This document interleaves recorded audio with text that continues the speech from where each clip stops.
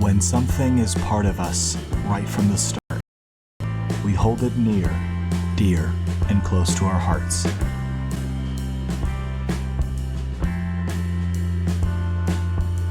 For those who grew up without the sights and the sounds, they won't understand why we're drawn to this ground. It's almost religious, the way that we feel, about some pavement between some concrete and steel.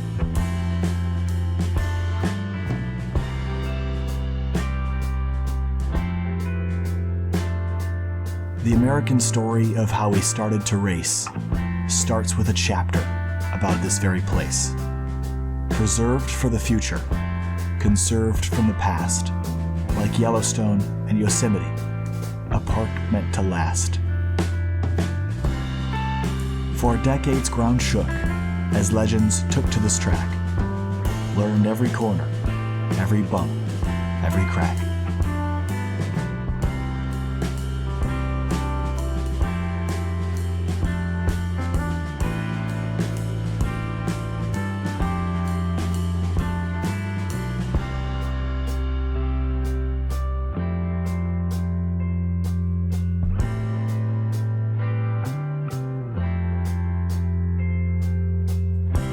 The woods hide asphalt by Elkhart Lake, not a path nor a trail, but a road meant to race. In a place too quiet, something we need. Road America, the racetrack, the national park of speed.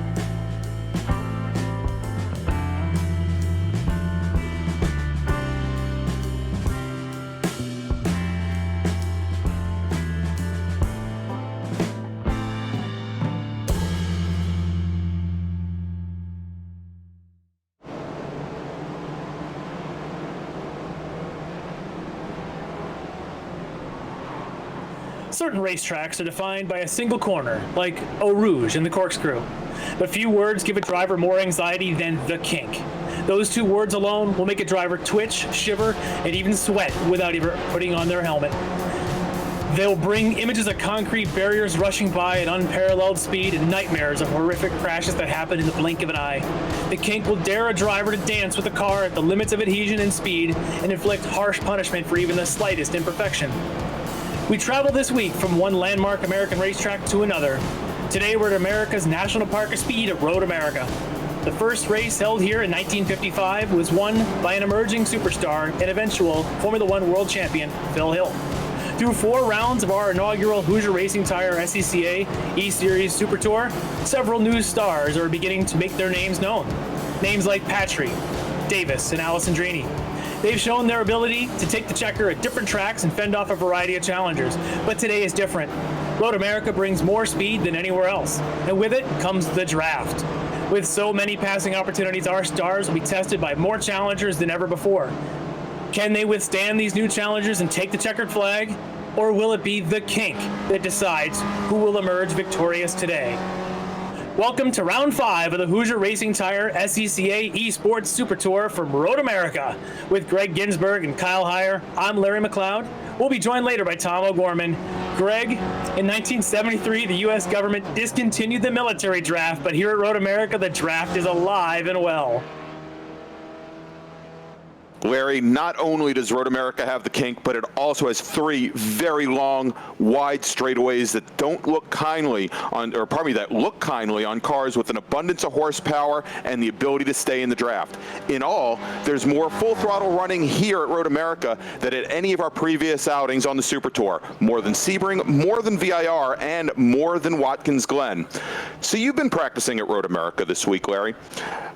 With many of the competitors in those long straights, a lot of the competitors, from what I understand, they're a bit concerned. And what has your testing shown?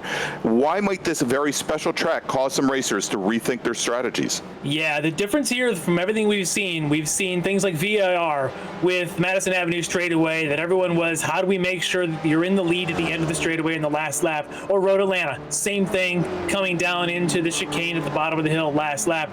Or Sebring on the back straight there going into the final corner.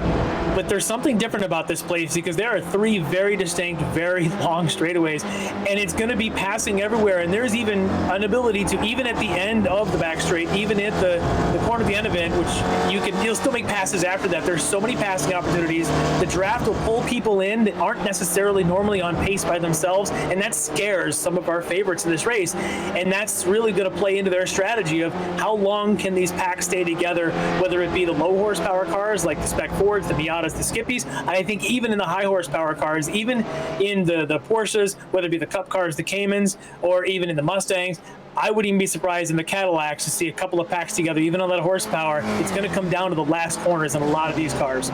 Yeah, absolutely, Larry. And from my experience watching a lot of races in real life and calling a lot of races at Road America, not only do the lengths of these very long straightaways, and we'll talk about those in just a few moments, really make a difference with the draft, but we've seen many, many races that have where the margin of victory has been in the thousands of seconds. As a matter of fact, probably the closest victory I remember seeing was in Spec Racer Ford at Road America, where 3 cars were separated by 0.003 of a second. And not only do you have the long straightaways to thank for that, but especially when you're coming down the front straight, the Road America straight to take the checkered flag, you've got this cement wall, this concrete wall that creates a side draft, much like the drivers in NASCAR see, and it really can impact the speeds of cars, and you can have 3, sometimes 4 wide battles for the win down the front straight at Road America. You might come off at turn 14 and you might be fully in the lead and have no one alongside you, but that is the longest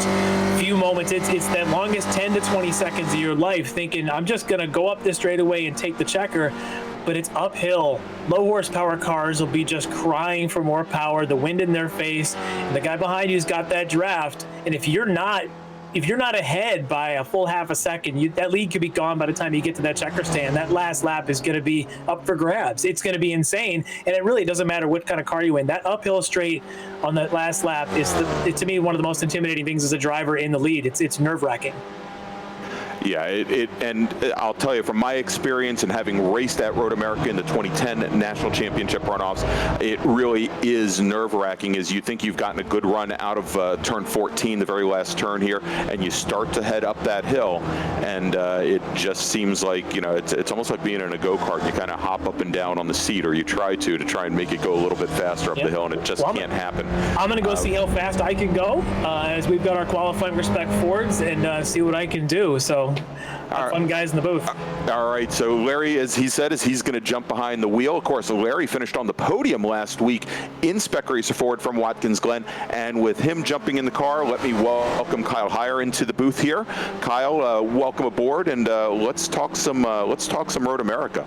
Hi, Greg. This is another extremely fast racetrack. We were at Watkins Glen last time out, and that place is fast. This place is faster. Longer straightaways, as you talked about, but this track is very much point and shoot. So we're going to talk a lot about the straightaways, but also the braking zones are incredibly long here, and slowing down, downshifting the right way, make sure that you don't make mistakes in the braking zones. That's just as important as going fast in a straight line. It certainly is, Kyle. You've got those 3 long straightaways, and for the most part, bookended by 90-degree turns through a lot of this course here. There are some which are quite a bit shorter than that, but let's talk about Road America. Road America, of course, located in the Kettle Moraine, Elkhart Lake, Wisconsin, 14 turns, 4 miles, almost exactly. And this year is going to be the host of both the 65th consecutive WeatherTech Chicago Region Junior afternoon sprints, and also returning after a number of years off, the 2020 SCCA National Championship runoffs. And like last week's host, Watkins Glen, this closed course replaced small town streets that held some of the very first road races in America. Opened in 1955, Road America has changed very little and is known not only for those 3 long straights which run from turns 3 to 5, from the exit of the carousel to Canada Corner, and from the final turn, turn 14, up a very steep hill to turn 1, but for some iconic corners such as the carousel. In addition to that, the carousel, which rewards patience. We have the kink, which Larry talked about, which a lot of drivers, they try to work up to going flat through the kink. Some of them can do it, some of them can't, but it takes so much commitment. And then there's Canada Corner, which calls for all the focus in the world. Canada Corner, you go from a lot of dark track and flash right into where you have the sun right in your eyes as it comes through the trees.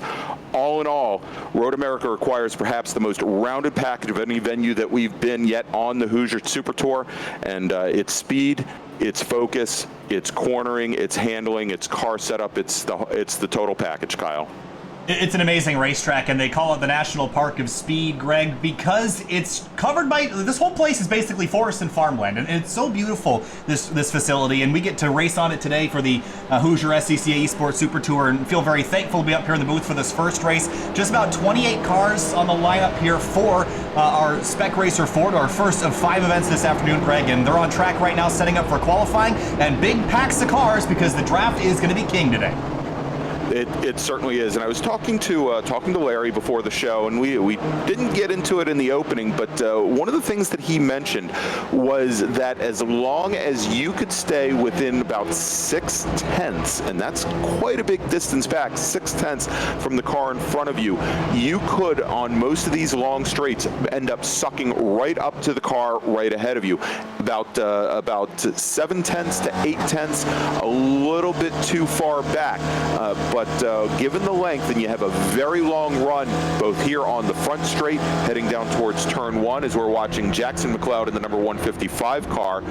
In addition to that, coming out of turn 3, and it looks like McLeod just had a bit of an off. That's going to really impact his ability to qualify with his father, Larry. But as you come down out of turn 2 and head through turn 3 on the run down to turn 5, it is a very long straightaway. It's got a little bit of a bend as you come under the Sargento Bridge, but Kyle, you mentioned that the braking zones here are incredibly important. The majority of them are, for the most part, you can keep the car very straight, but some of them, as we see here, going into turn 5, downhill, and the track kind of flattens out as you make the turn there, and it makes it very, very difficult to get the car underneath you. Well, I think turn 5 is one of our better passing zones. It's also one of the more treacherous ones because you're heading downhill, the road falls away, and right at the bottom of the hill, it flattens out, your car hits compression right as you turn in. But turn 6, this is going to be another trouble spot here because this corner is so flat, and you're just coming up over a crest here, Greg. So as soon as you get on the brakes, you might experience some lockup here. You might push wide after you get on the rumble strips on the apex. This is a very tricky corner, and perhaps I think it's the most challenging to get right because if you miss the turn in here, you go wide. There's nothing but grass on the exit of that corner you see there. Then turn 7 is almost flat in the SRF, so you're going to try to tuck it in tight before you make the run down to turn 8. Exactly. You're going to, as you make the run out of turn 8, you're going to want to get the car out and very quickly get over to the left-hand side. You will find in some cases you can make a pass coming through turn 8 and then heading under the Johnsonville Bridge, as we see the Johnsonville or Speedville Bridge, as it's called, as the drivers now enter their way and make their way into the carousel.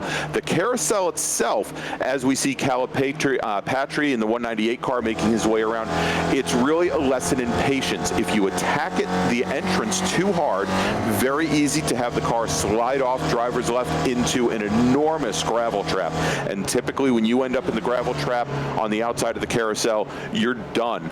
And there's just no way to get that car out. I've seen many a driver end up there, but then the choice that you have is how soon do you feed in the throttle, because it's always the opportunity for somebody to try and outmotor you down to the kink. Now you want to be in line, Kyle, going into the kink, you certainly don't want to go through there too wide. Yeah, the kink is, again, a section in a car like this that really isn't that big of a deal. It's pretty much flat. When we get to some of our faster cars later today, that's going to be an area where you have to maybe dab a little bit of brake, get the car turned in, let the car float for a second before you get back on the throttle, because the exit of the kink will punish you for going wide. You see, there's a little bit of extra rumble strip, a little bit of extra concrete, but then it's just nothing but concrete and Armco. You make a mistake here, you get yourself in the grass, that's a hard place to go off, Greg, and that'll also end your day. It's not very forgiving on this whole backside leading down to Canada Corner. No, and very much like what we saw at Watkins Glen last week, not a lot of runoff room through a lot of this course here. Of course, as opposed to Watkins Glen, some of the corners do have a little bit more substantial gravel traps, but you do see that green Armco all the way around, especially down the very long straightaways here. So currently sitting on provisional pole is Steve Ray with a 2:33.677. That's a long lap time around here. It feels like it takes forever to get from the exit of one corner to the entry of another. But you're basically just driving in a straight line until you get to the corners, Greg, and then you're just trying to maximize as much of the corner as you can, because as long as you're within that 1/6 to a second margin, you can draft right back up on the straightaway. So you see Steve Ray right now following the 33 car, which I believe is... that's Larry McLeod. That's Larry. So, and he has actually changed his name this week. Yes, to Wisconsin, and he has provided me with a dictionary of Wisconsinese called Speak-sconsin. So he may start working that in if we all seem a little confused by what he says. I guess you have to be from Wisconsin, and I'm not. This is amazing commitment, because changing your name in iRacing is not a trivial task. You have to email iRacing to get them to change your name. So whatever he said to them apparently worked, because his name has been changed just for this event. So that's amazing commitment by Larry. So I really appreciate that. It's kind of funny. There you go. All right. So as they make their way around, and again, you can see what the draft is doing here. And as Larry and I were talking, as I mentioned, he went through practice a number of times this week with some of the top drivers. Steve Ray being another one of these top drivers. Caleb Patry being another. Of course, James DeBoer, we expect to do very well. He was your winner last week at Watkins Glen. And what they are very afraid of is, we've seen over the past number of weeks where the drivers will try to open up a gap. They'll try to get away from the rest of the field for the first couple of laps. Of course, these 20-minute races are not very long, and when you consider, even with the full throttle time that we have here at Road America, a 4-mile course takes quite a while to get around. So there aren't going to be a large number of laps here in these races, and those folks that typically try to separate themselves from the rest of the field at the beginning of a race, they're very worried that they're not going to be able to do it. And actually, I think very similar to the MX5 Cup race that we saw last week, where you have a very large pack, maybe a 6 or 7 car pack battling it out for the win. We may see that across almost every single race today. Yeah, even in the higher powered cars, you're still going to be dealing with a lot of slipstream here, which is going to be one of the things we're going to talk about mostly. I'm not sure how important qualifying is going to be, but just like at Watkins Glen, turn 1 can be a trouble spot here at Road America. You take a look, it's pretty narrow around here, and even at high speed, the front straightaway can get pretty scary, even running 2 wide, maybe even 3 if you're really gutsy. But it all threads on down to this turn 1 where it's pretty narrow, and the exit of this corner is also extraordinarily narrow. So if you make a mistake down here, it's going to hurt if you get that wall on the outside lane, and there's not the asphalt runoff that we have now. This is scanned, I believe, as it was in 2009-ish. So that's gravel trap and grass at the exit of turn 1, so don't go wide there. It's going to be a bad time. Exactly. You're gonna find for this iteration of Road America that we're racing today, almost all of the high-speed corners have very large gravel traps to catch you. And as we look here, because this track was more or less bulldozed into the ground, as it laid right in the middle of a forest here, things like turn 1, it narrows down, but it drops away just at turn in, and so you need to get your braking done. You need to make your way to the apex, and it's, again, a turn that you can't turn in early for, and it's also a corner that's very, very hard to sight.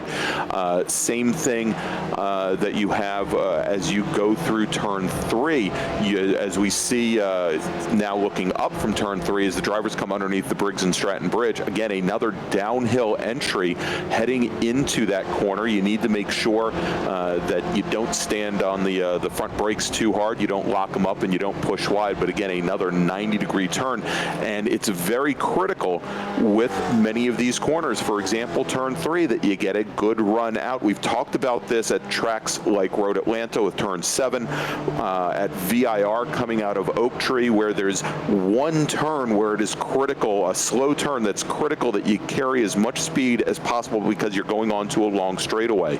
Well, here at Road America, multiply that times 3, and then you see the challenge in running this course. Absolutely. So 4 minutes left in qualifying. Stevie Ray still at the top of the board with a 2:33.677 as he did before. 3/10 back is the 198 of Caleb Patry in the 198. Then, of course, Larry McLeod in the 33 is third. Max Grau in the 35 sits fourth. Jake King in fifth in the number 30. And the spread is actually fairly significant. Only fifth place is 1.5 seconds back here, Greg. So we see how important the draft is in qualifying. But again, I think the race times are going to be a whole lot closer. So again, I'm not really concerned about drivers as long as they're within 1.5 seconds to 2 seconds of the race leader in qualifying. Yeah, I would suspect that, and we're seeing a lot of drivers out now, even though they tried to all go out together and jump into draft packs. We're seeing now that the majority of the racers have been separated out by quite a bit here. As we watch the number 9 car, that's Kamaria Odom, make his way around with a very nice look there from the movie Cars, and maybe we were watching the headlights a little bit too much there as he goes around over by turn 5, or actually that's not turn 5, that's turn 8. Yep. Yeah, it's turn 8. But they did not go out in the draft. But again, I think once you have all these drivers gridded up together, we're going to see exactly what we talked about. As we're seeing a lot of drivers now having some issues coming through turn 8 as they come down what is called the hurry downs, the run from turn 7 to turn 8, and seemingly giving them a lot of trouble and causing some resets here. Yeah, so this is another trouble spot here, I think, down in turn 8, because this is another narrow corner. It's very similar in construction to turn 5. You're entering it a little bit slower, but the exit is tricky because you're setting yourself up for a right-hand carousel. So you're kind of trying to track out to the right and then kind of stay right to the middle of the racetrack. You don't track all the way left like you would, if there was a more normal right-hander coming up. So this is a really interesting corner because I think it creates kind of a choke point when you have a big pack of cars, and this is going to be a really interesting corner to watch with big packs later in the day. It definitely will, and I think especially when we get to some of the classes that are some of the races where we have multiple classes, and you'll be able to see the different lines of cars going through there, because certain cars will be able to stick a little bit more to the inside, whereas you will see some racers start mid-track and maybe a little bit to drivers left. But in real life, one of the big challenges that cars have there is, with a lot of engines, is having the oil move all the way over to one side of the motor, and it's because of the sustained loads on the car, it makes for a very difficult corner, not only for the driver but for the car itself, over an extended number of laps. But again, those are some things that you don't have to necessarily worry about in iRacing. But you'll see, for example, as we watch here, where we've got Jackson McLeod making his way now underneath the Hawk Bridge, and that's actually the Hawk Tunnel, making his way through, I believe, through Canada Corner. It's going to be a challenge there at that carousel, and you'll want to definitely see how the different drivers attack it differently.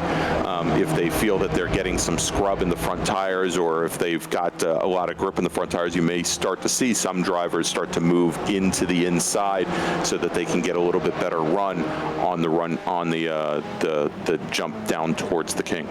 Checkered flag waves in qualifying, and anyone who has started a lap will be able to complete it. That will not include the McLeod team as they head up the hill, so they will finish this lap. And for Jackson, this is going to be the only lap that he'll have on the timing and scoring. He'll come across the line this time through. We'll see where it puts him.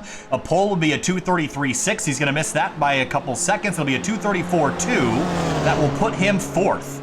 Right next to, or actually right in front of, Larry's for the start of this race. So it'll be fourth and fifth as it stands. A couple drivers still working their way on around, though, so not sure if that's where they will actually start until everyone else completes their laps. Yeah, and interesting by his absence, we've got, and we'll see if he ends up there, but we've got Jake King provisionally starting 8th right now in the number 30 car. Big surprise, his older brother Max, who finished 3rd at Watkins Glen last week in this class, he did not make the field. So we'll have to see. And we're following now Emil Orza in the number 99 car.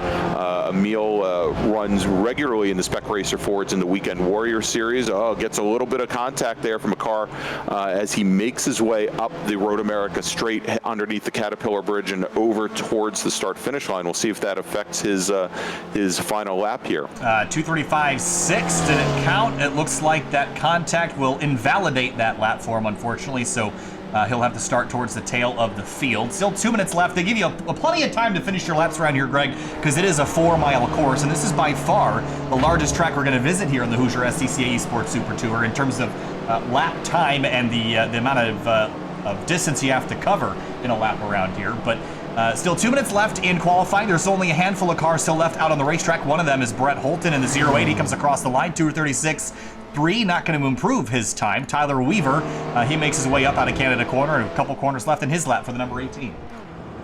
Yeah, and he's making his way now through Billy Mitchell Bend, and we'll head over towards a 14 there for the very last time. We'll see if he can improve upon his current best time. And as we have said, he is currently sitting fairly far back in the field currently. Yeah, 22nd right now, and we'll see if he can improve on that. He needs to gain at least 2 seconds to improve on that starting position. We'll see as he comes across the line if he will. A 2:41.7.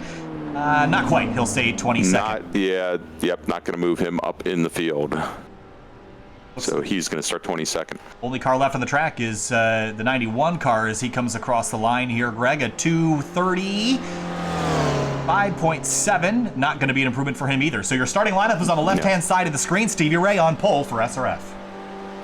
Yeah, and as I mentioned, Tibor was your winner last week at Watkins Glen, so starting 7th, I'm sure, is a bit of a disappointment. But as we've been saying, especially since he's only going to be starting in the 4th row, it really should not be that much of a disadvantage for him or those other drivers up towards the front, that they should be able to stay in the draft.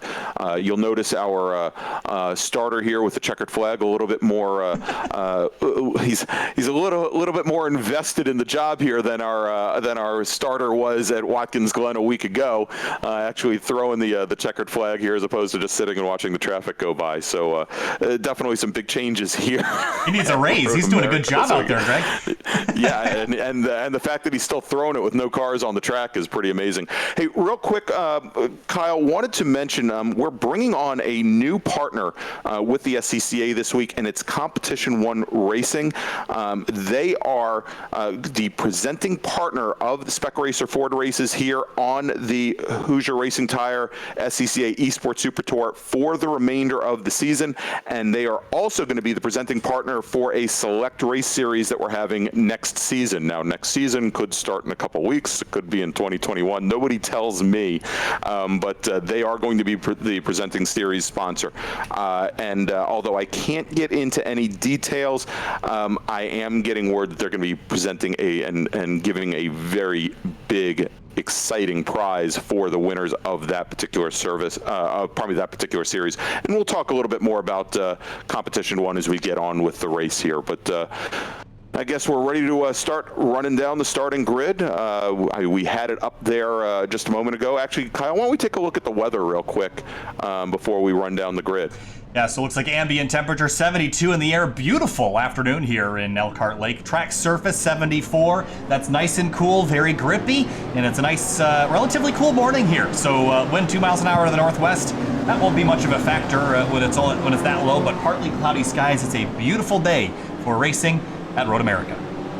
Yeah, and Kyle, I mean, that was the one experience. Every time I go to Road America, it seems like the weather changes every couple of minutes. You can go in one day from 70 degrees and sunny to 90 degrees and humid to 50 degrees and hail. Well, not hail, but rain right off the lake here. It's very changeable conditions, so it looks like the drivers really hit the jackpot here with great weather. All right, I think we'll run down the starting lineup here, Greg. I'll take the top 10. I guess I'll let you have the rest of the field. But on the front row tonight, Stevie Ray in the number 11 out of Texas rolls off in pole position alongside Caleb Patry in the number 198. He starts second. In the second row, Max Grau in the number 35. He starts third out of Indiana. Jackson McLeod in the 133 out of Michigan rolls off fourth. And back in row number 3, Larry McLeod in the number 33 out of Michigan. Michael Kinney starts sixth in his number 6 car.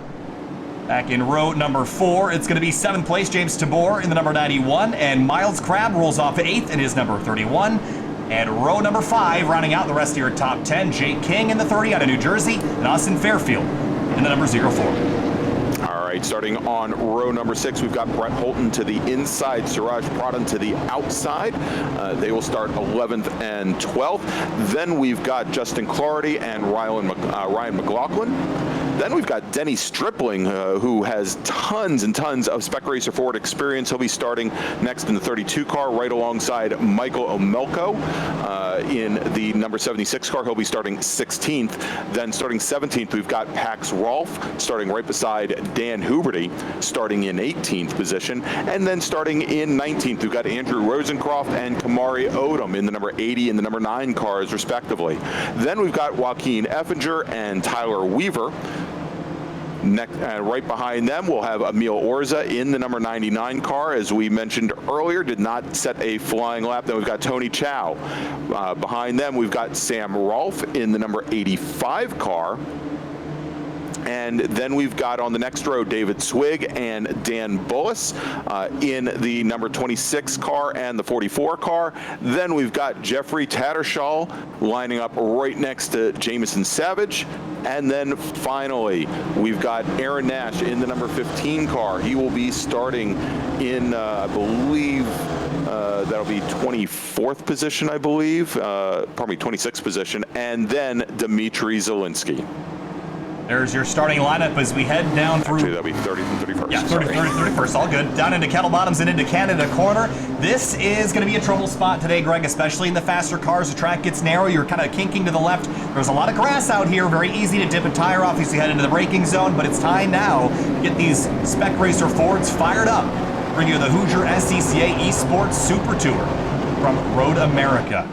Thanks for watching on the SCCA Facebook page as well as on YouTube. Make sure you subscribe if you have not yet to the SCCA official YouTube channel, and make sure you like the Facebook page. Make sure you catch the rest of the series as we head through turns 13 and 14 to bring us to the green flag. Out in front, Stevie Ray's number 11 car. He's been good so far. We'll see if he can take home a victory at the National Park of Speed. Pace car peels off here. Greg, we're going to take him to the green flag. About 8 laps of racing. Time to get it done from Road America. All right, as they head up the hill, they come underneath the Caterpillar Bridge. That starter's there with the green flag, and it's in the air, and we are racing. Starting from the inside, Steve Ray in the number 11 car. He makes the move. He slots right in front of Caleb Patry in the number 198 car. Then we've got, looks like Max Grau and Larry McLeod trying to come down the inside here, going into turn 1. Already lots of pushing and shoving. You saw Stevie Ray fighting the steering as he got a push from the 198 of Patry in behind. Clean through turns 1 and 2 so far, Greg, and getting in line and ready to draft these race cars on the long back straight between turns 3 and 5. And as they come out now out of turn 3, you'll see that they are finally starting to straighten out. You will see, and I'm looking at right now, as the tail end of the pack comes through 3, it's not uncommon to still see some drivers side by side to try and jockey for position onto the front straight here. But it looks like we've got already a little train coming down the inside. It's Caleb Patry in the number 198 car, followed closely by the 35 of Max Grau, and they roll through turn 5, and it looks like they both managed to get around our pole sitter, Steve Ray. But let's take a look here. Oh, we've got a couple cars that have gone off now at turn 5. That is the 04 car of Austin Fairfield, and as he gets back underway, and it looks like had a bit of bumping and banging there, Kyle. Absolutely, a little bit of pushing and shoving. Let's go back very quickly, take a look at how some of this started. Here's the 9 of Kamari Odom, and a couple cars were already stopped, and he comes up through, and right here there's a 75 car, gets into the 32, and there was just a big mess there at the start. So turn 5, a trouble spot early, a couple cars damaged. As we head back up to the front, Patry has pulled away, almost 2 seconds clear of Stevie Ray and Larry and Jackson McLeod. All right, and as they make their way now through the through and out of the looks like they're coming out of the carousel as Patry now comes through that kink for the very first time. We'll see a couple cars push wide. We'll see if the number 30 car can make it through, and he indeed does. Little scary there for him, I'm sure, as they make their way now down down through Kettle Bottoms towards Canada Corner. There was a little bit of side-by-side contact between Kinney and King. I think they got it sorted out. Doesn't look like there's any damage, but that would certainly be a scary spot to have contact. They're going to still run side-by-side up the hill through 13 and 14 to finish out lap number 1, but a wild lap for some at the back. For everybody else out front, for Patry at least, clean and green. He pulls away at 1.7 seconds clear. Now the job for Larry and Stevie Ray is to draft right back up to that leader because he is almost clear of the draft. 1.8, that's pretty far away. They're going to have to work together to catch him. Yeah, they definitely are. You're going to find now where that second pack probably has to stay away from battling with one another. But we'll see here now as Jackson McLeod in the 133 car in that draft decides to step around both Steve Ray and his father Larry McLeod, so he will take the point. And you know, at this point, you'll notice that Larry McLeod didn't put up any kind of a fight there. And I think towards the end of these straightaways, you will probably see the car either second in line or maybe third in line, trying to make that move, and it will be uncontested simply because he has a little bit additional pace, and that will allow the entire train to keep running unencumbered to hopefully get back up the Patry. Well, a bit of a 10-car breakaway. Michael Kinney's going to wrap up a 10-car group. Then it's Michael Omelko in the 11th spot. That's that bright pink 76, and it's kind of spread out through the rest of the field. There's another group back here, starting with the 20 car, Dan Huberty, and a little side-by-side back here with Fairfield, who was turned around the opposite direction in turn 5 last lap through. But for second place, they continue to fight, and they continue to lose ground to that 198 out front. Yeah, they are now as they make their way down through, coming through turn 6 underneath the Corvette Bridge, and now into turn 7. They're making their way down into the Hurry Downs, and this is where you would maybe, if things were under contention here, you might see some cars try to outbrake others going into turn 8. But now at least both McLeod's and Steve Ray have really consigned themselves to staying in line and working their way back up to Patry, who really after that first lap has really opened up a huge lead. And it looks like we've got a car off now. That is Austin Fairfield coming out of turn 7 into the Hurry Downs, and looks like he's going to be taking the car back to the pits. And right there, you see him get up on top of the curb here. And this is one thing that we didn't talk about, Greg, is how gnarly the curbing is around Road America. It's tall, and it'll shake your fillings out. And I think that's one of the things that Austin Fairfield just learned, is we got still some battling for second place through Canada Corner. Yeah, and that curbing in particular at the apex of turn 7, it's somewhat different than most of the other curbing that we see around this track. It's got a little bit of elevation to it. It's almost like a little island. I actually look at it very similarly to the entrance to turn 3 at Road America, whereas most of the other curbing that you see here, and as you can see, our 2nd, 3rd, 4th, and now 5th place racers come out of turn 14, kind of the gator teeth type deal. Some places like the exit of 14 isn't going to upset the car all that much, but when you get to the exit of either turn 5 or also turn 8, which heads in towards the carousel, it will move that car around a couple of feet depending on how you hit it. Well, knock out your alignment too. We've seen that. I was talking with DJ Alessandrini about this very racetrack, and he actually knocked out his alignment one way in one corner and then made a right-hand turn the next corner and put it back the right direction. So you know, sometimes the curbing is there. there to designate where the limit of the track is, and drivers will use every inch of it and more, even to their handling detriment. So in iRacing, that's very well modeled, as we saw in turn number 7, but for Fairfield, that's going to keep his day rolling. At least he'll stay 20th. As these two continue to run side by side, however, we should note that they only ran a tenth slower than Patry last time through. Now they've gained a couple tenths of a second into turn 5, so they are starting to reel in some time. Yeah, they are starting to make up some ground there as they come through 5 now, although you see here the number 91 car of James Tibor, and he's going to be able to get right back up to the back of Steve Ray as they come through underneath the Corvette Bridge and through turn 6, but did not quite carry the speed that he wanted through 5. But yeah, as we're seeing, Kyle, it seems that the draft will make up for a lot of those little minor mistakes that you may make on some of these corners. It certainly does, and that being said, I mean, the mistakes where they really punish you is making them on corner exit, and the draft won't save you there. You have to get a good line for that to work out for you, but it'll cover the little mistakes that you make into the braking zones where you lose a little bit of time on entry, especially the braking zone. You don't have to drive that hard into them, and that's what you're seeing with Jackson and Larry right now as they run second and third.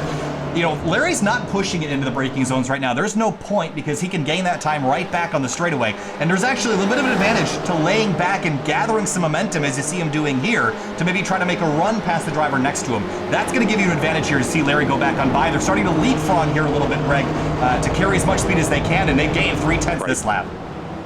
Yeah, so it's pretty obvious that Patry, without the benefit of the draft, does not have the same ultimate speed down these very long straightaways. And this is very much what we talked about heading into this very first race, and we talked about in the pre-show as they make their way now down out of turn 14, and you'll start to see the rise here as our second place runner, Larry McLeod, or Elsconson McLeod as he likes to be known, at least for this week, has now his son side by side as they make their way down to turn 1, and we should see Jackson McLeod be able to make his way clear long before they get into turn 1 here. And you heard the lift by Larry there. He lifted off the throttle to make that pass a little bit more effortless for Jackson. So, you know, that facilitation has brought them in 1.3 seconds back now. Now they're almost within draft range again. This leapfrogging back and forth is a great strategy. It took them a couple laps to figure it out, Greg, but now they got it sorted. Meanwhile, back for 11th, Emil Orza has gone through Michael Omelko in the 76. You see the damage to the nose of that 99, though. He's had some trouble early and had some contact, and that fiberglass a little bit shattered and bent up there on the left front. Yeah, but he is making his way up through the field because, again, I believe he started down around 21st or 22nd. So, yeah, there you go, started 23rd. So he's already made up a number of positions, but, you know, he's got a pretty good-sized gap ahead of him as they make their way up.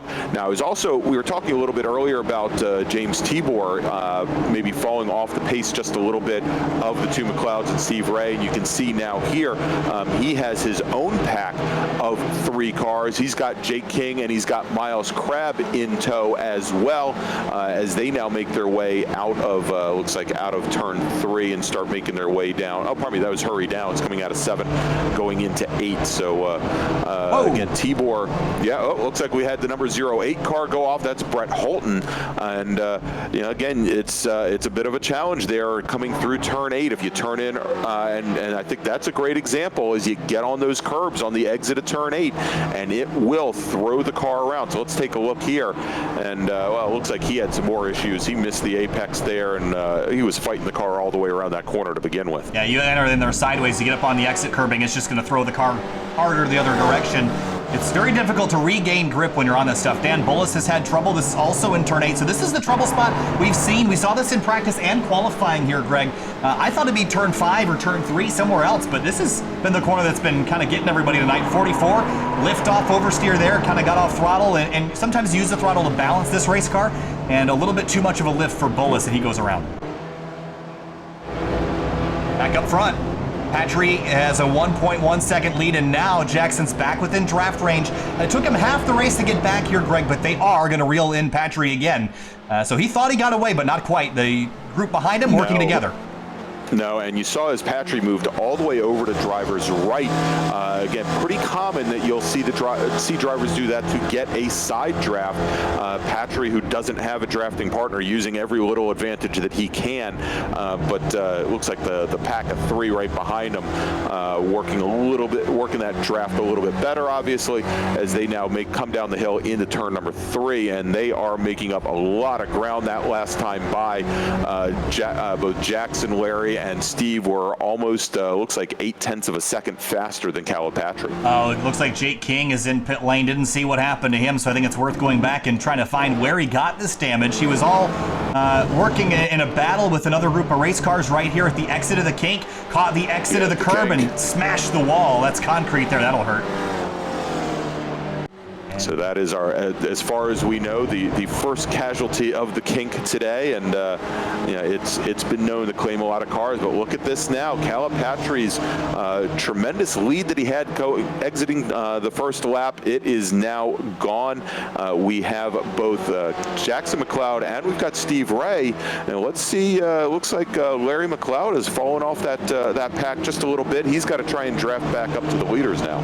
Yeah, maybe just letting Stevie Ray by might have lifted a bit too much as they head through the carousel. This is a big balance corner right here. This is where you're going to find out what you need to do to your setup to make your car improve handling wise. These cars like this corner because you lift off the throttle, this car will spin like a top. So the problem with this car is that it really tightens up when you add throttle. So you come out of this corner, you want to commit, and it just pushes, and it's a dangerous spot. But now we have our top 3 all nose to tail, and Larry McLeod has dropped out just on the edge of the draft, 1.1 seconds back.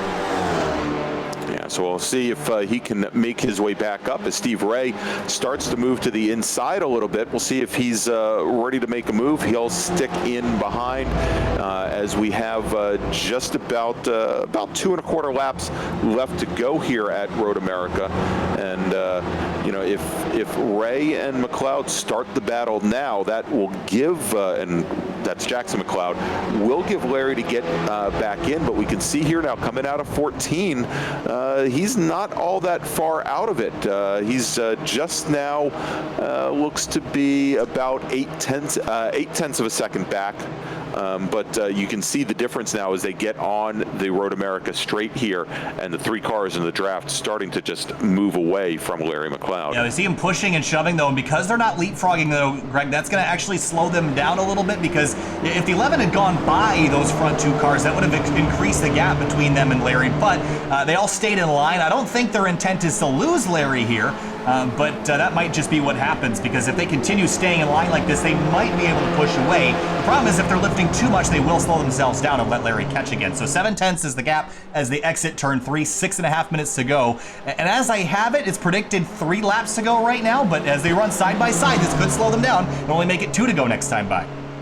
All right, so let's see now as we've got Jackson McLeod, drivers left as they come through the fictional turn 4, and we have a new leader under braking going into turn 5. That's Jackson McLeod. He gets around Calipatri in the 198 car. Steve Ray sits back in 3rd, and looked like Patry pretty much let McLeod work his way around. Didn't try to battle it off, and we've got a car that's gone over here. That's the 23 car of Tattershaw, and that appeared looks like coming out of turn 1, and had the car very loose, tried to catch it, put it right back into the tire wall, and then, as you can see, right over into the concrete there. Had a bit of contact with the 80 of Andrew Wozencroft as well, so a bit of a touch there, kind of sent him skidding across the pavement on the roll hoop there, but looks like the 33 is dropped now behind Caleb Patry, or it's actually Stevie Ray has gone to 2nd, Patry drops to 3rd, and now Patry's dropped back to maybe pick up this 33 car and bring him back into the group with 5 minutes to go.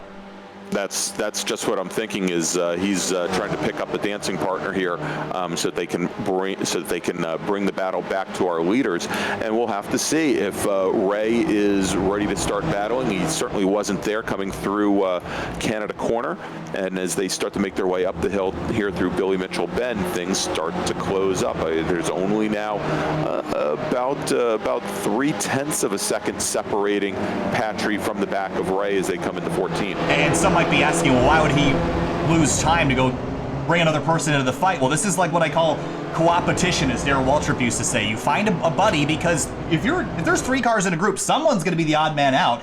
And you might think that you've got a partner until the last lap, but then you're all on your own. So having an even number of cars in the group kind of increases your odds of having someone that wants to work with you. But Stevie Ray right now working with nobody, going to go to the inside of Jackson McLeod on the front straight. He has the lead as they enter turn 1. And as they come down, looks like Patrick's gotten back up to the 133 car, but Larry McLeod falls off the pace just a little bit. Think he's still within the draft there, but now Patrick coming into turn 3, gonna come underneath Jackson McLeod, pushes McLeod wide, and you can see just with that move, that brings Larry McLeod right up into the pack of 4. This might be an even more dangerous combo to have these guys together, the 133 and 33. So now Patry has to gain a little bit of time on Steve Ray, but Ray is already going defensive, trying to break that slipstream as they head into 5. And now with the McLeods lined up, Greg, I'm not so sure that I want to be Patry right now with those teammates behind and the driver defending up front. Now he seems like he's the odd man out even with a partner. If the partner doesn't want to work with you, it's going to be no good. Exactly. I think we know that the two McLeods are going to work together, and Patry, he's got one choice, and I think that one choice is to probably get ahead of Steve Ray and leave Ray in the crosshairs of the two McLeods. But where Patry, if one McLeod goes, I'm sure the second one is going to go, and Patry's going to get locked in there in third position, and probably drop him all the way back into 4th. But we can see here now as they come through the carousel, Larry McLeod losing a little bit of ground to his son, just doesn't seem to be able to keep up the pace. And it was interesting because in practice, they're both running similar setups. And in practice, Larry was saying that Jackson had some issues with the setup. He didn't think it was all that fast. And Larry, for a while, was at the top of the leaderboard, but he just doesn't seem to have the ultimate pace that the other 3 drivers do right now. And Patry and Ray now working together very nicely through Kettle Bottoms into the Canada corner. And this is what we were talking about in the pre-race, Greg, is how, even with some mistakes and a little bit of a lack of pace compared to the top 3, Larry's still in this fight. It just takes him to the end of the straight to really be there. I'm not sure that he has the pace to be completely in it, but he's at least hanging on as we come this time through to white flag. This will be one more time around, Greg. White flag this time through. All right, as they come out of turn 14, start to make their way up the Road America straight, and you can see how much of a gap our top 4 drivers have created back to James Tibor in the number 91 car. He's over 5 seconds back as our leader Steve Ray brings Caleb Patry and Jackson McLeod down the front straight here. Larry McLeod, who just at the start-finish line was about 5 car lengths back, he's now right in the mix again as they round turn 3 and make their way now down the Moraine sweep heading towards turn 5. And we'll see here, Jackson moves to the inside for a second here, and as they now come through 3 and on their way down the Moraine Straight, Ray moves to driver's right. And last lap, Kyle, we saw Ray move to the inside, if only just for a moment, but it looked like he had made the move very late. And you can see here what will happen when you do that. We've got now Jackson McLeod trying to make a move around the outside, but it's going to be a long way to go. Oh, they're 3 wide. Up to that gator teeth. Oh, 3 wide as the front 2 go wide. Patry comes up the inside lane into turn 6, still 3 wide. How are they going to do this? Jackson McLeod goes way wide on exit, all 4 tires over the edge of the track.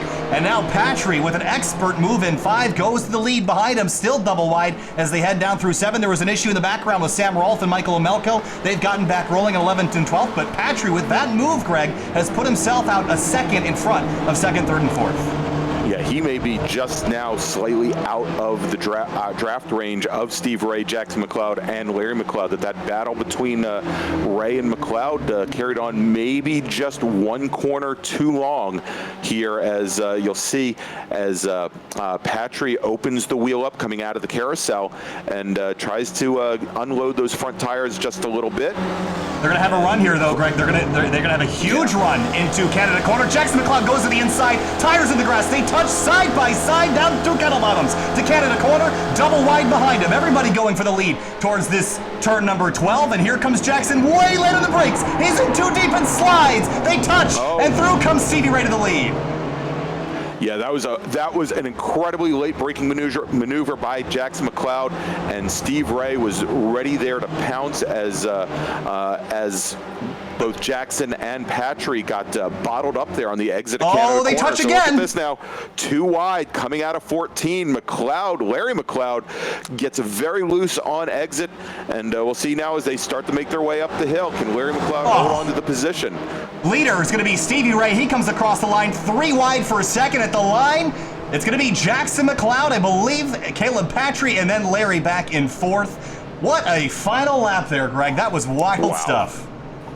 That was absolutely amazing to watch, and very, very similar to almost every single Spec Racer Ford finish I've seen for the last 5 years at the June Sprints. So great racing there. As you mentioned, Steve Ray takes the win. Jackson McLeod second. Caleb Patry will take the last step on the podium in this Competition 1 sponsored race. Larry McLeod will finish 4th, James Tibor 5th, Miles Crabb 5th, or probably 6th, then Michael Kinney, Justin Clordy, and Emil Orza, who started, I believe, in 23rd position, works his way all the way up to 9th. Brett Holton will finish in 10th. And so again, remember, this is the very first race on the Super Tour with our new presenting partner, and that is Competition 1 Racing. Competition 1, they are the Central U.S. parts dealer for Formula Enterprise. They also offer frame-up rebuilds, chassis alignment, and tire services, car prep, car transport, trackside support. And Kyle, little did I know coming into this, they have also provided the car for the Formula Enterprise 2 national champion 2 years running. Flynn Lazier in 2018 and Rhett Barcal in 2019. So great, and very happy to have Competition 1 on board, not only for the remainder of the Super Tour, but as we mentioned, for an upcoming series. We're going back and watching that last half a lap. I think we have to do that here. This is coming back to the checkered flag here. Let's find where Jackson McLeod was, because as they came into Canada corner, he just chucked it up the inside, slid. Patry gets kind of blocked there by the sliding 133. Then they could take the run up the hill through 13, and then into the final corner. It was Larry McLeod that gave a shot to the inside of the 11, but that slip and slide was what took away his chance to win. He was second, actually had the lead here for a moment. He actually ended up finishing 4th because it killed his run up onto the front straight. So a great battle for the lead, but it was Stevie Ray that got it done.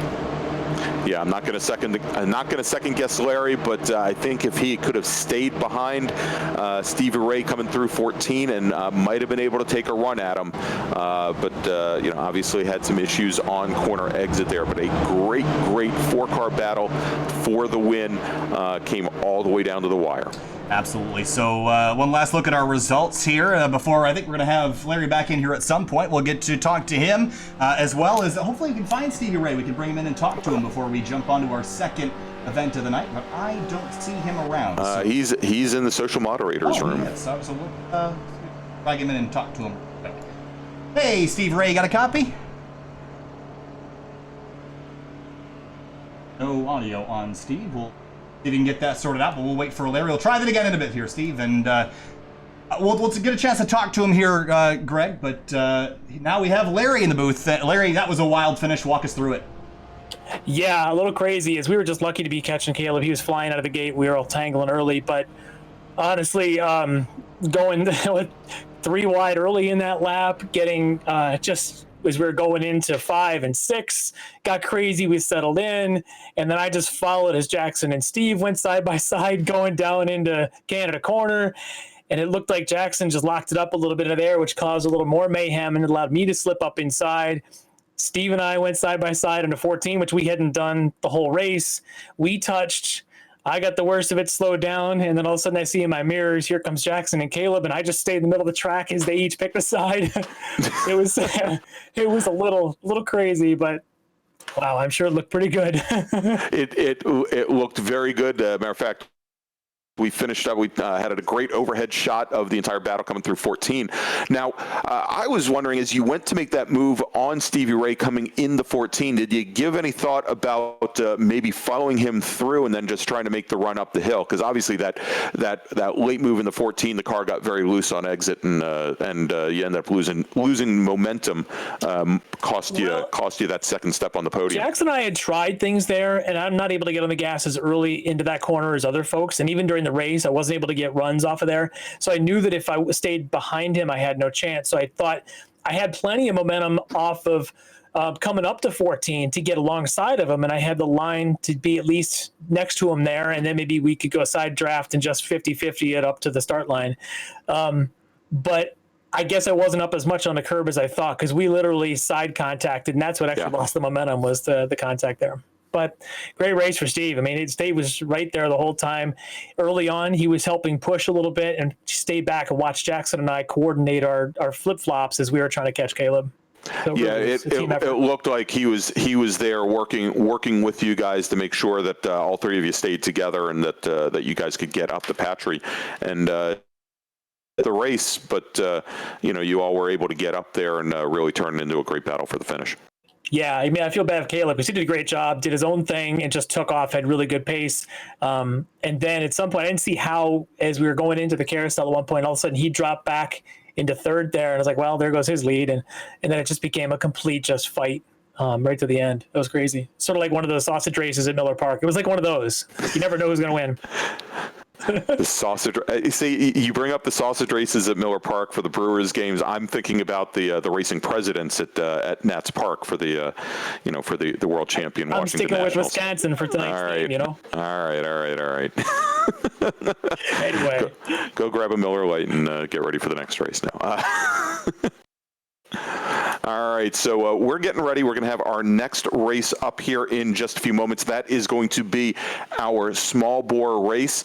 But before we do, let's talk about one of our sponsors here, and that is Sunoco, the official fuel of the SCCA. For 125 years, Sunoco has been fueling victories on and off the track, which is why Sunoco has trusted to fuel over 50 series of racing, driving, and winning, including the SCCA National Championship Runoffs, SCCA Pro Racing, NHRA, and NASCAR. To find race gas near you, visit www.racegas.com or call Sunoco at 1-800-RACE-GAS. Kyle, real quick, before we jump to break, do we have Stevie Ray? Do we know if we got his mic issues figured out? We'll try it again and see if we can talk to him real quick. Hey, Steve, you got a copy? Doesn't look like it, unfortunately. Well, maybe we'll talk to him a little bit later in the cast if we can get a hold of him. But we'll try to get it sometime. All right, sounds good. We'll get back to him in a few moments. Are we ready to go to break, Kyle? Yeah, I think we'll go to break for a couple minutes. We'll be right back with group number 2 touring. It'll be Caymans and Mustangs here in just a few minutes. Stay with us.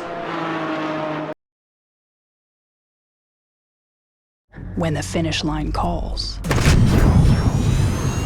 we answer. Hit the road with insurance protection from Hagerty. Whether you drive a built racer, sports car, or exotic, and save an average of $264. Get a quote today at Hagerty.com.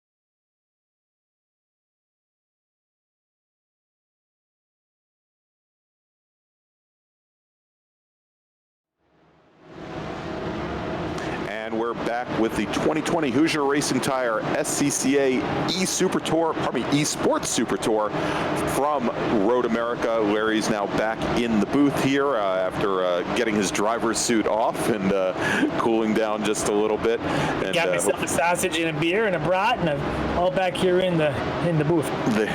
There you go. So he is now ready to go. Got that spotted cow in hand, and he's ready to rock as we now have our second group on track right now, and they're out for qualifying. That is our touring group. We've got the two different classes. We have our touring 1 class, which are the Porsche Caymans, and we're watching Tom O'Gorman right now on track. He was actually our winner last week at Watkins Glen in these T1 cars. And then we've got the T2 Ford Mustangs out on track as well. And our winner last week was Ryan Field, took the win over Danny Richardson. There's Ryan Field right now in the orange, red and white shell number 91 car. Again, he was our winner last week in this class, and should be pretty exciting, especially over 4 miles, to see how these two different classes work their way through traffic. Yeah, they'll actually play pretty well with these two classes mixed on this track. They both have reasonable power. They're not going to be huge speed differences that we may have seen on some of the other tracks around here. Actually, what I found, I think the Mustangs actually will corner, as you can see it there. The Mustang actually corners better on the better tires than the Caymans do, but the Caymans will have more power down the straightaway. So it's an interesting mix as you watch this angle, watch the Cayman pull away, but as soon as the Mustang gets to the corner, brakes, corner, and the Mustang's like, I want to go. And oh yeah, there you go. As we see Ryan Field getting carrying a lot more speed there through turn 8, and is able to get on the throttle a little bit earlier. I would suspect that the Mustangs, being a little bit more softly sprung, deal with the gator teeth here at Road America a little bit better. Also, that they can actually use a little bit more of the track. We saw there as Field was using a little bit more of the curbing on entry, and then obviously able to go right over the apex as well.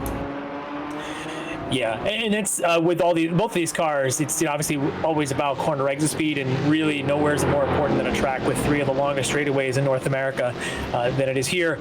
To try and come off of 14 to the front straight, to come off onto that back straight, to come off the carousel down through the kink, to flat the kink, which is in these cars. In the Spec Fords, it's one thing, it's lining up and go, but in these two cars, it's a lot more intimidating, staring down that kink to make sure that you don't mistime it, because this is a race where we could definitely, especially in lap 1, we can see some accidents and pile-ups. As somebody might be conservative, somebody might nail it just right. The kink is going to be fascinating in these cars. And we were watching just a moment ago Paul Sylvanek, who I believe is running 5th in T2 with the Ford Mustangs. There he is. And he's been pretty quick. He's been pretty quick so far this season, so he'll be definitely one to contend with here.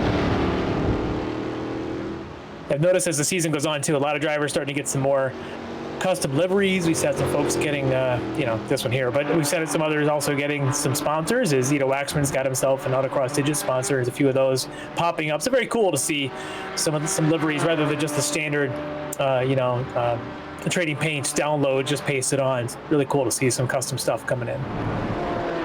But about a minute to go, and this is a long track, and one of the challenges is we didn't necessarily have this problem at some of the shorter tracks.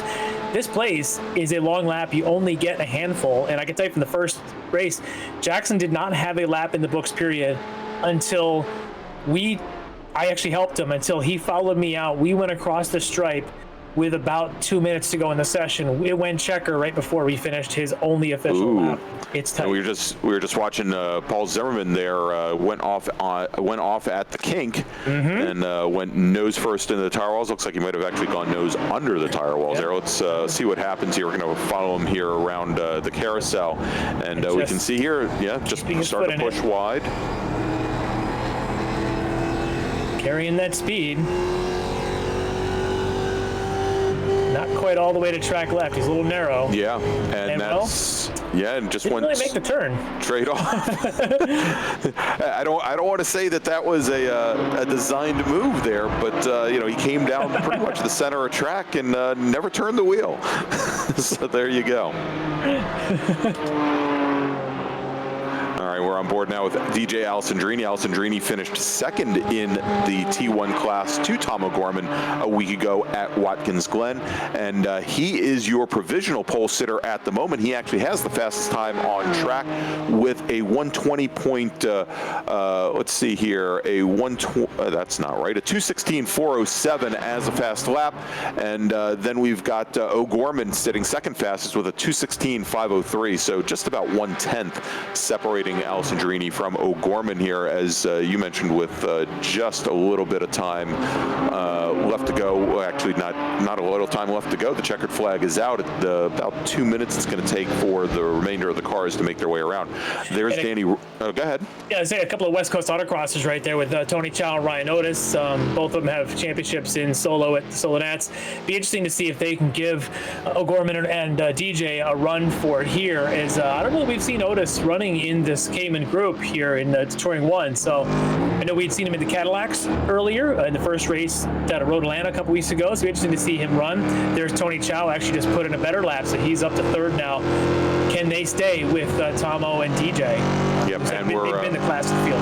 Yeah, and we're on board right now with Danny Richardson. Richardson finished second last week at Watkins Glen. He's currently fourth fastest, and again, he's on a final flying lap as he now makes his way down Kettle Bottoms, heading towards Canada Corner for the very last time. So we'll see here if he can move up in the order. Currently in T2, we've got Travastova in the 87 car, your fastest driver on track with a 2:24.507, about 3/10 back from there. Ryan Field, who again was our winner last week, then Paul Sylvanek in the 528 car, and then Danny Richardson.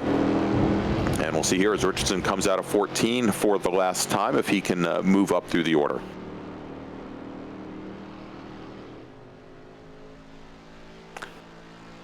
All right, we're showing here, we're not seeing any sector times for Danny, so this lap might have been tossed out. Yeah, it didn't count.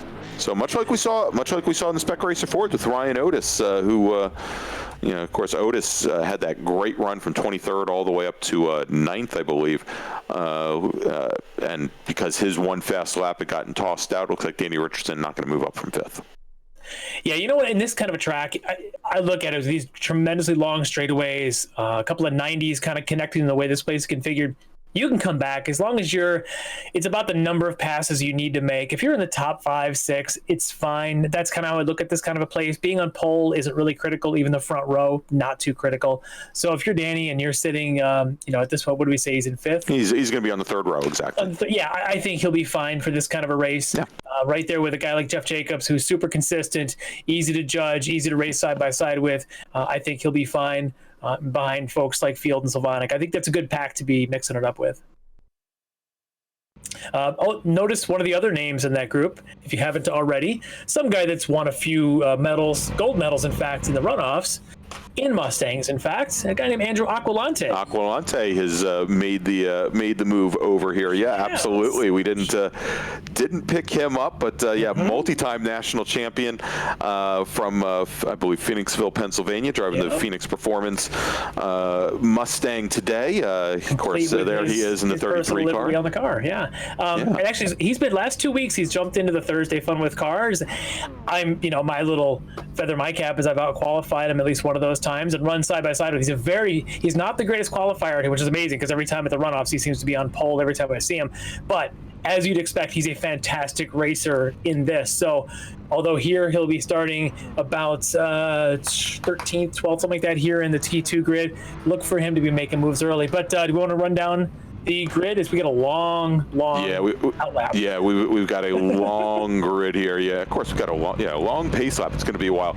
All right, you want to start off with the T1 field, or should I? I will take the T1 field. So on pole, not a surprise to a lot of folks, there is DJ Alessandrini in his Hawk Brakes Porsche Cayman. Alongside him, his typical battery mate, Tom O'Gorman. He'll be in our Valvoline sponsored, and as soon as he gets himself ready, not there yet on the grid, he'll be there momentarily. On the second row, Ryan Otis alongside Tony Chow. On the third row, a lot of autocrossers here tonight. Dave Santel out of the West Coast now alongside Ido Waxman. On the next row, you've got Grant Vogel lined up with David Marcus. On the fifth row, Ismael Basso. He'll be lined up alongside Evan Schickel. On the 6th row, Mike Leader lining up with Simon Asselin. On the 7th row, Brian Cheney will be paired up there with Marshall Aiken. On the 8th row, Mike Ryan Johnson and Aaron Nash. On the 9th row, 30 years at Grassers Motorsports, JG Passerjack, alongside another one from South Florida, Chi-Ho. That'll be an interesting pairing there. On the next row, you got Blair Deffenbaugh alongside Roger Eagleton. And following them, you got Jay Von Valor and Frank Schwartz. Behind them, Tom Patton and Jacob Abrams. Another one down there, you got Don Manning and Michael Amelko, and they're 25th, 26th. Behind that, you got John Redwine and David Swig sitting 27th, 28th. In the 15th row, Pax Rolfe and Dan Huberty. And last but not least, Kamari Odom wrapping up the T1 grid. Yeah, well, surprised there. Saw Roger Eagleton in the number 33 car. I'm used to him being in Spec Mustang Challenge cars out on the West Coast, so good to see him running, but a little surprising to see him in the Porsches. Yeah. So let's go and we'll take a look at the T2 field as they make their way down the front straight here, a couple hundred yards behind our T1s. On the pole in T2 is going to be Mark Shrivastava in the number 87 car. Lining up right next to Shrivastava is going to be Ryan Field. Field, of course, was our winner last week at Watkins Glen. Paul Silvanic in the number 528 car. He's going to start third on the inside of the second row with Danny Richardson right next to him. Then we've got Jeff Jacobs on the inside of the third row with John Hainsworth, who's going to start sixth. Then we've got David Sanders, seventh. Starting eighth will be Kyle Chips. Starting ninth today will be Greg Abel in the number 23 car with Dan Bullis starting right next to him. In the next row, we've got Eric Jones, who will be starting right next to Tony Roma. Tony Roma, another B-Spec racer. Interesting to see him in a Ford Mustang, because I believe he works for General Motors. Then we've got Andrew Aquilante, as we talked about before, in the number 40 car, although I believe his car is painted with his traditional number, the number 33. Spencer Patterson will be in the number 41 car right next to Aquilante. Then we've got Michael Nienhaus and Chris DeShong, Jason Huppenbecker and Earl Zimmerman, and then we've got Joaquin Effinger in the number 700 car. Yeah, this will be interesting. I think we've got some pretty good talent here and some good racing side by side. As we know about what's happening in the Porsche group is what has been some great side by side between DJ Alessandrini and Tom O'Gorman. And I think looking at Tony Chow and Ryan Otis there could be a foursome that's really fierce through these opening laps. And over the T2, you know, Mark Shrivastava the last couple of weeks been running this Mustang in the Fun with Cars Thursday nights. He's been winning some of those, so watch for him to really be one to contend with here with Ryan Field, last week's winner, and Paul Silvanic, and see if Danny Richardson can kind of run with them. So that's a tough top four as well in T2. So we could have a couple of really great races here, and we'll be watching both ends of this as it's unfold. Yeah, I've just noticed as our T2 car, or probably our T1 cars come out of this corner here, it looks like Tom O'Gorman did not make the grid. So unfortunately, it looks like Alessandrini is going to start on pole, and starting right next to him is going to be the number 35 car. That is Ryan Otis, who's going to shift that entire inside or outside lane is going to shift up one row. And issues I'm seeing on the iRacing thing, that there was a throughput unacceptable. We had a few people actually with some connection issues. I don't know if it's an iRacing or everybody's internet just happens to have issues. It does look like he's reconnected, hopefully, and maybe we'll at least see him get out there, probably starting from the pits, and see how far he can move through. And my mistake, it's actually going to be Tony Chow in the 15 car is going to be starting right next to Alessandrini as he'll roll up and take that spot vacated by O'Gorman, as we have our T1 field now making their way onto the Road America straight and starting to head up the hill. Our second pack, the Ford Mustangs, the T2 field, they're going to start a couple hundred yards back, but they should be able to start racing as soon as they come through turn 14. All right, our starter has got the green flag in the air, and it is now waving. Don't you know it's a green flag, eh? We're going racing. All right, looks like 3 wide now as they're making their way down the front straight, and we've got a car, that's the number 12 car that's gone to the inside wall, and we've got a lot of damage here. Oh, and I've seen many a start like this here at Road America, so we've got a lot of cars off in the grass. We've got the number 42 car that's off as well. Oh, we've got some cars a little further ahead that have had some issues. As our second pack, the T2 field now, Larry, whether their car is off or not, they're coming as they make their way down the front straight now into turn 1. Oh, that is a whole lot. And these T2s are not going to be any clean. They're at least clean to this point, but they like to go side by each through turn 1. And there's a Cayman coming up on that side there. Looks like, yeah, that's the 53 Cleaner. Kyle Chip, Cleaner. Cleaner, yeah. Yep. He's just going to creep on through there. There's a whole lot of carnage of Caymans coming around there. But at the front, though, those top 3 are going to stick together for a little bit here. Yeah, it looks like as they make their way down into the hurry downs, we've got our leader, DJ Alessandrini, still sitting up towards the top of the field here. And spot on. Yeah, let's see if we can get this. And it looks like we had a wreck a little bit further back in the pack. It looks like Aquilante got into a wreck with the number 41 car, I believe. And I'm trying to get which corner that is. I think that might have been possibly down towards, looks like turn 5. Yeah. Ooh. Yeah, we can see here as cars starting to get together. Another Cayman right in the middle of that. Aquilante looks like a victim of all that because it was all happening in front of him and he had nowhere to go. That is just a whole lot of not so upside right going on there at this track today. Rough start here at these 2 classes. There we go. You'd see Aquilante taking the ride backwards from drivers right to drivers left. Whoa. So one thing to mention, in the first couple of races, what was going to go on in the iRacing world, there's this thing called a fast repair.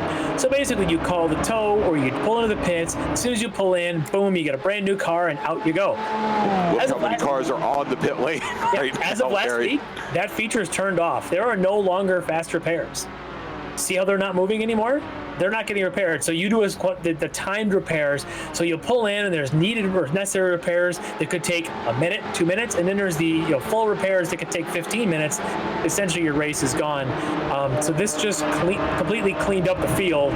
If we started this race with nearly 50 cars, I would say we're probably down to about 30 right now. 30 or so. So Tom O'Gorman, who didn't make the start. I was looking to see if he actually got out onto the field, but he has not rejoined because he could have been the hard charger of the race just by hanging back, just by starting from the pit lane. All right, let's take a look now as our leaders come through turn 5 and make their way up towards the Corvette Bridge here on lap number 2, and it is still sitting up in the lead here in T1. DJ Alessandrini in that Hawk Brakes number 18 car, and he's opened up a little bit of a gap here now to Ito Waxman, Tony Chow, and Ryan Otis. Yeah, a little bit. I think it's going to happen. I don't know that Ito's got quite the pace of DJ, and DJ not having an O'Gorman right there. I'll be curious to see here if Tony and Ryan Otis are able to make a move to get around Ito. Oh, look at this. We've got 3 wide for the lead going into turn 5 with the T2 field. Danny Richardson goes down the inside. I don't know if that was an attempt to pass or he just ran out of room there and shot to the inside to stop from collecting a car, but he went off, and so it is now a 2-car battle. I think he saw the pileup going in front of him and decided, well, let me just try going across the apex, see what happened, but he never quite got the binder. That's exactly what I think happened here. We'll take a look at it again as he was right behind both cars. He shoots to the inside at the last second, goes to the grass. I don't think he was going to get the braking done with the field in Slavonic. Yeah, not a great way to hit the brakes. Here's a view of him now. Yeah, there's just too much damage on board there for Danny, unfortunately. Looks like one of the GT Pintos in the Washington, D.C. region. Doesn't look like a Mustang, but... all that promo we started off with about the kink and all the side-by-side, We haven't even seen a shot of the kink yet of these two classes. They're not even getting to turn 5. All right, look at this. All right, we got a battle for second place now in T1. Tony Chow and Ito Waxman making their way down the long front straight here, and Tony Chow gets the position back going in, but coming down the inside, Waxman wants that second place back as they now roll down the hill towards turn 3, and this battle not done yet. Yeah, no, and it looks like Otis kind of wants a piece of this as well. He's sitting there chomping at the bit, going, "Come on, guys, why are you not faster?" And they're going to go 3 wide. Watch this, going to go 3 wide, right into the cheese bridge. Come on, get through there. Stick his nose in there. He's trying. He's going to do it. He's just bump drafted at this point. Yeah, at this point, I think he just wants to try and get past Waxman, and he was able to sit back behind that huge hole that those two punched in the air. Let's see if they both can hold on through turn 5 and make their way up to the Corvette Bridge. This is classic Wisconsin, side by each, right here. They're just driving around side by each. Oh, look at, and all the while you can see DJ Alessandrini just disappearing into the distance as that battle now. Looks like at least for one corner it's done. But what this has done now is it's brought a few more into the mix. As David Marcus, Evan Schickel now, balls are brought right up to the tail now. As Chow Waxman, maybe for a moment, have finally gone play and lead. Yeah, I was to say, when you run side by side for 2 miles, that's exactly what's going to happen. All right, so we're taking a look now, and look, coming up the inside here, going into turn 5, Mark Shrivastava in the 87 car trying to get around Ryan Field, cannot get it done though. But coming now, we've got John Hainsworth. Oh wow, that just I don't know what happened there, but he went right up to the bridge abutment, and there aren't many Mustangs left with straight front ends there. Oh, did those two cars get together coming up the hill? Let's take a look here as they're coming on up. Oh yeah, might have gotten a little tap. That could be, yeah. So if you miss a shift coming up there, the trailing car doesn't notice all of a sudden you just stop accelerating. Is that Jeff Jacobs' car there? Yeah, so Jeff just didn't quite see it. Because Jeff's usually a very clean racer. You just don't notice all of a sudden you go, hey, that guy's not slowing down. Yeah, well, especially if you're going up a hill, and that's a pretty steep hill there. Not a tall hill, but still pretty steep angle attack. You miss a shift, you're gonna lose a lot of speed very quickly. So here's the interesting thing. I'm gonna throw this little drama plot line out there. So this battle here we're watching of Ito Waxman and Tony Chow, these two were co-drivers at the 2019 Solo Nationals in Ito's BMW. These two know each other very well. Tony came out on top. In fact, Tony won the championship in F Street in Ito's car. And here they are, side by side in Porsche Caymans for T1. Isn't this fascinating? So how long do you think before Ryan Otis tries to force his way through? He's got to know what's going on, and Ryan's not going to be patient for long, that's for sure. Yeah. But Ito is not going to want to take anything. Knowing that Tony's faster than him in the real car, in his own car, Ito's going to be like, screw you, Tony. I'm going to take this now. But here we are, T2, and they're doing the same thing. Yeah, as we've got sitting up at the top of 2, that is T2. That is the 528 of Shrivastava sitting in the lead right now. Slavonic. Pardon me. Did I say Shrivastava? Yeah, you're right. Slavonic's back in 3rd. Ryan Field sandwiched right in between the two as they come under, as you called it, the cheese bridge, making their way down towards turn 5. That is great. Well, you got the Corvette bridge, so you got to have the cheese bridge. Got to name them all. But yeah, these guys cannot get away from each other. These cars slide around, they pound around. This is nuts. And the only reason why there's a 3-car battle, not an 8-car battle, is because the rest of the Mustangs have all wrecked, I think. I was gonna say they all got taken out at coming down the Marine sweep on the very first lap. Yeah, and I got a text message a few minutes ago from Mike Nieheis, who is obviously one of the starters in this. I won't tell you which 4 letters he chose to message me with, but I will just say it wasn't, that the race was going fine. I'll tell you that. Look at this. Roger Eagleton, who'd worked his way all the way up to 8th position from 20th.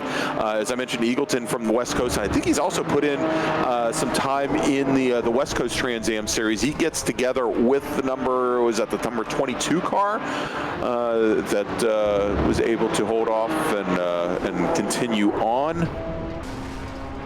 Yeah, that's Asselin, I think, in the number 22 car. So Eagleton now heads back to the pits, and looks like he's going to have to sit on pit lane for a while. Tony and Ito continue this as Ito gets a good run. This is just going to keep going, and here we are only at the halfway point. This is just. And Ryan is funny. He just backed off now. He's just going to sit back and say, guys, you got to do this. You got to take each other out. I'm just going to wait for you to kill each other, and then I'll finish second. Yeah, but they've done this now for 3 laps in a row and haven't gotten really close to taking each other out. That, you know, I don't know if he wants to hold back, but there we go. He gets a good run out of 5. And heading under the Corvette Bridge, we may have a new second-place runner, either that or third place. Yeah. You forget DJ's still in this race? Oh yeah. I forgot we actually have a leader. Yeah, that might move him up to third, but we'll see here if Tony Chow. Oh, hey, there's our leader going into the carousel. But we'll see if Tony Chow can hold off. Yeah, and he did. Yeah, he's able to get some good exit speed, and back to our Mustang clan. They've separated a little bit right now, but Travasso looks like he's ready to pounce. Got a pretty good run off of 3 there. And now we're just going to have a Porsche in the mix. And that is the 53, a leader that's starting to come up the inside now. Might put himself around Ryan Field. Yeah, he had that lap 1 issue there in turn 1, and he's just picking his way down through the field. Currently back in, I don't know, something beyond 10th. Yeah. He's 15. Yeah, he's 15th in class. So, and I think he may be a lap down. Yeah, he's a lap down. So, trying to work his way back. This up gives to you the a field. chance to watch the way cars make speed. We've talked about that before, how they make speed differently. This is a prime example through this part of the track, and you watch him. He fades back through the 90-degree corners and through the carousel. But as soon as they get to the straightaway with the kink, as soon as it straightens out, all of a sudden the Cayman will start pulling back up on him again.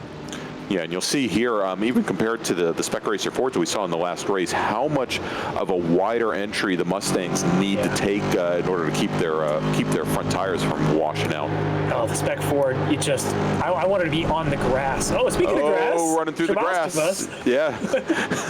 Shrivastava taking some liberties to cut some of the grass there coming through the kink. It's a Mustang. Let's just be glad there's Armco and concrete to keep the fans safe. Just saying. Yeah, this isn't your everyday cars and coffee, my friend. No. It is not. All right. Let's see here as they come through Billy Mitchell Bend and get ready. We're back to our T1 field, and Ryan Otis is dropped off just a little bit from the 15 car, but almost as surprising. Tony Chow now dropping off our second place runner. Ryan, dropping off with Ito Waxman. Yeah, it's surprising a little bit there. You know, they really had that battle going on. So Ito's really kind of hit a groove at this point. And I know that the V7 version of the tires that the Caymans are on, we'll see the same thing later on with the TCRs or with our GT3 Audis, that they hit that point at about 12 minutes on those tires, and they get into a groove, and I think Ito's found that groove, and he's going with it, and maybe Tony's just kind of realizing the groove is there. And I ran on Thursday night in that car, ran in the Audi, and all of a sudden I was like, wow, the car just woke up. And it was about this point, about that 10, 12, 13 minutes on the tires. And I wonder if that's what you noticed. Yeah, where it just gets a little bit more predictable, and you can just basically use what you did the lap before and expect the car to be there. Yeah, totally. It was weird. It was also my lap times got better by about 3/4 of a second, where I just did not expect it, and the car just became predictable. And for Ito, that just played right into his hands. Perhaps it's just a speculation. And Tony maybe just needs to kind of find that same groove for him. But, Otis is right there on Tony's bumper, right there behind the engine, trying to make a move. And here we've got probably 3 laps to go. And DJ just doing DJ things. Yeah, he's just running away from the field. He's up almost 9 seconds on the rest of the field. Let's jump back to the T2 battle for the lead with Paul Sylvanek in the number 528 Ford Mustang and Ryan Field, who was last week's winner in the class, as they are still nose to tail, and they have not been able to shake Mark Shrivastava. He's still there as they come through Canada Corner, and wow. That cake is so intimidating. Look at this. Every other car through there is at least 2, if not 4 off. This is the car I just want to know how Jeff Jacobs went through the DRS sign there and it still managed to stand. Yeah. So the DRS sign there, I guess, when you run, Indy cars or whatever, who knows. But, when you run those 2009 Williams Formula One cars, yeah. Exactly. Actually, they didn't have DRS back then. Yeah. But watching these Mustangs go through that's we talk about the kink. These are the kind of cars that you strike fear into the drivers and go, I got to go through that kink. And if you're the lead car thinking, if I lift and be conservative, I'm going to get passed not by one, but by two cars because they're right on my heels. But if you can flat foot it, you withstand that pressure for another couple of corners. You can get through Canada without giving up the position. It's risk reward big time. But look how close they are. This is crazy. Slavonic has really just got to be so precise, and Field can just sit there and wait and wait and wait. Yeah, he just sits there and waits for Slavonic to put one wheel wrong or to maybe get on the brakes a couple feet too late going into turn 5. Srivastava's not going to wait. He was our pole sitter. He's not going to wait. He knows he's going to get by 2. He's not going to wait. You watch. He won't do it here. He'll do it around just after the kink. He's going to make a move. Very nice line there in the field. Srivastava's going to make something happen in this lap, though. He's too close to wait. Oh, I love the Oscar the Trash carrying over from his Miata. Beautiful, the old tribute to Mike Klein. I love it. All the DC autocrossers know that paint livery very well. Srivastava's he's even got the DC region logo there on the bumper on the back. Yes, he does. Very, very cool. I love when drivers put their region marks on their cars. They're a club after all. Very, very cool. Great shot here on the trees, but as they come around that carousel, that just goes on forever. Yeah, it does, and as you start to reel in towards and get towards that apex there, and try to straighten out, I've seen people try to make passes going down into the kink, but obviously these cars and these drivers too closely matched for that. But now you see coming on out. Mark did not get a good run. Ooh, and Ryan he didn't get a good run off of 8. Yeah, and Field tries to make the move to the inside there, going into the kink. He's going to have a hard time though making that corner from the outside there, and you can see both he and Srivastava get a little loose on exit, and Slavonic able to hold the position at least for now. But Slavonic runs a little bit wide there, and so you'll notice there's a little bit of a crossover road there coming through Billy Mitchell Bend, and it is not uncommon for most drivers to try and straighten that out, and it gives you a little bit straighter braking zone going into turn 14. So I think that's what we saw there. So this will be interesting, because we got 2 laps to go. They're testing each other through these corners. Slavonic was able to hold serve there by holding his line through Canada corner and was able to continue. Now, he even had the nose ahead at the stripe as we crossed here with 2 laps to go. As long as he knows that, everybody kind of makes that mental note. If you can be ahead coming out of Canada, you should be able to have the lead across the stripe. So now, if you're Srivastava or whether you're Fields, you need to get ahead going into Canada.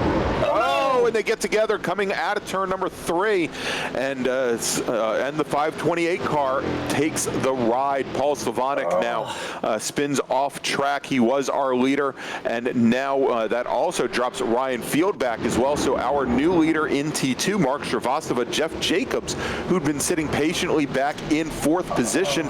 He is your new 2nd place runner. And as we mentioned, Ryan Field now dropping the 3rd. Chris DeShong now just 1 step off the podium, but he is considerably back from our lead pack. So yeah, it looks like Fields is way out on that curbing, trying to get back on the track, and Slavonic maybe just didn't realize how good of a run that Fields had, and maybe didn't realize. You can see here, look at the run. This is from Srivastava's view, but look at that run that he gets. He even tries to brake when he realizes he's going to pit maneuver him. Oh, it's just unfortunate. And meanwhile, Srivastava was only maybe a foot or 2 back behind Ryan Field, who managed to thread the needle there as those 2 cars were going away here. And look at this now, he's having trouble. But look at the real beneficiary of this is actually Philly Region's Jeff Jacobs. That's him there in the white car now, up into 2nd. And it looks, obviously he had some issues, may have been caught up in some of those problems early on.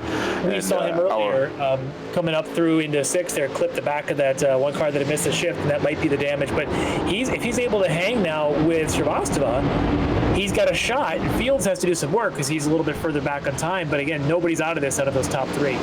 Yeah, we see Chris DeShong there sitting back and forth, trying to make up ground, and puts the car off, coming through the kink, and again, about 1.5, almost 2 seconds back from our lead pack 3 as they make their way now up the hill. Our overall leader, DJ Alessandrini, has crossed the stripe, and he is well on his way to completing the white flag lap here to take the win. He is putting on a display of his skills. I mentioned him in the opening, that can these guys survive the test? DJ is one of those that has just survived the first test. Patry in the Spec Ford race, we had several tests put to him, he was able to hold on for a podium, but DJ here survived that first lap test and was able to come home here with this win coming up to the flag now. But the battle's not over behind him, and the battle's not over in T2. And here's the Chow and Waxman battle still happening as these two are back together again. Yep. Yeah, and here they come with the drag race with a slower car right ahead of them. And will either one be able to use that car as a pick? And no, that driver moves all the way driver's right to let them by. And crossing the stripe in second is Tony Chow in the 15 car by a nose over Waxman, 47 hundredths of a second separating. All right. Let's take a look. We got some of these, but if we can get the T2 battle, as those 3 are, as it looks like Fields has gotten around Jacobs. Yeah, and as they come through Hurry Downs now into turn 8, Chris DeShong has made up a lot of ground. He's not all that far out of the battle right now as they make their way into the carousel for the last time. And let's take a look at this. End of the race, tires getting worn. Shrivastava has struggled coming out here a little bit, and I wonder if Fields is able to get a better line. Fields has got a good shot at this as they come through the kink one last time. Look at the line by Shields right there, by Fields. DeShong for the second lap in a row goes wide at the kink and just to save it. That's one of those pucker moments there. Yep. And here we go, going through Canada, and Fields not able to close the gap. No, but Shrivastava really is on it. He's got about one more shot, does Field. He's really going to have to be on the bumper, on the power, to make this a run, and he's going to take an interesting line, but he's really got to set this up and get that late apex. Oh, he's got a run. He's got the run, but drops the wheel on driver's left. But let's see here. I don't know. He's not making up a lot of ground coming up the hill. Not going to be enough. Oh, what a race, though, between these guys. All right, and Mark Shrivastava crosses the start-finish line. He's going to take the win in T2 with Ryan Fields right behind. He's going to finish second. Jeff Jacobs, not all that far behind him, will take the last step on the podium in T2. Chris DeShong, valiant effort there at the end, finishes in 4th. Yeah, great run there for DeShong to come on back and end up in that spot. Crazy wild start, just mayhem and chaos and carnage everywhere. But what great battles. That battle for second that went on all the way up till the stripe side by side there in T1. And then, what was a 4-car battle became a 3-car battle, back to 4-car in T2. I love this track. It presents such great racing. Yeah, without a doubt. Again, and we talked about this up at the lead-in. It's a question of the strengths of the car and the strengths of the driver, and it's not just speed. You have to have a lot of moxie going in some of these corners. So, great battle there. Battle for second in T1, where we had tons of side-by-side racing between Chow and Waxman, and Ryan Otis, I think, is still looking for a way to get by in that Marlboro number 35 car. And then in T2 with Shrivastava, Field, and Jacobs, and you have to feel for the 528 car, who went off with just 1 lap to go. Yeah, Slavonic really had a good run going, and unfortunately there, that's tight racing, and I know the field did not obviously intend. You could see his brake lights go on, trying not to do that. But unfortunately, we do have our T2 winner here, Mark Shavastava. Mark, wow, that was one intense race in a couple of Mustangs there, all the way to the end. You were right there when you saw what we were just talking about when Paul Slavonic and Ryan Field kind of came together. We thought maybe that was going to kind of decide the race, but walk me through some of that side-by-side action. Yeah, I mean, I was trying to find my way past Ryan, but there was just no way. I think we were just too close in pace that I was just going to hang back and try to get a good exit off these guys. And they were side by side for a lot of it, but I tried to give them room, but also tried to get a run off of them. And I think it's just sometimes stuff happens in racing. Yeah, I don't know if you saw what was happening behind you on the opening lap, but about half of the T2 field ended up getting to a pile up on their way into turn 5. Was that right behind the three of us, the 3 lead Mustangs? I think we got together on lap 2, and then that might have caused something behind us. There was going into turn 5 on the very first lap. Took out about 8 cars, I think. Yeah. It was pretty substantial. And then you guys, even on the opening lap, you guys came into what was the end of carnage of the T1.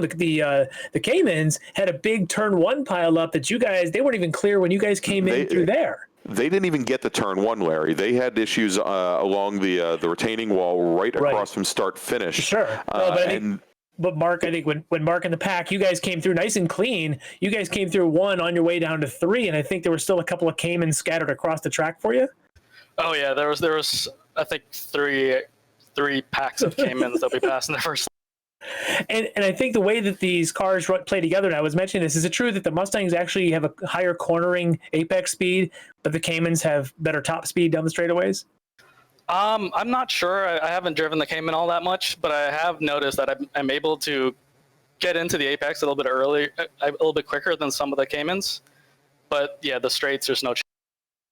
Yeah, makes it interesting when they do end up, a little lagging behind some of the back markers in the Caymans, and you guys catch them in the Mustangs. Makes for some interesting mixing of those races, but fantastic racing. And I've been in a couple of the races the last couple of weeks in the Thursday night stuff.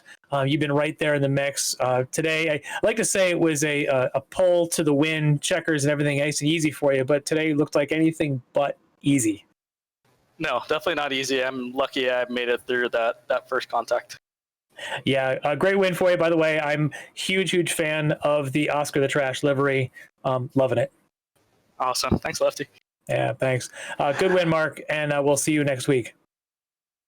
All right, well, we'll get ready for our next race, which is going to be the Skip Barber F2000 Series cars. But before I give up my spot here in the announce booth to Tom O'Gorman, let's talk in honor of that win from DJ Alessandrini. Let's talk about another one of the Sports Car Club of America's premium partners, and that is Hawk Performance, the official brake products of the SCCA. For over 25 years, championship-winning drivers and teams have demanded Hawk Performance Motorsport brake pads. Now you can have their advanced technology on your daily car, truck, or SUV with Hawk Performance Street Friction products. With the improved HP Plus pad for that hybrid street and track feel, or Super Duty pads for tow vehicles, or the new Talon Street Rotors, Hawk has all of your performance braking needs covered. Visit hawkperformance.com and like them on Facebook to learn more about the Hawk Performance Advantage. Hawk Performance, what's stopping you? All right, so Larry, I'm going to turn things over to Tom O'Gorman and you. So we'll see you in just a few moments. Grab some cheese curds, a brat, and a little. I'm heading over to Siebken's, and I am going to have some spotted cow, have some sandwiches over there, and look at all the stickers that have been plastered on the walls. And I will be back in time. Hopefully, if I don't drink too much, I will be back in time for the big bore race. So we'll take a quick break. Yeah, exactly. All right, so let's take a quick break. You are listening to the 2020 Hoosier Racing Tire SCCA eSports Super Tour.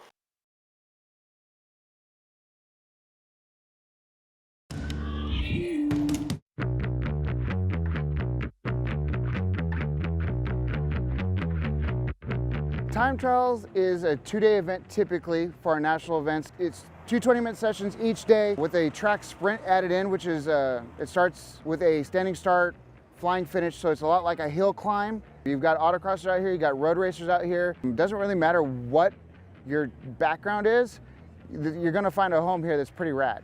It's a lot of fun, it's a lot of speed, it's safe, and it's a great group of people, and it's very well organized. The organizers really have it running like a top now. Everything from getting transponders on the cars, getting them gridded, getting them out on track safely, and making sure that everybody has a good time.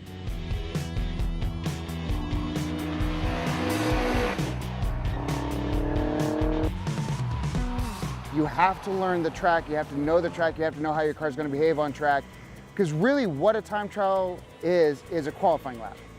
I always say if you get 2 solid laps in, that's perfect, because once you do 2 laps on street tires, you're gonna burn them down. We don't grid by class, we actually grid by experience level. So you'll be with like individuals with like skill levels and like experience, and that's part of what makes this program awesome and an easy entry to get into this kind of thing.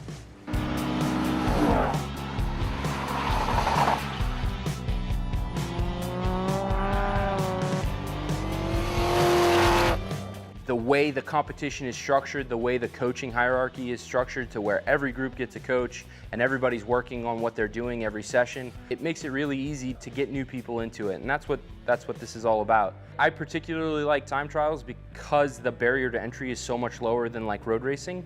The level of build quality, especially at time trial nationals like the sport class, is so incredible to where you can show up with a stock car and be competitive because that's what the class is built around. The SCCA, they have a plan, they work the plan, and they pull off some big events, and it's really impressive to see.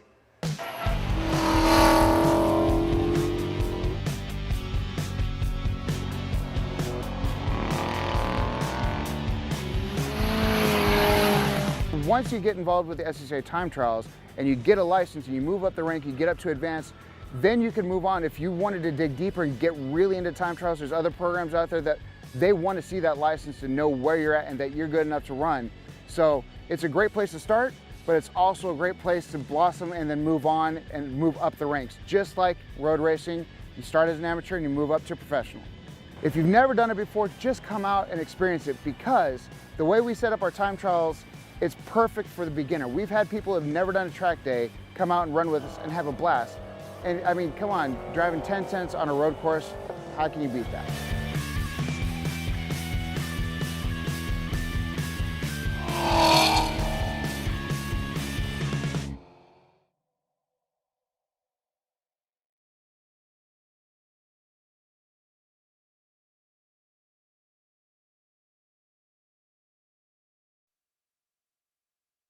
Welcome back to the land of cheese curds and beer and brats. It's Road America in Elkhart Lake, Wisconsin. I am here with Tom O'Gorman, who decided to get out of his parked Porsche Cayman and come on up to the announce booth. Tom, sorry about the start there, the lack thereof in your Cayman race, but you were just so anxious to call the Skippy race, weren't you? Yeah, I'm all fingers, all toes, everything crossed that my internet stays going for the rest of the night, because I would like to race at some point tonight, but I'm also excited to be here to call the Skippies, because as we were just talking about, this is the epitome of a draft race for the Skippies. Oh, it totally is. These cars have got barely enough horsepower to push their own wind. When someone's behind you and they don't have to push any wind, their race becomes super, super easy. And with the length of these straightaways, I mean, tell me about it. Have we ever seen 3 straightaways at the same track anywhere else in the world that are as long as these? Well, we've kind of gone through a couple different profiles of tracks that we've seen on the Super Tour, and I think this is probably, like you said, the absolute benchmark, really, of drafting with longer straightaways. So we had Road Atlanta, VIR. We have one long straightaway. We have one big drafting and passing opportunity. We've had some tracks like Watkins Glen and Sebring with some shorter straightaways, multiple passing opportunities, multiple times to pass on the lap. This is the combination of all of that, because these straightaways, really, Road America kind of gets this weird rep that it's a power track. It's not really a power track. You need some downforce and momentum to get around here good, but in a Skippy, it is so many straightaways, so many passing opportunities. We're looking down coming out of turn 3 towards turn 5 right now, and I would hope these guys have done the mental math on how many passing opportunities there are in the final lap, and then the mental math on how many, what positions they need to be in for that final lap, because there's just so much strategy involved in this. Oh, totally. And you just watch them, and we've watched the last couple of races. Watching last week at Watkins Glen, where we had 6 cars within about 2.5 seconds of each other when they came around that last turn on the front straight. And the calculations is at that point going through their mind, and calculations got thrown out the window when Max King's using the grass to make a pass to go to the inner loop. But everyone was doing that. How the heck do I make that last pass? That's going to happen. Someone's going to say, I got to use grass around the kink to make a move here, because you run out of options when there's too many cars in the pack. So my question is, how many cars can stay in the draft when you're doing 10 laps around Road America and the Skippy? It's going to really bring the field together, but I also think what we've seen in the past is keeping a field of 4 or 5 cars or more together is really, really hard, because it's just one slip up from somebody somewhere along the way, and you get at least 2 cars together, maybe 3, maybe 4, and then something like that happens as Todd Lamb goes for a ride in turn 8. But the other point that I was just going to make is a perfect example just there. This place is pretty narrow, even though the Skip Arbors are very small cars. I don't think we're going to see 4 wide successful passes too in the grass like we saw last week at Watkins Glen, because this place is pretty tight in places. I'm going to call you on that. If there's at least 3 wides, I think we're going to see 3 wides. I said successful. We're going to see 3, and I bet someone's at least got maybe a 4th one's going to put the tire in the grass on the last lap. I think it's going to happen. I just think this place is going to bring that. I don't see a 2-car breakaway or even a 3-car breakaway like maybe we had at like VIR or something like that. I think we're going to end up with, at least like we had at Watkins Glen, that 5 to 6-car breakaway. It could even be an 8-car train for 2/3 of this night at this track with these cars. Something we're going to keep a really close eye on is the distances between the cars as we go from qualifying. You're going to get a tower on the right side or left side of your screen that'll show distances all the way through. Right now it's showing delta to lap times, but those distances will be updating live, and you'll be able to see that as the draft comes into effect. The gap between the 2 cars, and the number that is really the token is anything under 2 seconds gap. You can kind of get a sniff of the draft, and the closer you get, the stronger it becomes. Also, the more cars you're drafting, the more the draft comes into effect. If you're behind 5 cars, it's a lot stronger than just behind 1. So watching a few things here, we just had the camera shot there of Billy Davis, JT McClintock. We talked a lot about them and their drafting partners. I'm looking right now at the Abbotts. Just came across the finish as Andrew Abbott just went to P4 on the provisional grid. Brandon Abbott now at 13th. Some of these names that we keep seeing, last week's top 5, top 6, are the same names we're starting to see here so far in a provisional grid. Billy Davis, JT McClintock, Justin Hilly, Andrew Abbott, Zach Rivard, Ryan Maloney. Sounds a lot like a lot of the names we saw finishing at this race just 7 days ago. And it doesn't it doesn't take starting towards the front in these cars to really get towards the front. I think last week Maloney had come from like 18th or something to battle up into the top 10, and then the top 10 was all running together at that point. So qualifying isn't everything in the Skip Arbors because of the way they draft. But another thing you saw at the apex of Canada Corner, rewinding about a couple minutes or a couple seconds, it's already filthy on this racetrack because these guys are using every inch and more. Here's another look at it. Down into Canada Corner, late on the brakes, a bunch of rear brake bias. You're going to see it float in, and it's just covered in dirt. That creates hashtag slow spins, as you can see right there on the front of Jacob LeBrun's car. I only know that because that's his personal phrase, is slow spin. But okay, so you mentioned about you don't have to be on the front row to get into the mix in these cars at this track. So I'm looking at our top 10. We mentioned Davis, McClintock, Hilly, Abbott, Rivard, Maloney. There's your top 6. Todd Lamb, Andrew Whitson has been fast. Dylan Christie, we've seen him running in the top 5 before. Eric Brown, Paul Robinson, he's been up there. Christian Cecil, Brandon Abbott, Ed Cavaliers, top 14, John Vogel, Mike Henkel. And then you get down, I'm looking for other names that might be, didn't get a good drafting buddy qualifying lap. Zach Whitson, 23rd. He's been quick. That's a long way to come back from 23rd, but if there's a track to do it, it's Road America. Yeah, there's looking for drivers that didn't get a lap time in. Both Evan Rakusin and Max Grau didn't turn laps in qualifying, and that either means they dropped a tire on every single lap that would have gotten the lap invalidated, or they were in the server before qualifying started and then maybe are not even taking the green. We don't know for sure, but those are a couple drivers that are always factors that are going to be coming from a heck of a long way back. But I think, like you said, it's exactly the kind of usual faces up in the top 10. The only wild card in there really is Todd Lamb for me in the 84. He picked up iRacing more seriously a couple weeks ago and has found pace day by day. And this is the first time we've seen him in the Skip Barbers as a factor, really. I know he's raced it before. Yeah, but everybody else, the usual suspect. I don't think we're going to see Max. I don't think we're going to see Evan. Max may have been, like you said, jumped in. He had internet issues actually at the start of the Spec Ford race. Evan, I'm actually very surprised. He's been a very strong competitor consistently in this field. Don't see him having turned any laps in practice or qualifying here in these. So it's unfortunate because he definitely was a fun one to watch mixing it up here in this group. So I'm going to run down our provisional grid, actually our actual grid. And on the front row there, you can see the teammates. Billy Davis, our winner, and last week it was a misspeak. He is not, but that wasn't his second win. That was his third in 4 races in this Hoosier Super Tour E-Series. So Billy Davis on pole here, and his drafting buddy JT McClintock on the outside. Second row, Justin Hilly. He'll be alongside Andrew Abbott. On the third row, Zach Rivard and Ryan Maloney. That's a powerful front 3 rows. Following them, Todd Lamb will be alongside Andrew Whitson on the 4th row. On the 5th row, we're going to have Dylan Christie and Eric Brown. On the 6th row, we've got Paul Robinson alongside Christian Cecil. 7th row, Brandon Abbott, the other Abbott brother there, with Andrew up there in 4th. This is Brandon down 13th. Edward Cavalier on the outside of row 7. On row 8, John Vogel alongside Mike Hinkle. On row 9, you got Jacob Slow Spin LeBrun alongside Brian Farnham. And on row 10, Tyler Kvetko alongside Andy Pastor. On row 11, Rob Aller alongside Grant Vogel. Row 12, Zach Whitson. We're looking to see if he can make moves. He's alongside Dan Huberty. Row 13, Soren Nyberg alongside Aaron Botnick. Row 14, Greg March and Jesse Waymeyer. Row 15, Andrew Wozencroft and Mike Nieheis. Mike's looking for a little revenge there. Had a rough start in the last race in the Mustangs.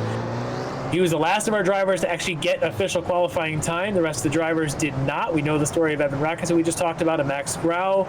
Ido Waxman is apparently on the field, did not get a lap in as he just finished, of course, finishing on the podium there in the T1 group.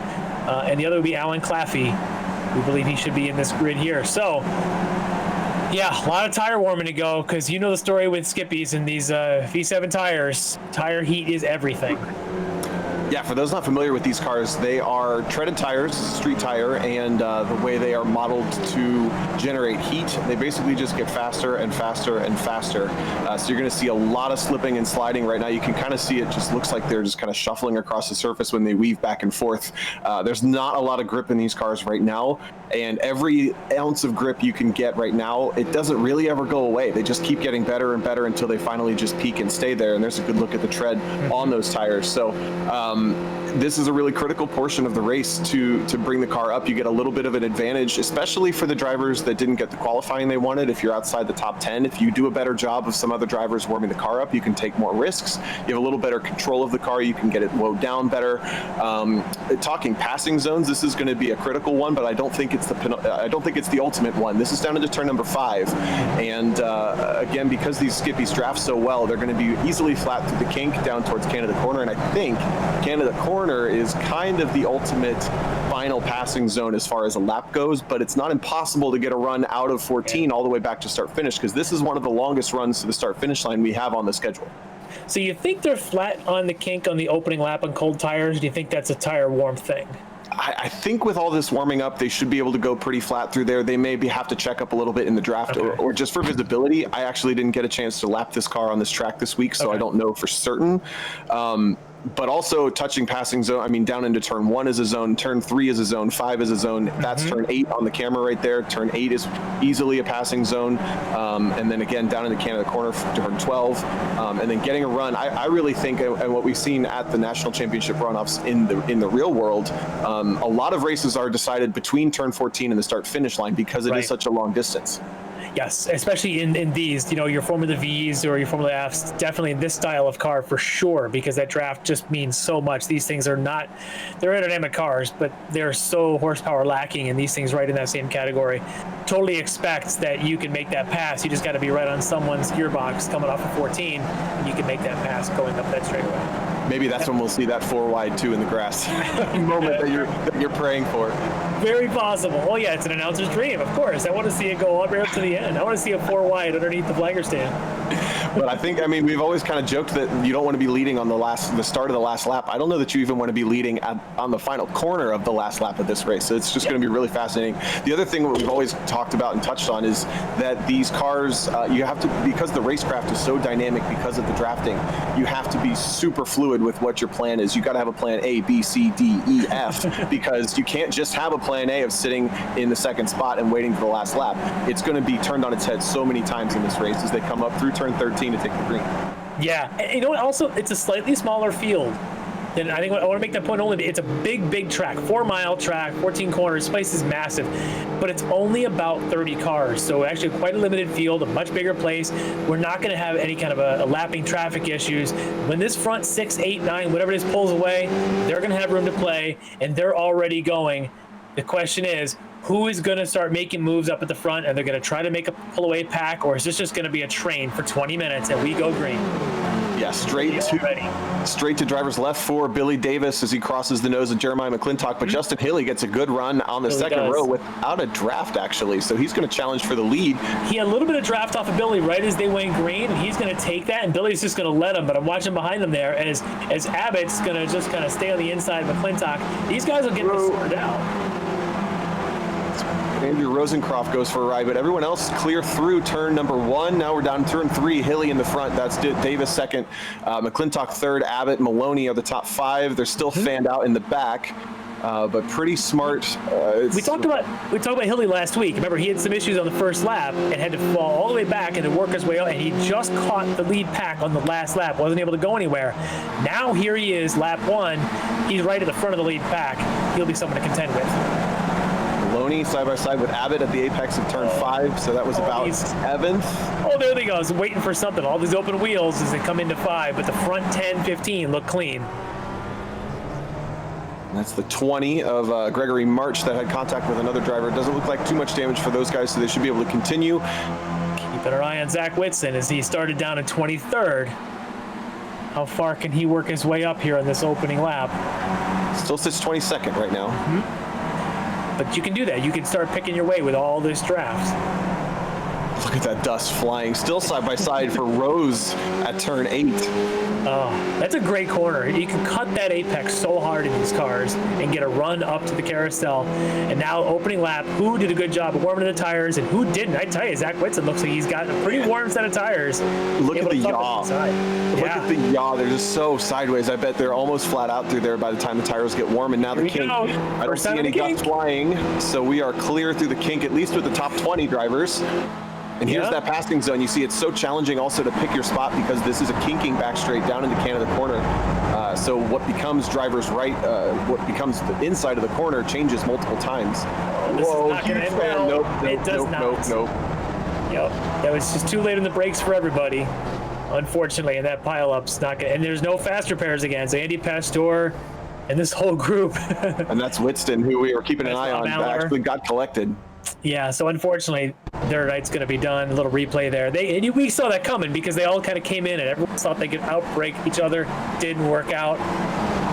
And it's challenging when you switch over from qualifying. You have the tires perfectly up to temp. You've probably been lapping for practice for an hour before that, and then that may be the first time that you are at speed fully with consequences on cold tires coming into Canada corner. It's super easy to just misjudge. But back at the front, now it's Davis up at the front with McClintock and Hilly side by side behind. Abbott's going to try to push McClintock down towards turn number 3, and Rivard with the little Lego guy driving that car is still hanging in tight with Maloney behind. I would say top 7-ish. I prefer it's the have a nice day smiley face. That's what I like. They're trying to play nice. They're trying to get in line and try and create a break, but they haven't yet. You look at every one of these gaps is no more than maybe, what, about 7/10 or so. They're between 6th and 7th, but you know, that's it. And that's not enough to break any draft. This is interesting with Abbott taking the run on McClintock. And he's going to slot in. McClintock lifts a little bit just to get nose to tail again for the corner, and that's the way that you have to do this synchronized dance. Totally misses the brakes for the 6. Holy cow, that's Grant Vogel hard into the number 2. That's the other Vogel? Oh, team order is not in play as the Vogels have completely taken themselves out. Oh, he grabs grass just a little bit. Oh, just a little bit of braking. Yeah, actually had a touch with the Tyler Kvetko in the back. Yeah.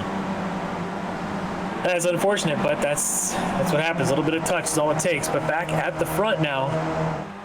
I was going to say the first significant gap was kind of 7th, Whitston and Lamb, but now look at that. Lamb has completely closed the gap up, and those are the live timing on the left side. Those are live gaps between each car, and we said the draft really sniffs all the way back to about 2 seconds. Look how many cars are within 2 seconds of the leader. Todd Lamb, if nobody was there, he'd have a little bit of a draft from Andrew Abbott. I think it's 2, but it's not really. It pulls hard at about 1.1. Like at 1.1, you're having to lift to avoid completely just taking off into the guy in front of you, whereas at 2, there may be something, but it's really strong when you get under 1.5, 1.4, and all of a sudden it's just really, really pulling hard. Well, this is interesting. This is a lot of jostling with Hilly now on the inside, or on the outside going into 14. I was just going to say, look at all the studying going on. Where can I pick my spots? Where can I get away with challenging? And you can get away with it when the pack is this tight, because you're not really going to lose the draft anywhere if you go just one corner side by side. Already. This is way early for this stuff. And Davis and Abbott are now 1.2 clear of this group. Now this group's got to work together a little bit more coordinated. They're not too far out, but Davis and Abbott, look at them. They're tucking in line, going, come on, let's get away, let's get away. As the third place battle is side by side through 1. Yeah, Rivard pushes the issue around the outside, and it sticks. And that's just with how little these cars are, you can get the momentum around the outside on a couple of these corners. Hilly's going to try to do it also. So McClintock falling like a rock from the top group now down towards 5th, and he's going to be okay for now. He keeps getting himself caught on the wrong side of every one of these corners when there's someone side by side. He's trying to be respectful and play nice, but everyone's like, well, if you're going to play nice, I'm not. And in fact, looks, he's got some front wing damage actually on McClintock. The right front looks like it's hanging a little bit on his, but he's coming back to it. This is really not what these third on back should be doing. This is going to give. Look at that. It's 2 seconds from Abbott to Davis, and Abbott and Davis might be able to get away with this right now. Wow. And they're still going side by each all the way back. This is crazy. That's Todd Lamb forcing his way up through Ryan Maloney, and now Maloney is stuck side by side with the orange car of Farnham, who came way from behind. He's up a bunch of spots on this grid. So it's a 2-car out there with Abbott and Davis, and it's 10 cars deep then in this nose-to-tail pack. And they're all just saying, I want to finish third, and that's what they're doing to themselves. It's crazy this early in the race. Calm down just a little bit, and I think if they keep it calm, they will be able to run back down towards Abbott and Davis, because 2 cars is not going to draft nearly as well as 5 or 6. Right. But like you said, it's really they're choosing to race for third, and they're kind of sealing almost the nail in the coffin at this point in the race, with still well over halfway to go. Now, we saw in the Spec Ford race, and I know because I was one of them, but it was about a 2.8 second gap from the leader to second. And second, third, and fourth played so nice to work together.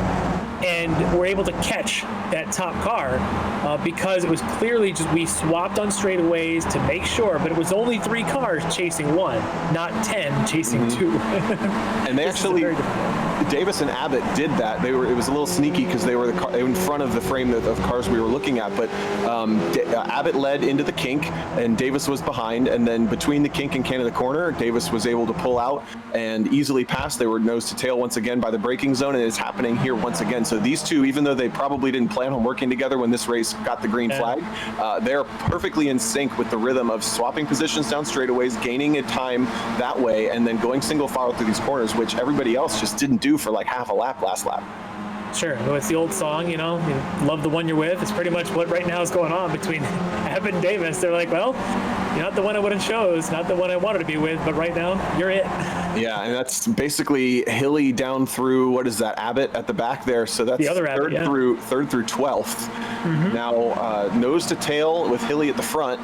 McClintock's now going to start that dance of passing down the straightaways, and now all they got to do is be single file by turn 5. That's all they got to do. It's really hard with this many cars, and Rivard's going to try to push that issue, but both should clear Hilly now, and Maloney now starts to challenge. But look at this, single file. Whoa, Todd Lamb has a moment. I think that was the smart thing. I actually think that 2 cars going around 1 works here because the way these cars do it, as long as, again, it's coordinated. So the lead car pulls, the 2 pass, and then the one that started the lead pulls behind. That works. What throws in the mix is if Maloney had said, well, I want to get in here, and now a 4th car goes by, now things are way out of whack. Let's see if this works. They are 2.6 behind the pair of leaders. Yeah, they've lost a half a second since this point in the track last lap. So I just don't know that it's really going to happen for these guys. And they basically at some point have to realize that if they don't get back up towards the front, they're racing for 3rd, and that's a podium. We're going to see this turn into a brawl for sure. But if they just breathe, for 5-6 minutes, they may get the chance to work back up. When it turns into that brawl, it's going to get uglier than ugly because the car that's... You look at the other Abbott down in 11th and Brown and Christie sitting back there going, I want to be with Rivard, McClintock, and Hilly up in 3, 4, 5. And they're going to do everything they can to get there. And it's going to get real ugly real fast. So let's see how long Rivard, McClintock, Hilly, and Maloney are going to try and be patient to see can we catch those top 2 before the entire pack just realizes the reality is we're not going to. Farnham had got a look on the left side of Witston up through Canada corner and then pushed the issue into 13. They touched going into 13, so Witston went for a little bit of a ride, and Farnham now up another position. I think he's got to have gained about 10 positions in this race. I don't remember exactly where he started, but that's the orange card. Yeah, he picked up 10 spots so far, and that's what we talked about. It's not a death sentence to qualify a little bit poorly in the Skip Barbers if you're willing to race hard. But these guys at the front just continuing to have this synchronized dance perfectly in line through the corners and then swapping at least once per straightaway. Yeah, they're trying. They're doing everything they can, but they're still 2.5 seconds down. And this would be different if it was a single car that got a breakaway. Having 2 up there that appeared to be doing this, getting along between Andrew Abbott and Billy Davis. They appear to be saying, all right, let's not let them catch us. Let's do our own. Swap in the front straight, swap in the back straight, swap back for the kink, and stay in check to hold off this 3 to 5 to 8, 10 car, whatever pack it is behind them. But here we go again as Hilly moves over, and Rivard and McClintock are now the inside as Maloney's going to stay in the 4th spot. I say 4th of this pack. But they're going to go... It's good trust from Rivard to just turn in knowing McClintock was not going to try to challenge that position, but a little bit of a gap. These moments right here, you see they just lost a 10th to the leader on that, the 2.6. It's those little moments, those little awkward moments when you have this many cars and you've lost the draft. That's what keeps you from catching back up. And Rivard is kind of in the little bit of no man's land for a second. They probably lost a passing opportunity down between the kink and Canada corner. With that gap, they're going to take that entire lap to build it back to the back bumper, the back gearbox, I should say, of Rivard, and that's just time lost. Yeah, well, what's going to be the wild card here is going to be everyone behind Maloney.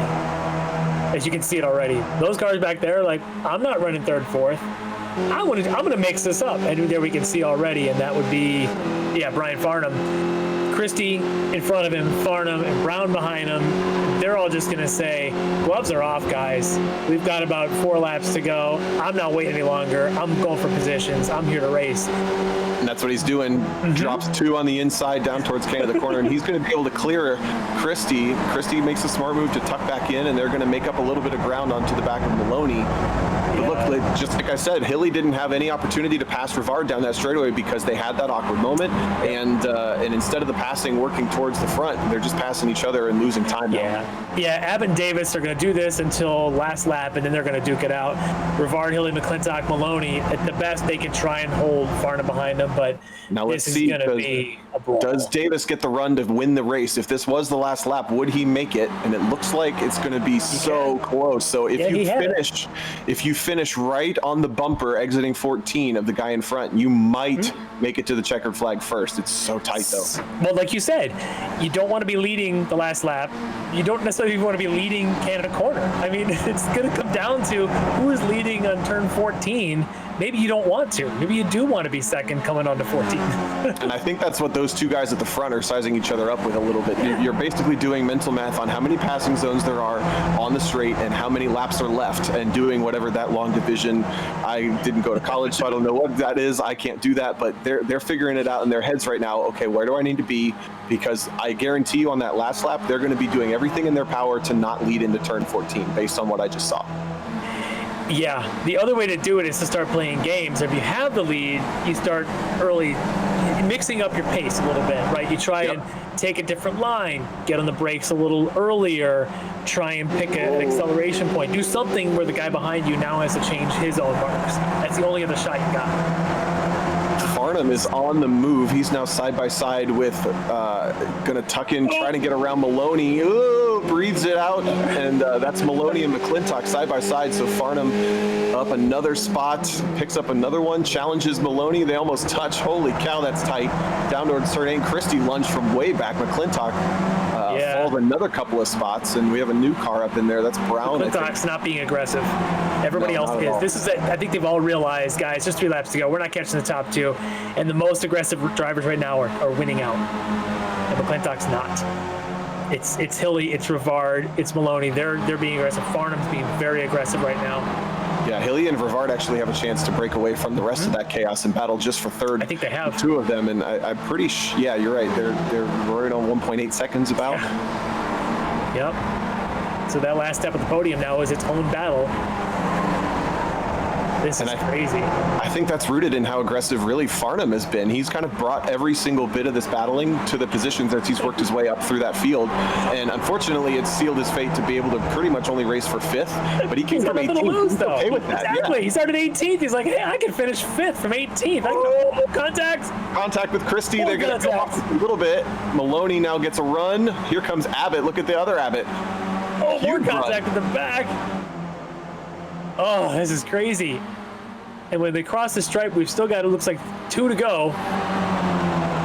Oh, 2 more times around. 4 miles, 8 miles to go with this pack. And your leaders now is Davis again is just in front of Andrew Abbott as we are on lap 7 of 8. Oh, look at this. Maloney now, as he's moving through, he's trying to get around Farnham.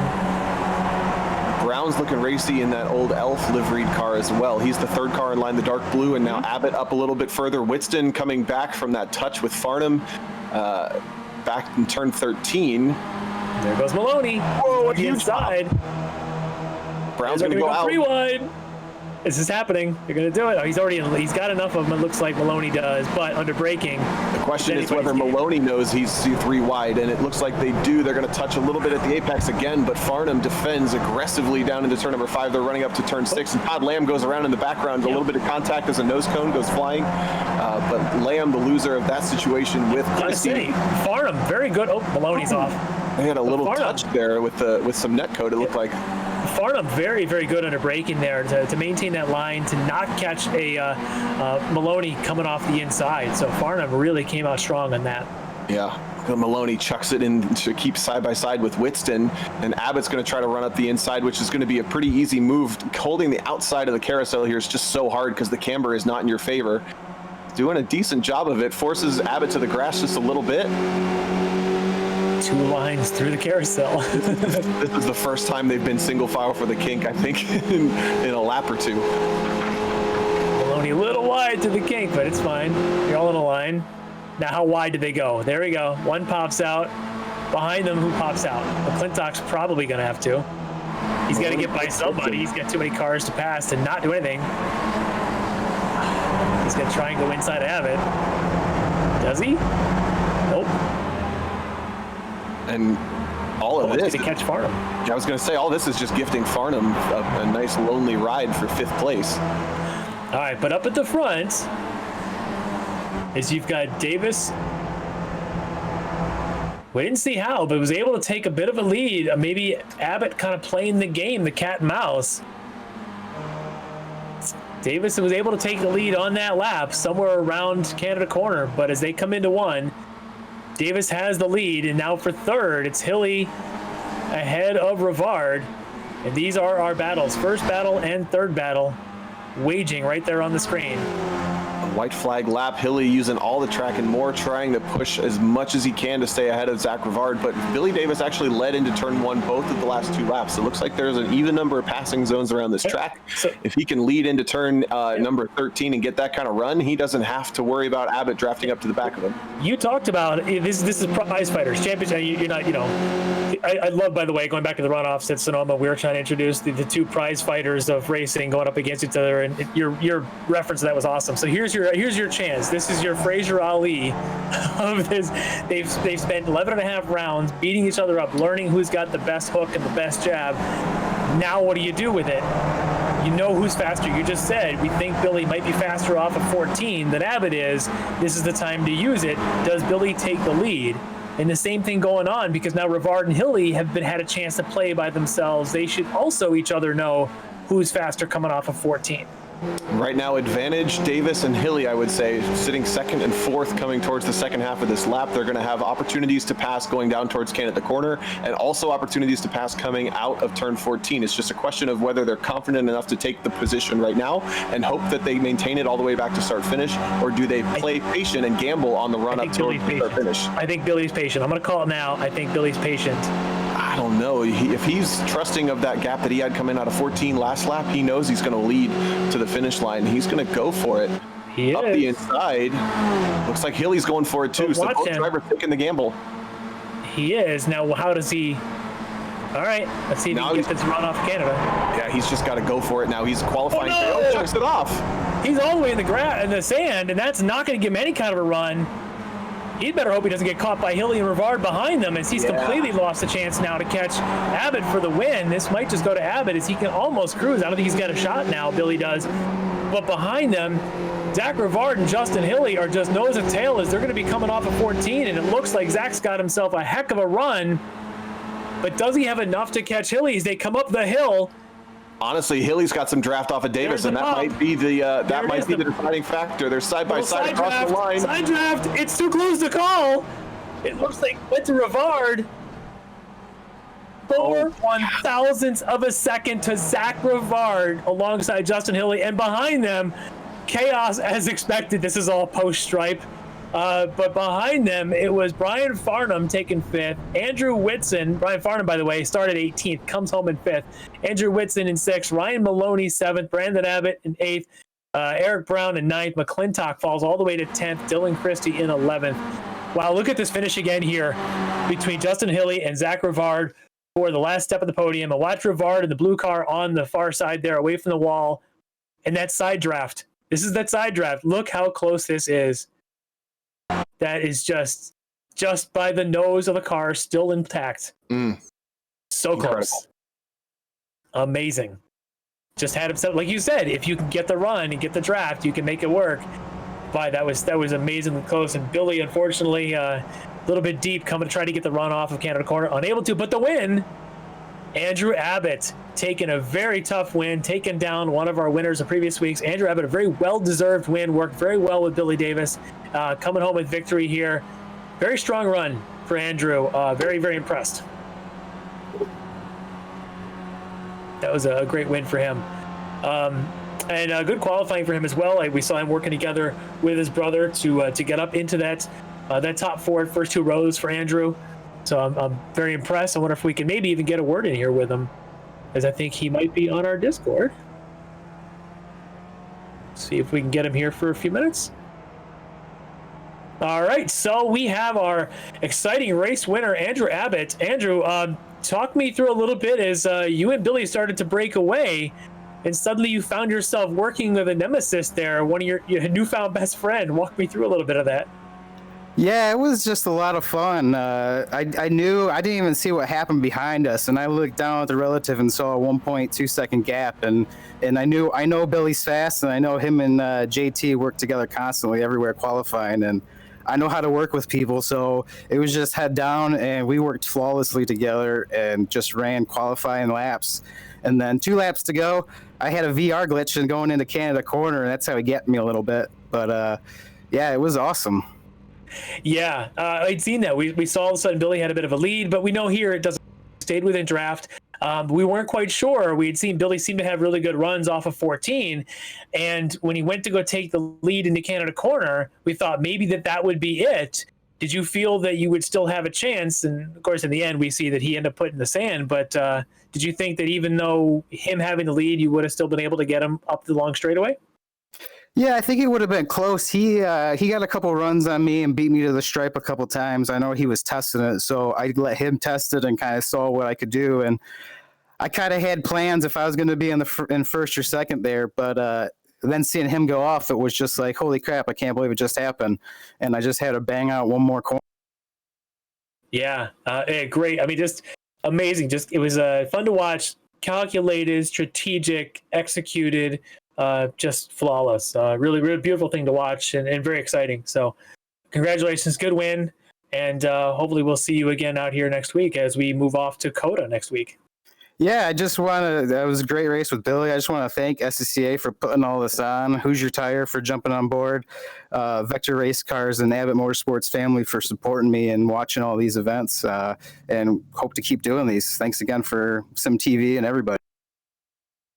Yeah, thanks. And you're absolutely right. SCCA, SimTV, and all that have been awesome for this. And love having you on out here, and definitely looking forward to seeing you next week. So good job on the win. Thanks, guys. Thanks.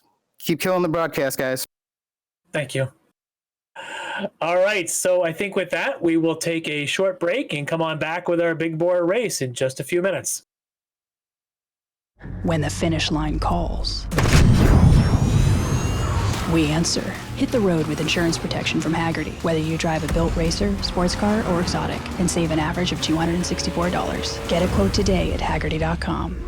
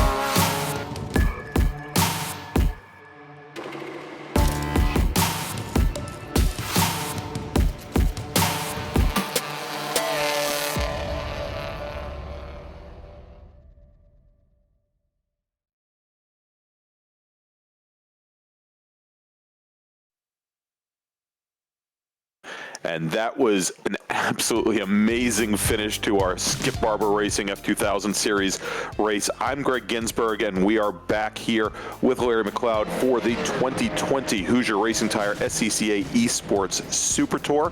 Next on the docket is going to be our big bore race with 3 different classes, GT1, GT2, and GT3.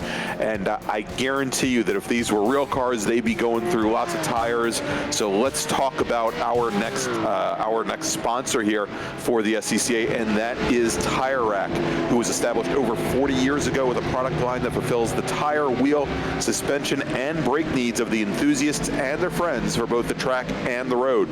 As the official tire retailer of SCCA and title sponsor of the SCCA National Solo Program, Time Trials National Tour, Time Trials Nationals, TireRack.com, America's leading high-performance tire and wheel source, is able to showcase a broad range of new products in suspension, brakes, and accessories while supporting the grassroots motorsports enthusiasts. So to find out more information about Tire Rack, of course, head to TireRack.com. And I'm glad to be back after that finish. We've got Larry McLeod, of course, here, and we just had Tom O'Gorman up in the announce booth helping us out with that race. And we've already got qualifying underway in Big Bore, so we'll go and run things down just a little bit. Here we'll start off with our GT1 class, and you're looking at Miles Crabb in the green and black number 31. He is your provisional pole sitter right now. He was also your winner last week at Watkins Glen, so he's got a lot on the line here. Running second currently, Lawrence Loshak in the number 5 car. You'll see he's there sitting on pit lane. Currently, I'm sure we'll see him come out in just a little bit. And then we've got Mike Leader in the number 53 car. Leader finished in 4th last week at Watkins Glen, and I'm sure he's Wisconsin raised himself, lived there for a number of years, so this is basically his home track. So he hates that I keep saying "don't you know" and making fun out of cheese there. So well, good thing he's in the car and probably can't hear you right now, telling everybody about it. So he's currently running 3rd in GT1, and Arnie Hendrickson in the 44 car, oddly enough, is running in 4th. Let's jump over to our second class. That's GT2, and our cars currently in GT2, they are all the Porsche 911 Cup cars. Our fast driver on track right now, I believe, is Miles Crabb in the, oops, I'm sorry, that was 30. That's the GT1 class. Calipatri in the number 198 car. He's got a fast lap of a 207.929, which is quite a bit faster than the next fastest driver on track, which is Tom O'Gorman. Now, Patry last week finished 2nd. O'Gorman was running up towards the front of the field, but got wrecked out with a couple laps to go. I know he's going to be looking for some redemption, definitely. And then we've got a new name, Larry, that I haven't seen here on the Super Tour as of yet. That's the number 26 car of Christopher Pius, and he right now is sitting on a fast lap of a 209.252, and that is pretty good distance up on our 4th place runner of Remy Esperance, in the number 13 car we're watching now heading into the carousel. Yeah, really cool to see some new blood coming in. And a lot of these drivers, they might pop in and stuff that we hadn't seen. Usually means they're finally getting in on our tour, and they've probably been practicing. And I think that's with Maya's right there. I think that's a case of exactly that. He's got some good pace. All right, and we've got a slightly smaller field in GT3 this weekend. The GT3 cars are made up of our Audi TCR cars, and you were following right now Elias Roman in the number 23 Audi TCR. Now, he finished 2nd last week at Watkins Glen, so he's looking for the top step on the podium. He's sitting right now on a fast lap of a 220.299. Second fastest, Max Kittleson in the number 9 car. He is just about 0.2 of a second off of Roman currently. Sitting in third, Darren Treacle in the number 70 car. And looks like he's got a new paint job. He had the car last week, and he gave me some of the background on it last week. I believe he had the Playboy Bunny car, if I remember correctly. So what's more Wisconsin than some PBR? Gotta have some of that. Exactly. I would say he's had a lot of choices, but very timely paint scheme that he's got there. He's running it right now fast off of 221.208, and then Billy. Yeah, Billy Davis, who just now, as we're talking, eclipses Treacle's time. He moves up to a 229.57, so he's about 0.4 off of the pole currently as he's making his way down here. Looks like down in the turn 5. Yeah, so this week, Billy and JT decided to play with something different and said, well, let's try these Audi RS3s a little bit and see if we can jump into this GT3 group at the big boy race. And a little bit of practice. They ran the Thursday night race. I ran with them, and very interesting. And Billy, as usual, is not too slow in this thing. So he'll be out there hurrying along with his draft partner buddy alongside him. And this will be interesting to see if Billy can mix it up with Elias Roman and some of the others in this group. Some of our other folks that aren't here, I know we've seen like a couple of folks that are running. I think there's another endurance race also happening this evening that it may have jumped into, but that's okay. We will have plenty of competition here, as we know that these Audis, they race really well side by side. They will not be able to get away from each other. Yeah, looks like Andrew Aquilante is making another appearance tonight. Good timing, Mr. Director. He's there in the number 43 car. This one not painted in the Phoenix Performance colors, but he's out there. Roger Eagleton, who we saw a little bit earlier today in the number 32 car, he is out there just as well, making his way through the carousel. We also see the return of Ryan Kristoff. Now, Larry, we see Kristoff running in one of the GT2 cars, one of the Porsche 911 Cup cars. We've seen him primarily running the Audi TCR cars.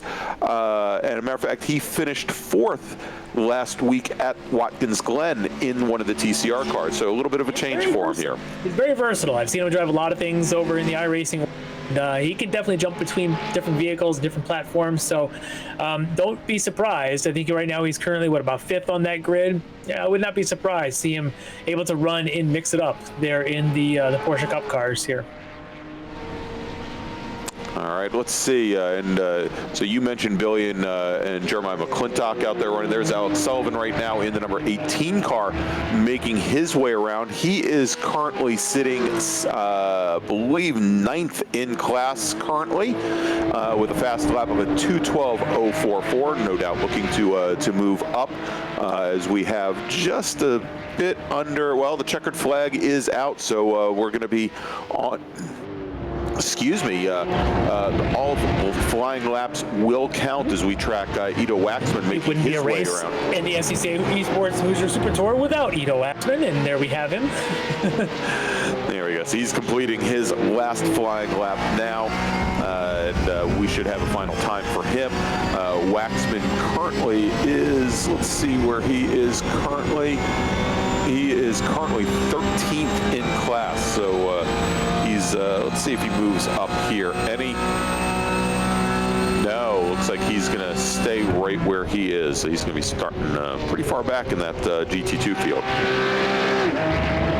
Oh, yes. So we've got just a couple flying laps to finish up. There's a shot of Jeremiah McClintock there in the classic orange and black color scheme that he'll have going on, of course, with the Hurry Billy under the rear wing there, as he'll always have. But yeah, so they're just kind of coming to grips here with this front drive platform. A little bit different there. Be interesting there. Pete Zamora running the Cadillac here. Beautiful paint job there on that car. Loving that. Yeah, that's a beautiful one. Now here's a driver I'm a little surprised didn't move up a little further in the field. Chris DeShong in the number 41 Cadillac. Now remember, DeShong started off, I believe, in the first 2 rows, both at Sebring and also at Road Atlanta. He ran very strongly last week in both the Pro-Am race and also in the in the Super Tour race, finished third last week on the Super Tour race, and he is sitting back in 12th in GT1 right now. So he's going to have to work his way through, and you know, we've seen the effects of the draft in so many of these classes so far. That may not be such a deciding factor on those GT1 cars. I think this, well, we've seen already in this track, you can come from pretty far. By the way, that Momo and that sparkling chromy red looks gorgeous. Awesome. Yes. Oh, it looks so gorgeous. Well, I'm going to have to change the paint scheme on my Spec 4 to that. Maybe not the Momo letters, but that golden sparkling red. Yeah, that metallic red is absolutely gorgeous. Yeah, right there. He gets a 5 funky flags from me tonight for the best paint scheme. Very, very cool. But I think this is a track where you can start 10th, 12th. We just saw it, you know, in the last race with the skippies. You can come from 18th and finish in the top 5. I think you can do the same thing even if you're not in a drafting car. There's going to be attrition, as we saw in the T2 with the Mustangs or T1 with the Caymans. Qualifying is not the single most important. What will be important, as I see Tom O'Gorman, is getting to grid and taking the green flag. Sorry, Tom. Yeah, Tom had a little bit of an issue during our touring race, and unfortunately wasn't able to. He was scheduled to start on the outside of the front row in the Caymans, and unfortunately couldn't do it today as well. And we'll get to it in just a second. He should be starting on pole in the Porsches. So we're looking here at the weather. Things have not changed since our very first race of the day. Still nice and cool, fairly grippy here in the Kettle Moraine, and this should be optimum temperatures for our drivers in the big bore race here. So Larry, why don't we start running down the field? Do you want to start with GT1, and I'll take it up with GT2? Sure, I'll take us to the GT1, and on the front row, on the pole position, he was in our Invitational Pro-Am last week. He's here with the livery on the cars. Miles Crabb on the pole position, only driver to get the 205s here in the Cadillac in the GT1. On his outside, another driver that was in that Invitational, Lawrence Loshak. So a couple of drivers with some serious creds taking the front row in GT1. On the second row, we're going to have Mike Leader alongside Austin Kripe in those Cadillacs. On the third row, Arnie Hendrickson alongside Justin Sang. The fourth row will be made up by Mike Tracy and Jacob LeBron. On the fifth row, Raul Ellie and Chris DeShong. We mentioned him earlier. He is on the fifth row. The next row, multi-time solo champion and local Wisconsinite Jason Frank alongside Pete Zamora. And check the car, the Milwaukee. You gotta the have Milwaukee your Milwaukee Tools, there. For, the Milwaukee Tools of course. Cadillac. Yep, beautiful paint there.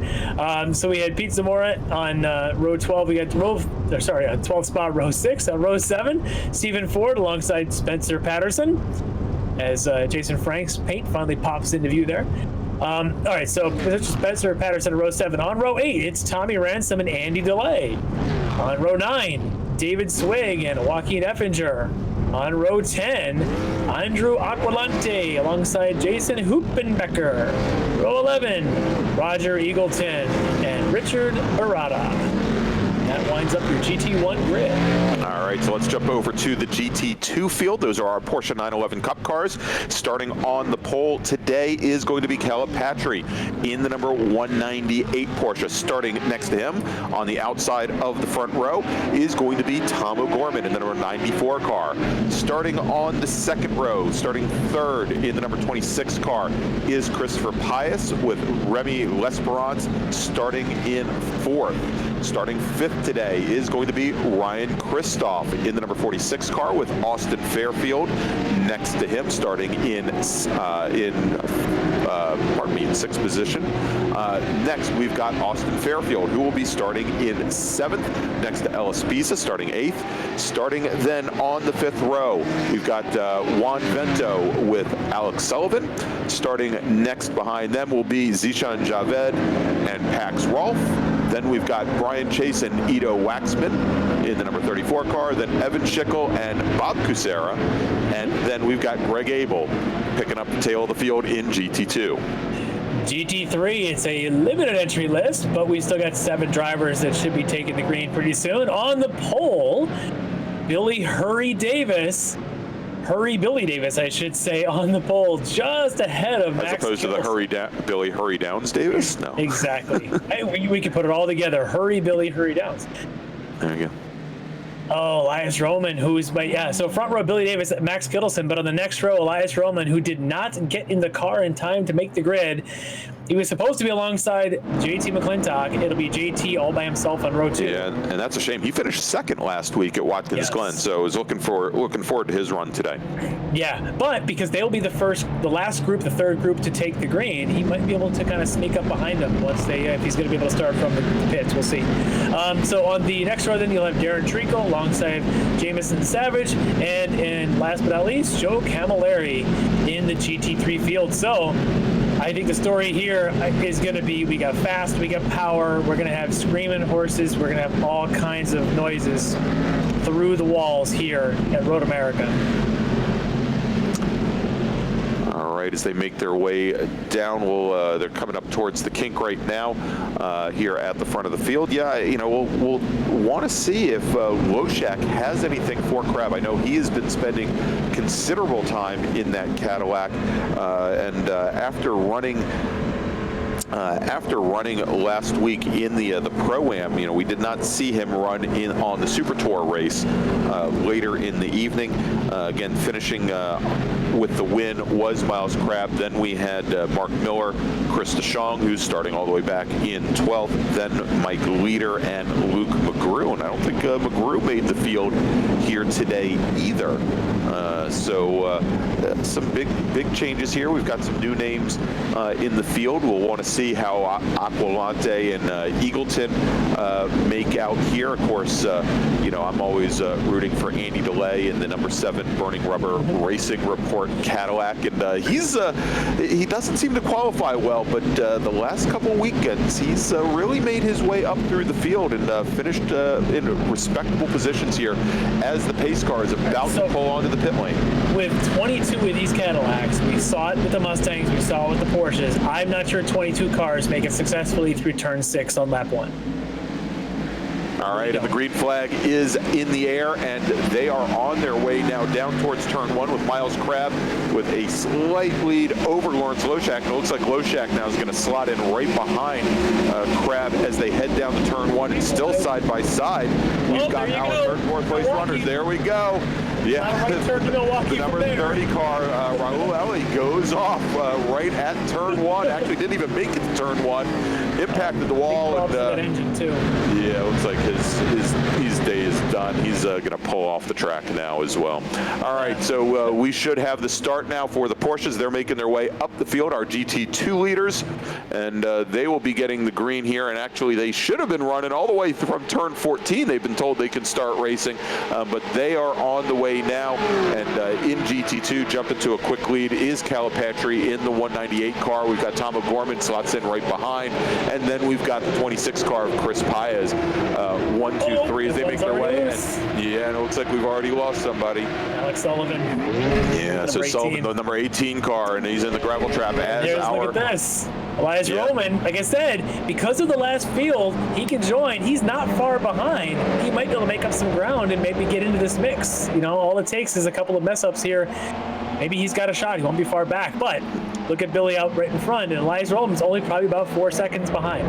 Yeah, now, of course, he didn't have the high-speed run down the front straight into turn 1, right. But doesn't look like he's lost all that much ground as opposed to jumping over the curbs there on the outside of turn 5, Austin Fairfield. That apron is so brutal over there. It's okay about one car width. Go to that second car width, and there's a ramp, there's a puddle, there's something out there that'll send your car 2 feet in the air.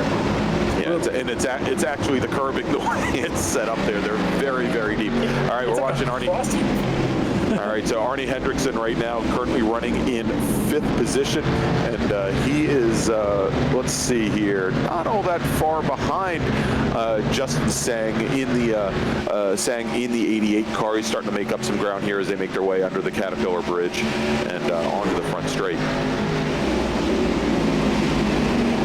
Yeah, so let's see how long they stick together with these Cadillacs. And they don't always race as side by side as well as some of the other classes. These high horsepower cars, they tend to race a little better when they're further apart. But let's see if these guys can push it.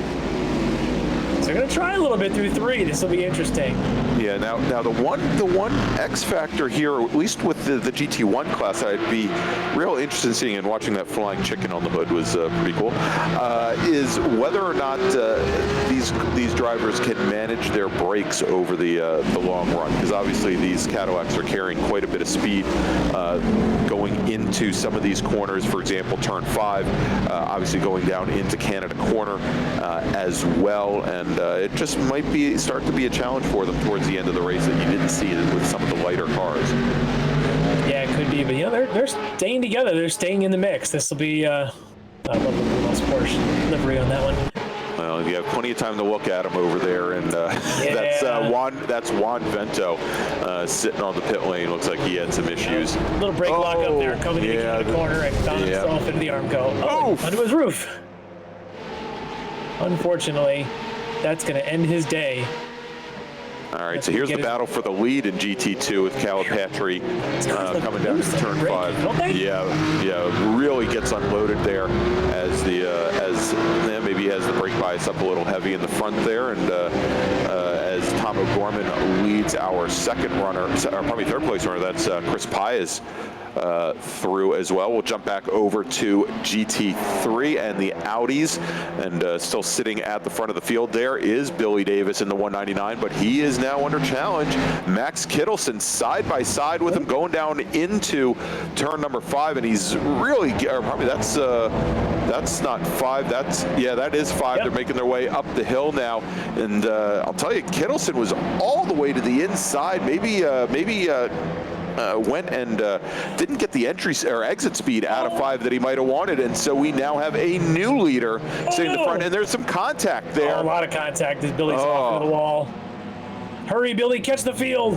Hurry, hurry. We actually at autocrosses, we get his dad to say and his mom to say, hurry, Billy. Billy and his dad are co-drivers at national solo events, pro solo nationals, whatever. So having JT yell hurry and then hearing his dad echo it, hurry, Billy, it is the greatest thing. Anyway, so Billy, not out of it yet. These cars race really well together. He may have actually called the tow, so that may be actually the end of Billy's day. Too bad. All right, so back to our Porsche cars here in GT2 as the battle wages on. Yeah, and that's we're looking at Ryan Kristoff and Ido Waxman making their way up the hill.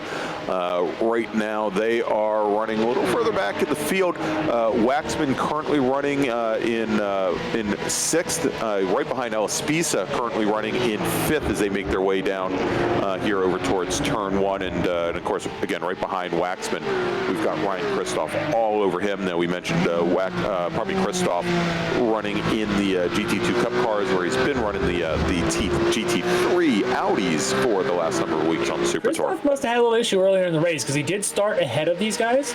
Yeah. But now he's falling back behind them as Ido looks like he's got some pretty good race pace now, coming to grips with this car, switching it up from having run obviously the last couple of races, having run the Cayman a little bit different drive than the way these Porsche Cup cars do. Got some pretty good raciness there. Again, it's under braking. The car gets squirrely, but he's able to get the power down here with the full rear engine Porsche coming up through 6. All right, we're going to be jumping back over to the GT1 race, and this is the battle for 4th right now. We've got Arnie Hendrickson in the 44 car. Right behind him, Mike Tracy in the 69, and they are now making their way up the hill, down the Road America straight here to start another lap. And you can see there, they're locked nose to tail. And even this horsepower, they still draft each other. Still draft because the straightaways at here are just so long. Where some of the we got a little rubbing. Yeah, we got a little rubbing there. They're still on pavement though. We're good. And they didn't seem to give up any ground whatsoever to Justin Sang and Austin Kreiper. Sitting in right behind them. We're straight. We're good. No, not so good for Hendrickson, because Hendrickson now gives up a position to Austin Kripe in the number 96 car. Kripe now taking over the position, and he's coming up on the flying chicken himself. Battling out, coming up on Tracy in the 69. We'll see what happens here under braking going in the 5. Somewhere there's someone in the Cadillac marketing group just crying, seeing a big fire chicken in the hood of a Cadillac. It's almost as bad as putting one on the hood of a Camaro and calling it a Firebird. Oh, look at this! Cripe goes around, coming out of oh my gosh, coming out of turn 7. Oh, look at that! Actually, that's out of 6. Oh, it is. Yeah, that's coming out of 6. So they get together. So there we go. Back to the old days of Spec Miata kiss cam right there. This is the GT1 kiss cam going on now. Yeah, with not exactly a bump trip. All right, let's take a look now. This is the battle for the lead in GT1, where we've got Miles Crabb in the 31 there with Lawrence Loshak, who is not giving up the fight yet, as they make their way now through. They're coming through Billy Mitchell Bend and on their way over to 14. And that has been a battle that has raged on almost this entire race, and Loshak not giving it up. Great shot of the cockpit here, and you can see the rear view camera shot that the drivers have to them. And if you've got VR, if you're using VR for your driving experience, you can actually see the rear view camera being not a mirror, but a classic camera that's down on the dash. It's crazy. Very unique to the Cadillac CTSV here in iRacing. Oh, that's the 19, Jason Frank. He's trying to get back home. He's not too far from home here at Elkhart Lake, but not quite ready to go yet, Jason. You got 11 minutes till checker, so you better get back on the race. Caleb, look at this. Patry having lots of issues here coming through Billy Mitchell. And O'Gorman's made up a ton of ground just in the last lap. Look how calm Tomo is there in that shot. Nothing. Look at him. He's just got ice in his veins. He's not budging. He's the lion looking at the gazelle. He's just ready to pounce. Oh my gosh. All right, so now this might be, Patry went through this more or less at the beginning of the race here with the Spec Racer Ford, so I'm sure this is the last thing he wanted to see, because O'Gorman now right up on him as they come into turn 3. Yeah, and O'Gorman is he's looking for that revenge, and his Cayman race didn't exactly. It was a complete failure to launch for him, so he's just saying, this is it. This is the race this is the only race I'm going to get tonight, and he wants to make it count. He's not going to let someone like Caleb Patcher, who's been one of our strong competitors in the first 4 weeks that we've had of this Hoosier eSports Super Tour. Caleb doesn't want to let the so-called pro, as Tom's now the one to cross over to that, take any advantage of him. Caleb's going to try and keep Tom behind him as long as he can. But Tom's looking for any bit of weakness. Like I said, he can smell blood on the little dainty little speedy little animal in front of him, and that lion that Tom is just ready to jump and sink his teeth in. Yeah, and let's not forget Chris Pius, who's sitting back in third in the number 26 car. The last time I actually ran a faster lap than our leader, Caleb Patry. And there he is. And he's sitting there kind of in pouncing distance. I mean, he's not that far off from our 2 leaders as they make their way around the carousel here. And the longer, I think, because I think O'Gorman may have the pace of these 3 that's the best right now. Yes, he does. But I think they're both, Paez and O'Gorman are faster than Patry, so the longer that it takes O'Gorman to get around Caleb Patry, the more likely this becomes a 3-horse race. Yes. Very, very soon. Yeah, exactly. Right now, Patry's the limiting factor here, and they are. Well, no, you can see the shot of the blimp in the background as we were coming down to Canada Corner there. You should be able to see it. I just think it's funny. It's the realism of the sim. You can actually see the blimp in the background for blimp shots. Now they should be coming up on some backmarker Cadillac traffic, I believe, just ahead of them.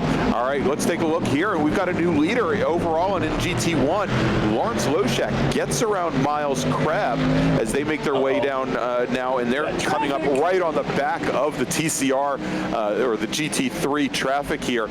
They make pretty quick moves around that one tailing car, but they've got a looks like about 5 of them now, almost the entire GT3 field that they're going to come up on right as they get to the kink, Larry. Yeah, this is going to be tough. This actually is that part of the race where you could throw it away if you're in one of those Cadillacs trying to pick your way through the field. You just want to get through it clean. There's enough time to sort this out afterward, but those guys in those Audis are not going to give it up easy. No. They're trying not to completely get in the way, but the Cadillac, you just want to get through. Oh, look at this. It's a little stuck in between. Loshak's starting to get away. Just a bit, and then he got a Porsche mix as well. So Crab got kind of got stuck behind both with the TCR car and the Porsche. Just the drivers left, and there was really nowhere for him to go. He's not going to be able to get on the loud pedal till now. That's an absolute killer for him, unfortunately. Did everything he could into that section. He just could not quite get next to him. But we'll see. He's got a couple laps here still to go. Should have plenty of time to make up ground. But now the fascination is back into this GT2 group, as Tomo's still trying to keep on the back of Patry. Hayes is just about 1.3 behind them as they're now coming through the kink. Oh, let's see. As they're now going around one of our back marker Cadillacs. And there goes Cadillac disappeared just in time for O'Gorman to go right through him. All right, side by side, and now a new leader in GT2 as Tom O'Gorman takes the point from Calipatri in the 198 car. So now the chaser becomes the chasee, and we start it all over again. Can Caleb do to Tom what Tom just did to Caleb? Yeah, and so, I mean, this might be something that Chris Pius didn't want to see happen so early because, you know, he may be able to get back up to Patry and battle it out for second, but with O'Gorman showing much better pace at this point than Caleb Patry, we'll have to see if O'Gorman can escape Patry here as Patry makes a dive to the inside of turn one. Oh, gets to the grass. He does not. No. Unfortunately. And O'Gorman tried, went and pushed the car to the inside to try and sneak underneath Patry and did not have a lot of room there. Almost collected both of our leaders. Let's take a look here again. Yeah, you want to get down there. You want to use that entire apron curbing, the red and yellow curbing down there. He just started it a little bit too early. Yeah, he went to the grass. And the grass just doesn't work. It just doesn't let's work. take a look at this real more. Yeah, and it was almost left front to right front there. Yeah. And so that has really now opened things up here in the GT2 field. But of course, it also moves Chris Pius in the 26 car up to second. Yep. All right, let's jump back to that battle in GT3. We're looking at Darren Treacle right now in the number 70 car, and Treacle, apparently the Wisconsin living, the PBR is doing him right because he is now moved up, and he is your leader in GT3. And I think I believe he started 5th or 6th in class, so he's made his way up. There you go. He started 5th. Thank you, Mr. Director. Yeah, this is it's getting interesting though because he's got Kittleson there just off of his heels, and look who's just behind them. Wyatt Roman. We were talking about. There he is, right? He started from the pits. He's only just a couple seconds back. One little slip by these top twos, and all that means is little wide in 5, little bit wide exit come off the carousel, and suddenly he's going to find himself right there, and he's going to use these Cadillacs as long as he can for drafting down these straightaways. Not that he can stay with a Cadillac, but he'll do everything he can. Watch, as each one goes by, he'll pull behind him and try to steal some draft. He's trying. Look at them just blow by. This is how much power 8 cylinders has over the 4 4 turbo that the Audi's got. And there's the Milwaukee car. Obviously got some repairs done in the pits and back underway. Yeah, Elias is trying. He's trying to get up there. Tough to miss the grid and stay in the race, but we know he's quick. We saw his performance in past weeks. That maybe he's got the pace to do what he needs to do. It's him, but with just about 2.5 laps to go. What was I saying about somebody who may not qualify well but can certainly do the racing? Andrew Aquilante got himself up into 5th from way down to the teens, and here he is. Yeah, he's coming up right behind, that TCR battle that we're looking at. And of course, I didn't realize that it was Aquilante because he's in the blue car. There it is, as they go to set up for the kink. And they're going to come underneath Darren Treacle, and they do. Oh, this is crazy. Wow. Hey, made it stick. You can do it. And then we've got 2 wide in the battle for the lead in GT3 with the Cadillacs trying to force their way through as well. And we have a new leader now in GT3. That's Max Kittleson in the number 9 car. He gets around Darren Treacle.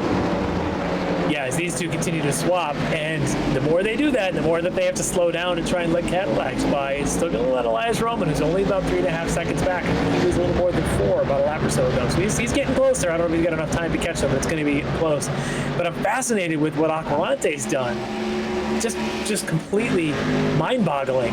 Yeah, he's made his way. You can see there he started 19th, started towards the tail end of the field. And yeah, he's had a great run today, and he's still trying to hold off Arnie Henriksen as they make their way around. And we should be getting the white flag, I believe, the next time by. I think so, yeah.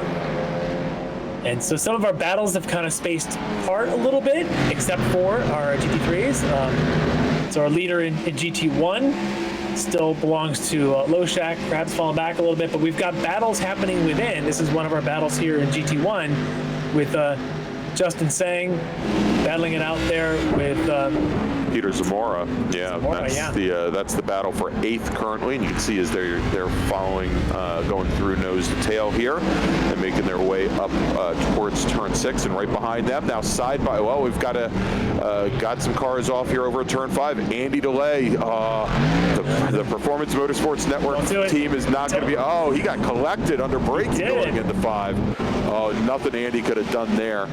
Yeah, that's just unfortunate. As Tommy Ransom looks like he's, yeah, kind of missed his mark there. Looks like kind of mistook the 3 marker for the 2 marker and broke a little bit late. But back to our GT3 battle in the Audis is again these guys around the carousel, going around the outside. Who is going to come out? And again, these guys are doing what we just talked about in the Skippy race, calculating where's the pass going to happen. Yeah, now they were side by side when we jumped away to that incident over at turn 5. They had been side by side for quite a while, coming down the Kettle Moraine, the Moraine sweep going into turn 5, and yeah, now with not a lot of time left, Max Kittelson's just going to have to start looking for a spot. Yeah, and that's at this point all you do. You try to get in the lead, and then you just lock and hold them back, and you do whatever it takes, dirty pull, whatever you got to do. Now is Treacle having some internet issues there as he's bouncing in and out? That might really affect him and might affect his ability to keep the car on track. I tell you, actually, for the driver when that happens, it's not always the worst because the sim to you, everyone around you disappears, but you and the track are fine. The problem is for the other guy because you disappear on him, and you don't know where he is. Yeah, and the draft disappears as well, but it's a very weird feeling for the car that's normal and stable. You can see him pulling aside because you can't see where the other guy is. It's very off-putting. As we go white flag. Yeah, the white flag is out for our leader right now, and that is still Lawrence Loshak up on Miles Crabb. Crabb has gained back up. He was almost 3 seconds back about a lap or so ago. So Loshak probably had couple corners, maybe worked the traffic. Something has slowed him up a little bit. I don't know if Crabb's got enough time unless Loshak's limping at all. I don't know that there's enough time for Crabb to get there. There's not a lot of track left as he makes his way down towards the kink for the last time. You know, if Crabb can get in the draft, we've got that beautiful Momo car just goes off. Looks like I don't know if he pulled it off to try and avoid Lawrence Loshak, but didn't seem to slow Loshak down as there's still now about an 8-car length gap from our leader Loshak back to our second place runner in the number 31 car, Miles Crabb. Yeah. I mean, great for Loshak here to be able to make that pass earlier, make it stick, hold on to work his way through traffic. He did a very good job. We saw him working his way through traffic, coming down through the kink. A fantastic job, and Crabb ended up getting caught in that, and that really ended up being the difference here. So I think a great win by Lawrence Loshak. There you go, and we're just now waiting on our third place runner, currently Mike Leader, but let's take a look back a little further, and this is the battle for 5th between Aqualante and Henriksen, which is still ongoing here as they come through and around turn 14 for the very last time. It looks like Aqualante is going to manage to hold him off. Aqualante, again, if you're watching this and you don't watch much SCCA club racing, go look up the name Andrew Aqualante. You're going to want to know who he is, and you're going to want to see him at this track come October. He's won a few gold medals in the days of club racing, and he's a very young man with a lot of medals. He's got some chops, so good to see him making grounds here. But here comes your GT2 leader, Tom O'Gorman. Once he made that pass, he just kept pulling and pulling away. Yeah, He's last time by had about almost 2.4 second lead over Chris Pius, who I think is just now coming through turn 14. So good run there, and O'Gorman really managed to to avoid disaster there when Calipatri spun from the lead. And now let's take a look here in GT3, and Treacle takes the win in GT3 in the number 70 car, manages to hold off Max Kittleson. 0.3 of a second separates those two drivers when they cross the start-finish line. Elias Roman finishes almost 5 seconds back from there. So let's run down the overall results here. Again, in GT1, where we've got Loshak, Crab, Leader, Tracy, Andrew Acalente, then Henriksen, LeBrun, Sang, Zamora, and Austin Kripe. And then when we jump to GT2, it's O'Gorman, Pius, Calipatri works his way back up to third, Remy Lesperance, Ido Waxman, Zeshan Javed, Brian Chase, then Pax Rolf, Alex Sullivan, and Ryan Kristoff comes down in 10th. And then finally in GT3, where Darren Treacle takes the win, must be the beer. Max Kittleson finishes second, Elias Roman third, Jameson Savage finishes in fourth, and Jeremiah McClintock fifth, Billy Davis sixth, and then Joe Camilleri rounds out the field in seventh. Yeah. So it looks like a lot of exciting battles again there. Yeah, great racing there, both in GT1 and also GT3, and frankly, great battle for the lead there in GT2 as O'Gorman came back from quite a ways back to take the lead and take the win. Now, a little surprising there though, McClintock and Davis did not fare all that well on the long run here in GT3. Yeah, Billy had the pace, was on the pole for that group, and as they got into traffic, a little bumping, a little grinding. Unfortunately, he ended up on the wrong side of that and instead of hitting that wall. McClintock was unable to stick with that group. These guys are, I think it's great to see expanding the boundaries a little bit to try some other cars, to jump into something else besides what they've run in the skippies, but that's a part of racing. Some days, some days you do well and some days you're in the wall and you come back at it the next time and see how it goes. So another exciting couple of races there in our big board group. But up next, our finale of the evening, it's going to be MX5 Cup cars, a whole lot of them, and we're back to Draft City around Road America. Oh, this is going to be exciting. All right. Oh, but while we get ready for that race, and Mr. Director, do we have any interviews from our GT race that we can possibly take here? All right, let's take a look. We've got Caleb Patry here, finished second in GT2. You have a copy, Caleb? Sure do. Excellent. So tell us a little bit about the race and perhaps that battle with O'Gorman that really started to heat up about 3/4 of the way through. Sure. The start was pretty good. Got the jump on him right away, and it looked like him and don't know who was in third there, but looked like they were getting into it. So I had a pretty decent lead, but Tom was just kind of slowly reeling me in. He was very consistent. Got held up in the kink a little bit by some traffic, and that's how he kind of got around me, and then just kind of made a lunge in one and just got on the brakes a little bit too hard and lost the end. So that was the end of my run there. Yeah, tough luck there as you went around in one, but looks like you recovered after you got the car out of the gravel trap. Looks like you recovered pretty well, made your way back up to third, and very good run there. I'm sure not exactly the outcome you were hoping for, but pretty darn good racing nonetheless. Caleb, thanks for joining us. Really appreciate it. Thank you, guys. Alrighty, before we jump to our very last race of the evening, which Larry there was definitely teasing, our global MX5 Cup race, let's talk about one of our partners from the SCCA, and that is Hagerty, the official and exclusive insurance partner for the SCCA. Hagerty is the world's largest membership, insurance, and media organization for collectible vehicles and their owners. Dedicated to the love and protection of driving, Hagerty offers on-track HPDE, collector, and competitive vehicle insurance. And don't forget the Hagerty Drivers Club, the ultimate experience for people who love cars. Join the club and take advantage of members-only events and experiences exclusive subscription to the award-winning Hagerty magazine, automotive discounts, and more. Hagerty, for people who love cars.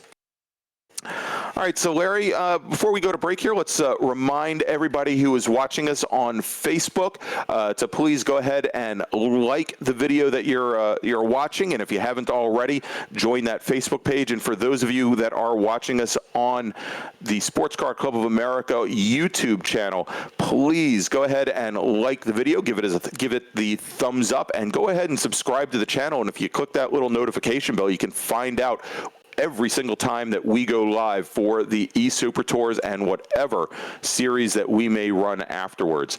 You are listening to the 2020 Hoosier Racing Tire SCCA eSports Super Tour from Road America. We'll be back in just a moment with our last race of the evening.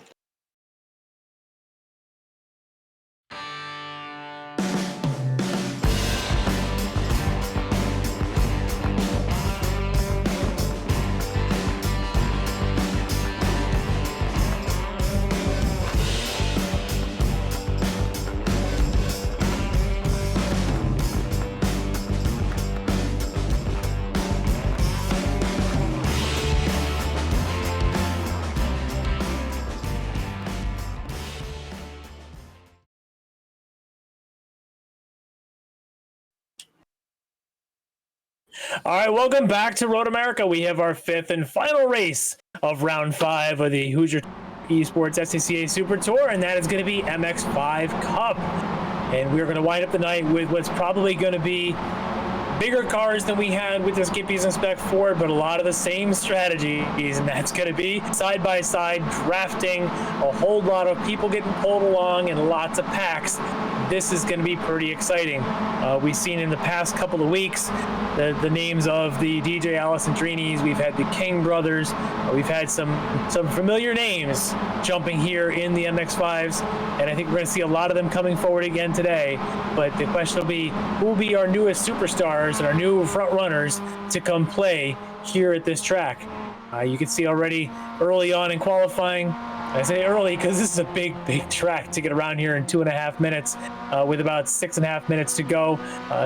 Celine Roland right now with the top qualifying time. Still a lot of drivers to get their times in, but this will be some fascinating times as we get into this group. You can see John Allen there as their drivers still trying to get their times in. Gonna get my session loaded in here as well. But these MX5s always race really well side by side, and at this track, they're going to be a lot like what we saw with the Skippies and Spec Fords, but these guys can also do a little bit more contact than some of those. You're going to see a lot more of those 2 wides and maybe even some 3 wides. And some of the drivers that maybe have been waiting all night that you don't see in some of those other races, they've been antsy.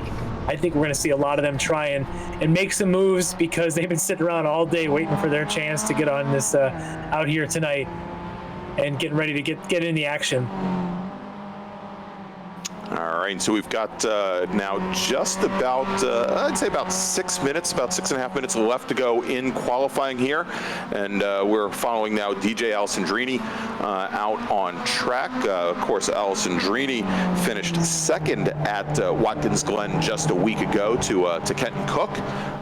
Those 2 drivers put in one heck of a battle last week, and it was pretty darn close at the line there.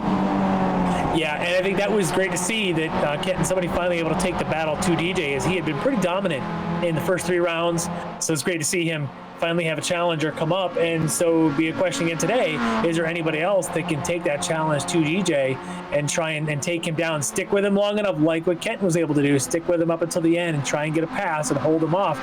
But like we've seen already, we've talked about, just because you can make a pass at Canada Corner doesn't mean you've got the win, because you got to be able to hold it from 14 all the way up that long hill until you hit the finish stripe. All right, we're looking at Justin Hilly now in the number 48 car making his way around the kink. Hilly is currently second fastest car on track with a fast lap of a 2:34 flat. That is, though, almost 0.7 of a second off of Alessandrini's pace, but he's trying to move his way up, and he's also, I think, trying to get some redemption for that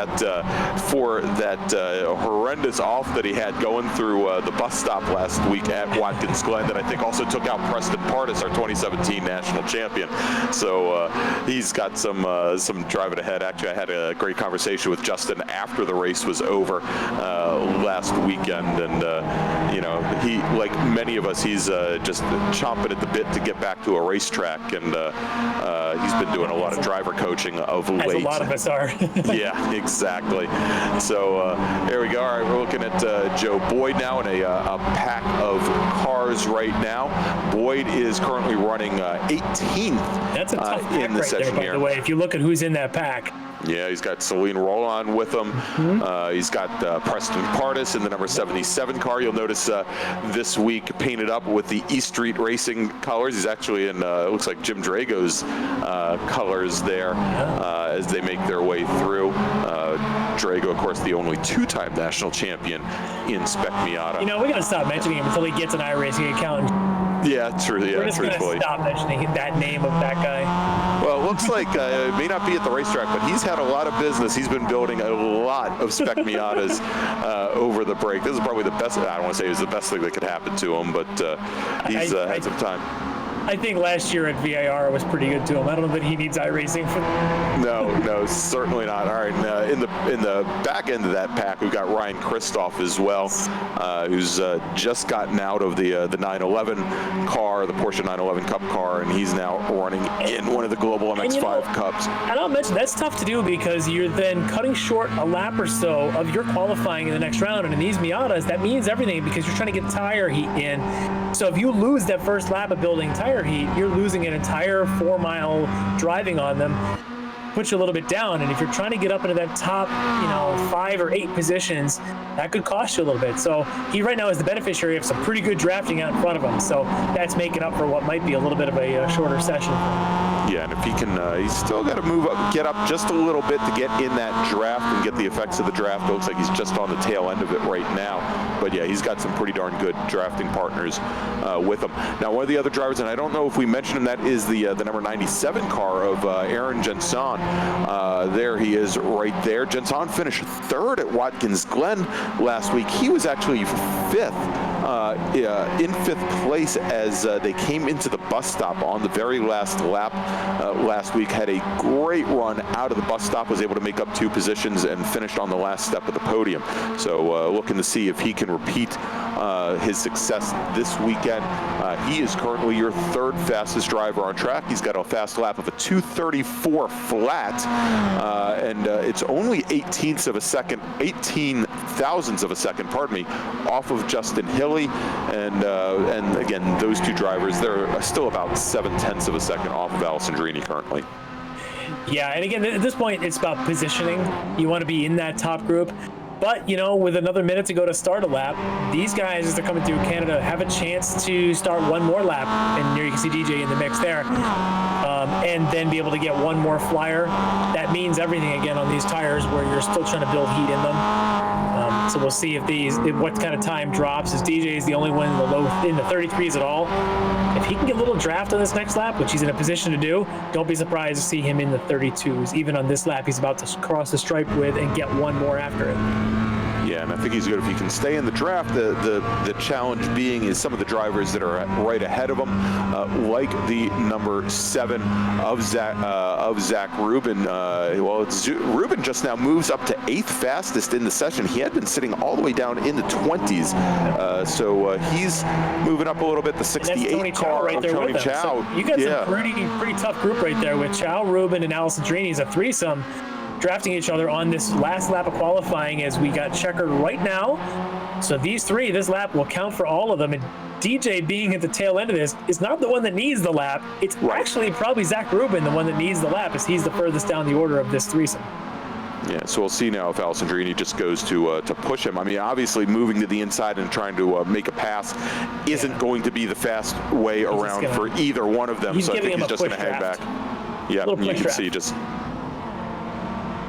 Right. So a little push draft, meaning you get as close as you can without touching. Contact would give him a 0x, which would invalidate your lap. So you don't actually make contact, but you want to eliminate any drag at the back of the car. And there you go. Tony Chow pulls aside. That was all maybe even part of the talk, part of the plan.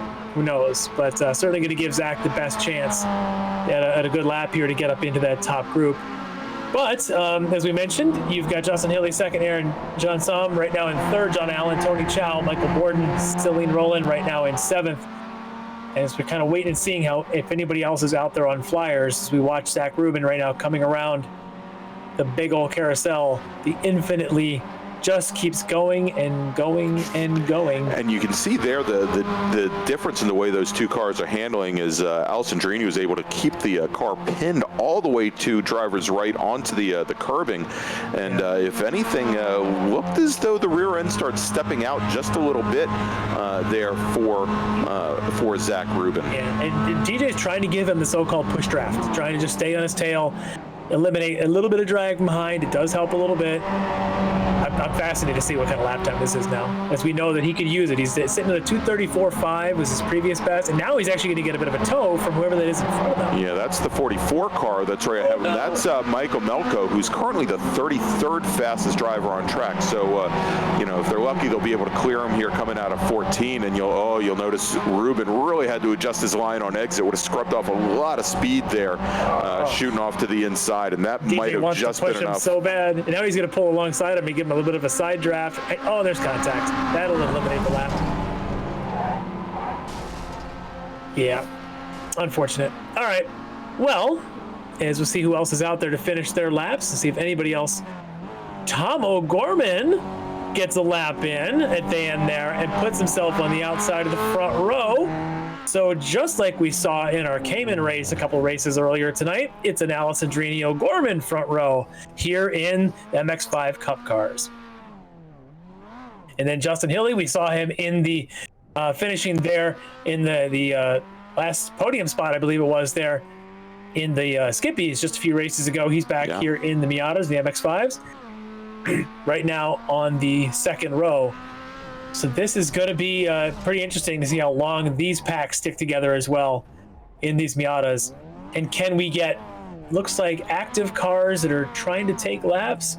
We're probably I think we've got 42. I would say I was just looking at the 51 car who whacked the wall coming out of the All right, out of the carousel. Daniel, you wanted airtime, you got it.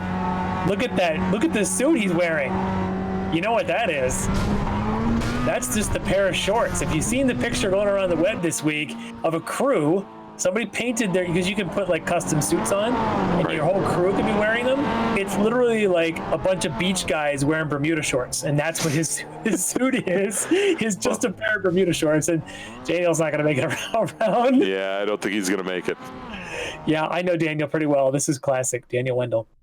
But that's okay. He will take the grid with a fresh car. His last chance to have a fresh car, as there are no fast repairs for this race.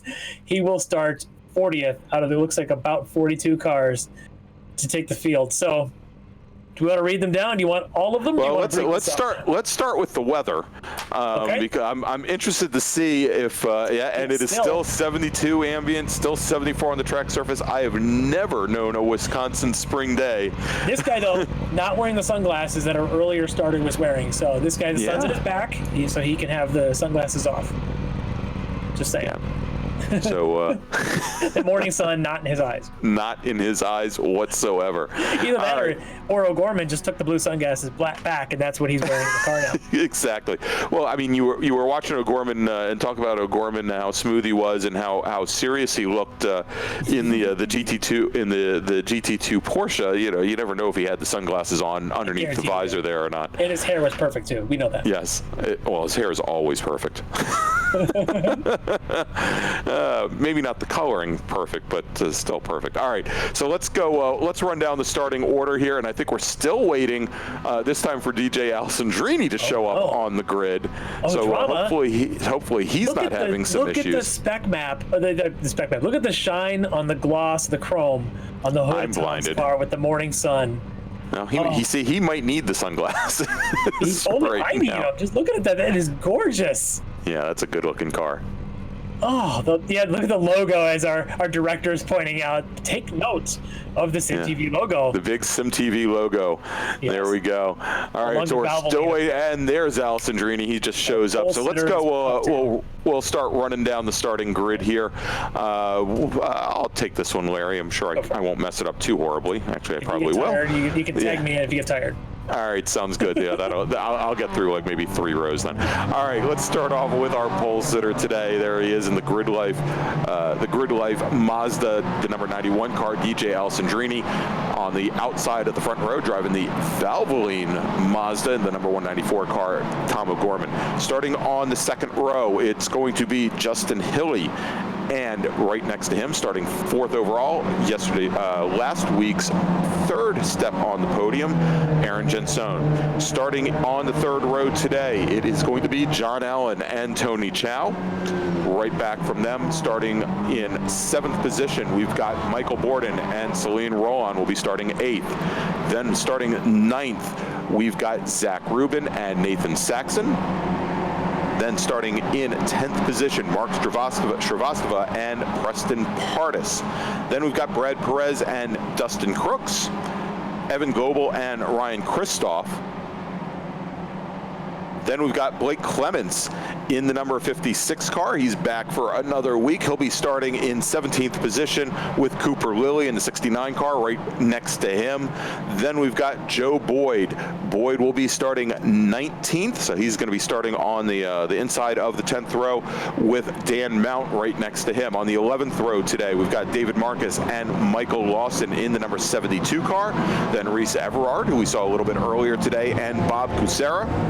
Then we've got Kyle Vallejos and Andrew Abbott, who's making a return this afternoon after having raced in the Skip Barber series and the Skip Barber race. Then we've got Dan Huberty in the number 36 car and Brian Cheney in the 86, starting 27th and 28th. Then we've got Sam Rolfe and Charles Vaccaro starting 29th and 30th. Starting 31st today, not in a position I'm sure he wants to be in, Peter Enser in the number 49 car with Max Kittleson, who just ran so well in the TCR GT3 cars. He's going to be starting right next to him in 32nd.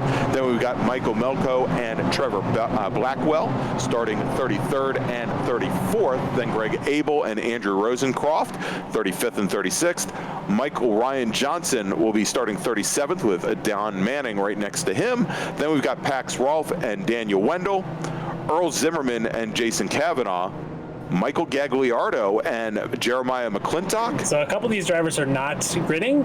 Gagliardo is. McClintock is not. LeBrun is not. Corzin is not. Barada is. As is Alan Claffey out of the Washington, D.C. region. Then we've got Ted Sally, who is, and it looks like Joaquin Effinger in the 700 car is not gridding. He was gridded 47th, is he? He is, yes. As I'm using iRacing to click through and see who's out there, I do believe Joaquin is out. Yep. All righty. So he is on track, and he will be starting 47th today. There he is. So the other drivers decided to go to the Piggly Wiggly and get themselves some pop and some sausages and get ready to watch this race because they would rather sit on the hillside there, light a kind of a corner, and just kind of soak it all in. Yeah, either that or head out to Schwartz's and get a big, huge prime rib. Get there a little bit early. At Schwartz's long before the end of the race. They didn't want to beat the crowds out there. Sit in that little side room, get your pastrami bites, and then move back for the which are absolutely amazing, and then drop back for the prime ribs. All right, pace car leads the field through turn 14 and should be pulling into the pits, and there they go. So let's take a look now. O'Gorman's dragging the brakes. Big time. How was he waiting for? Hey, that's a big thing for the front wheel drive Hondas. And there we go. We've got the green flag in the air. Alessandrini to the inside. O'Gorman, and it looks like we've got a row Roland trying to make his way, and I think he's got Nathan Saxon right behind him trying to come up the inside. Oh, this is actually the outside. Look in the back. Somebody's sliding all over the track. 4 wide into 1.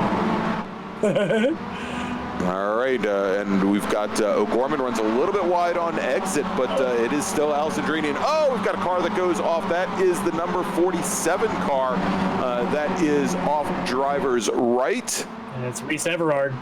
Yeah. But the front pack, the front 10 or so are getting away clean. Oh, that start. Oh, one of the Abbots. Yep, Andrew Abbots. His Yeah, luck ran out. A lot of cars here. There we go. But not so much here in the MX5s. All right, coming down into turn 5 for the very first time. It's Allison Drini. Then we've got Tom O'Gorman. Rolling. Look at the start this guy had. Yeah. He was in 8th. He's up to 3rd. 3rd. Yeah, he came all the way down the outside, driver's left. And we've got still some cars going around over turn 5. There's Richard Barada in the 58 car. Oh boy. I see cars going diagonal back there. Lots of spinning going on. That's Evan Gobdell in the 23. Oh, all right, things are starting to straighten up a little bit back there. Now it's looking like a traditional Spec Miata race where we've got about a 15-car train. But there's DJ and Tomo not too far off his heels. Yeah, look at the extra speed though coming out of the carousel that Allison Drini, or actually going through the carousel that Allison Drini was able to carry. But O'Gorman and the rest of the field picks it right back up as they go through the kink. And we've got a couple cars that have gone wide. That DRS Stein manages to survive still. That kink will bite you, but Saxon holds on to it. Those tires do have tread. See how well they work in the Wisconsin dirt. Oh, probably much better than the Georgia clay. Yes. Totally. A whole lot better than going off at the exit of 1, I can say that. Yes. All right, so it looks like about a 7-car train now as they're coming through turn 14, the complete lap number 1. And let's see here. Looks like Allison Drini, O'Gorman, and Roland is still sitting there up at the front.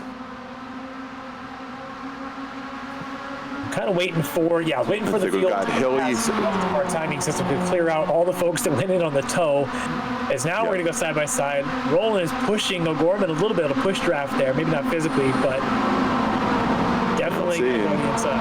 Yeah, so O'Gorman takes the point now. Brewdog. Yeah, look at that. The 101 car now moves up to 5th, actually up to 4th, pardon me, and that is John Allen in the 101. Celine Roland is so aggressive right now. Look at him. He wants every spot, pushing DJ back to 3rd. Yeah, he pushes him back, and Justin Hilly making a move. Hilly's looking very similar to the way he raced in the Skip Barber, and he's sitting in 4th, and for a moment there, it looked like he was going to challenge DJ for that 3rd position. And look at this pack. What are we down to, 8 now? This 8 front is pretty much the front pack. See how long? Oh, already they're rubbing coming through 5. That's a wide way to run. There's a lot of bumpy out there on that curb. A couple cars trying to come down the inside, and that's Zach Rubin with the 42 car right beside him. Rubin made up a Michael Borden. Yeah. It's got Borden, then right behind Borden, we got the number 97 of Aaron Jenson, who was, again, our 3rd place finisher last week, kind of sitting and watching this little battle coming down the Hurry Downs between the 2 cars ahead of them. I'll start calling it the Hurry Billy Downs. Just completely, fully renamed. Yeah, so Zach Rubin, we were talking about him during qualifying, that we needed to get a position, but we also said this is not the most critical starting position type of track because of the way this place drafts, because of the way things move through. Here's an example. Zach Rubin is qualified 9th, and he's in the pack. That's all you want to be, is you want to be in the pack. And I'm looking at where that break is. Preston Pardis, maybe, in that 10th spot, is still sort of maybe too far back. It's still in that pack if you consider this front, here's this front 5, and then you got about 6 or 7 in the second pack. Yeah, he's in that pack. I see Mark Shrivastava at 13th, might be the tail end of the second pack. So we're getting these packs. The question is, can one pack break from the other, or can the 13 car packs stick together just like typical? Oh, there we go. Oh, yeah, a couple cars off. And that is on the outside of Canada corner. Is this the way to Canada, eh? Nope, not this way, guys. The Piggly Wiggly, you gotta make a right. Gotta go that way. Go see Billy Mitchell and hang a left. Yeah, there you go. Oh, there we go. Oh, yeah, actually, yeah. Oh, yeah, that's not good, eh? No. Yeah. A little late on the brakes. Celine Rowland is so aggressive. Yeah, he's really pushing the pace right now as they come out of one. Look at this. He wants to be in the lead on every corner. This is awesome. And Tomo and DJ are going to keep mixing it up. Celine started this race in 8th. He now has the lead. Oh, yeah, look at this. Looks like O'Gorman must have missed a shift because we got Alessandrini coming up drivers right. We got Justin Hilly drivers left. That both of them were able to. Well, Hilly hasn't been able to get by yet, but he's positioned pretty well going down in the 5. And now looks like Hilly drops off considerably under braking. Uh-oh. That's Borden that goes around. Going into 5. Oh, here we go. Going into the carousel again. And remember, this is where Alessandrini has been pretty strong the last couple of times. And let's see here. Yeah, is there?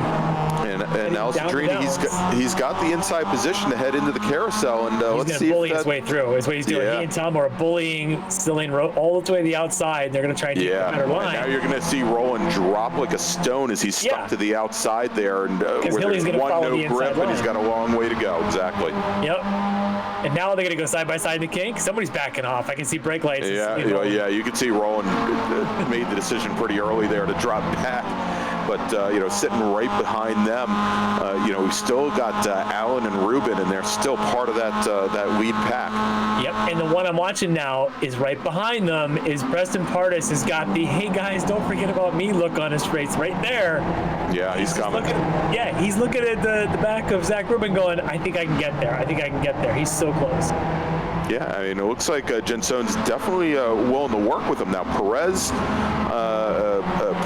and Chow, maybe not so much. It looks like, as a matter of fact, it looks like one of them just went off over at Billy Mitchell. They were definitely having some issues there. Actually, that might have been, it looks like Saxon got around the car that had gone off.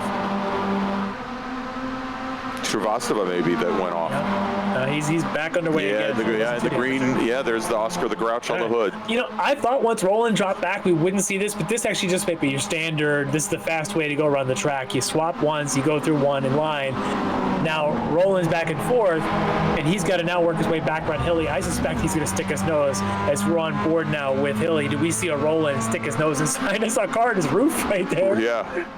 Whoever that was. Now that would have brought out a black flag. Daniel. So what we're saying. So basically, what we saw at the end of qualifying wasn't. Daniel maybe that was the status quo for him. All right, we've got our leaders side by side now, making their way down to turn 5. He's picking mushrooms there around turn. He found turn 2. Oh, here we go. 3 wide going into 5. They're doing it. No contact. That's clean. Oh, and there we go. Celine Rowland picks 3rd position back up. So the ground he lost in the carousel, now he's made up that ground and moves Hilly in the 48 car back to 4th. And then we've got the 101 of John Allen sitting right behind him. And I see a Preston Pardis, though, he's grabbed the tail end of this, and John Sohn is right with him. And I think we finally have an 8-car breakaway that are together. I don't think the 9th place is close enough for Perez. No. He's too far. Yeah, I think Perez in the 38 cars maybe just a little bit too far off the battle there. Saxon and Perez both are just a little too far back. So I think we finally got it down to 8. Here at the halfway mark as Pardis starts picking away. Pardis did a great job just clinging to this. Again, Pardis started this race in 12th, now up to 7th. Yeah, so not all that much different than what he does in a real Spec Miata. Yep. So now that he's on the back of Ruben better look out, because Pardis is going to be looking to make a pass sooner rather than later. He's not one to sit here patiently. No. He's got 6 cars to get past. But the same thing we can say about Roland is he's got to now work his way back around Tomo. And I suspect at the end of the front straight, we're going to see it again. Yeah, I would bet that going down into turn 1, we're going to see those cars fan out, and perhaps Hilly might make a move as well. Yeah, don't bother writing down the order of the cars right now in pencil. No. Don't write it in pen. maybe not even pencil, maybe just take like shorthand notes because it's all about the change. And there's our starter who doesn't even realize the 8 cars are driving right underneath him right now. Yeah, he's just cool as can be. And there they go. All right, so Tomo pops out. Roland saying, guys, I want to go between you. Oh, and Roland comes right up to the corner of O'Gorman, and looks like they might have had a little bit of a touch there. And here we go with Saxon in the second crowd here as they start to make their way through. And they are starting to make up some ground here. Yeah, it looks like Saxon has, what, about 3 cars behind him. I think he's got Perez, Shrivastava, and Clements back behind that they should be hopefully getting up to this lead pack. As you can see now that battle is pretty much on here as O'Gorman's having to really defend against Celine Roland now. Yep, and everybody, this is not a race, right? This is not the calculated front 3 trying to pull away. This is every man for himself. Every corner counts. This is just completely gloved. There were never gloves on when this race started. This has been a gloves off. All right, so now that we have Hilly in the 48 and Allen in the 101 starting to go at it, do you think there's a chance that we might see our lead 3, Alessandrini, O'Gorman, and Roland, start to slip away maybe a little bit? And that's assuming that Alessandrini doesn't drop too many wheels off like he just did there coming out of 8. It could, because Tom and DJ work so well together, and Roland will just stick with them whenever he can. So yeah, if you start seeing Allen and Hilly battle, but if they battle in the right spots, they can make sure they're in the draft coming out of the straightaway, which is what they just did. They did a little battling through 7 to 8, but now they're right back with it. Yeah, and look at that. You could actually see the outside left rear tire of O'Gorman's car as he dropped the wheel on the entrance to the kink there. Just trying to maximize that entry, use every little bit of pavement that he can, and the car seemed to hold. All right, here we go again. Round Canada. On goes the train. The top 5 has gone away, and I'm seeing Preston Pardis trying to make a move back there on Ruben. Yeah, Pardis took to the grass to get underneath Ruben and made it work. Actually, it wasn't Ruben, was it? It was it's he and Saxon still battling back there. What that is. Or he and John Stone. John Stone. So yeah, if you saw as they came up the hill, the 77 had some damage on it. Preston Pardis, so he might have gotten into the back of Zach Rubin at some point. Could have, or in John Stone, because I think they were swapping spots back there as they both got some pretty damage. Here we go. Here we go. Yep, as again, Roland back to being the aggressor, pushing DJ aside, and it looks like still spinning his wheels there after the Briggs and Stratton bridge. All right, coming out of turn 3. All the way back. Yeah. Allen and Hilly even are going to push him further back. And this is our next pack. So this is the, battle for 8, 9, 10, 11, 12, I think is what this is. And to them, they don't care. When you're in this race, you're in the heat. It doesn't matter what position you're fighting for. It's the same intensity. It's crazy. All right, coming down the inside, we've got Alessandrini. Looked like he's trying to get underneath the 101, and he gets it done. Bully that he is. I mean, the nice guy that he is. Sticking his nose in there. Going for the long ride. Brad Perez gets it wrong at turn 5, and he gives up, looks like 4 positions maybe? Yep, so we've got about 2.5 laps to go. And I'd like to say it's going to get more intense, but I don't think it could. It's just been like this, drop of the green. We're on board with Allen, right on the bumper of Justin Hilly. His DJ now is got. We talked about a DJ finally last week had someone to battle with him. Well, DJ right now has got 5 cars battling with him. Yeah, but both he and O'Gorman have broken away just a little bit as Alessandrini drops off the grass into the grass coming out of the carousel. Doesn't give up a lot of ground though to O'Gorman, and you can see O'Gorman now as they come through and make their way down the kettle bottoms here. That O'Gorman tried to get a little defensive, moves a bit to the inside, and you'll notice here goes and covers, and Ron once again really pushing things. And can he hold it? And And he manages to hold off. Yeah, he gets in, manages to hold off Justin Hilly there, but just barely. All right, we do this again. Hit the reset button. We get 2 more shots at this. But if you're Hilly, you haven't been able to crack for very long the top 3 since the race started. Once Roland got into this position, it's been he and DJ and O'Gorman, pretty much the top 3. Pretty much. It was at one moment or two. But if you're Hilly, you got to get into that. You got to get by Roland to have a shot to get DJ. And I think this is your moment right here on the front straight. All right. Oh, looking to see if Alessandrini steps to the outside, and looked like he was going to make the move, but I think might have telegraphed it maybe a little early. O'Gorman covers, and they go into turn 1 once again, nose to tail. And look at Roland trying to come up and trying to push Alessandrini over driver's left at the entrance to turn 3. Can't get it done though. He gets a good run off of there though. So this is now where we got a car slow on the front straight. Yeah, it's Max Kittleson. Oh, we've got a big wreck here on the front straight. Yeah, we're going to go back to the leaders here, but I'm watching now as here comes, we're going to go 3 wide into 5, back into 2 wide, see if they bottleneck down to 1. No, we're going to go 2 by 2. Yeah, but now look at this as they come through, and for a moment there, it looked like Hilly might have had position on Roland, but Hilly dropped back, and he lost the position to the 101 car to John Allen. So move Hilly now out of 4th back to 5th, and yeah, it didn't look like it was going to play out that way as they went down into turn 5. Yeah, well, with a lap and a half, about 6 miles to go. Again, you got to get into the top 2, and it's tough to get past O'Gorman and DJ. These 2 are kind of probably the class of this field right now, and if you want to beat the best, you got to get by the best, at least one of them, to have a chance to catch the other. And Roland and Allen and Hilly are doing everything they can. Hardest is falling back a little further from Ruben. I don't know that with the damages if he's going to be able to catch him, as he's right now falling into the clutches of Saxon behind him. But these this top group, you got to see Allen, Roland, Hilly. One of them's got to get to O'Gorman and get by him, or this is going to be another Alessandrini O'Gorman 1-2. Someone's got to get in there. Here we go. You see how Alessandrini moves to the inside. He makes just a tiny little move. Actually, I guess that was O'Gorman who made the move, just to kind of let him know that to let Alessandrini know that he was there.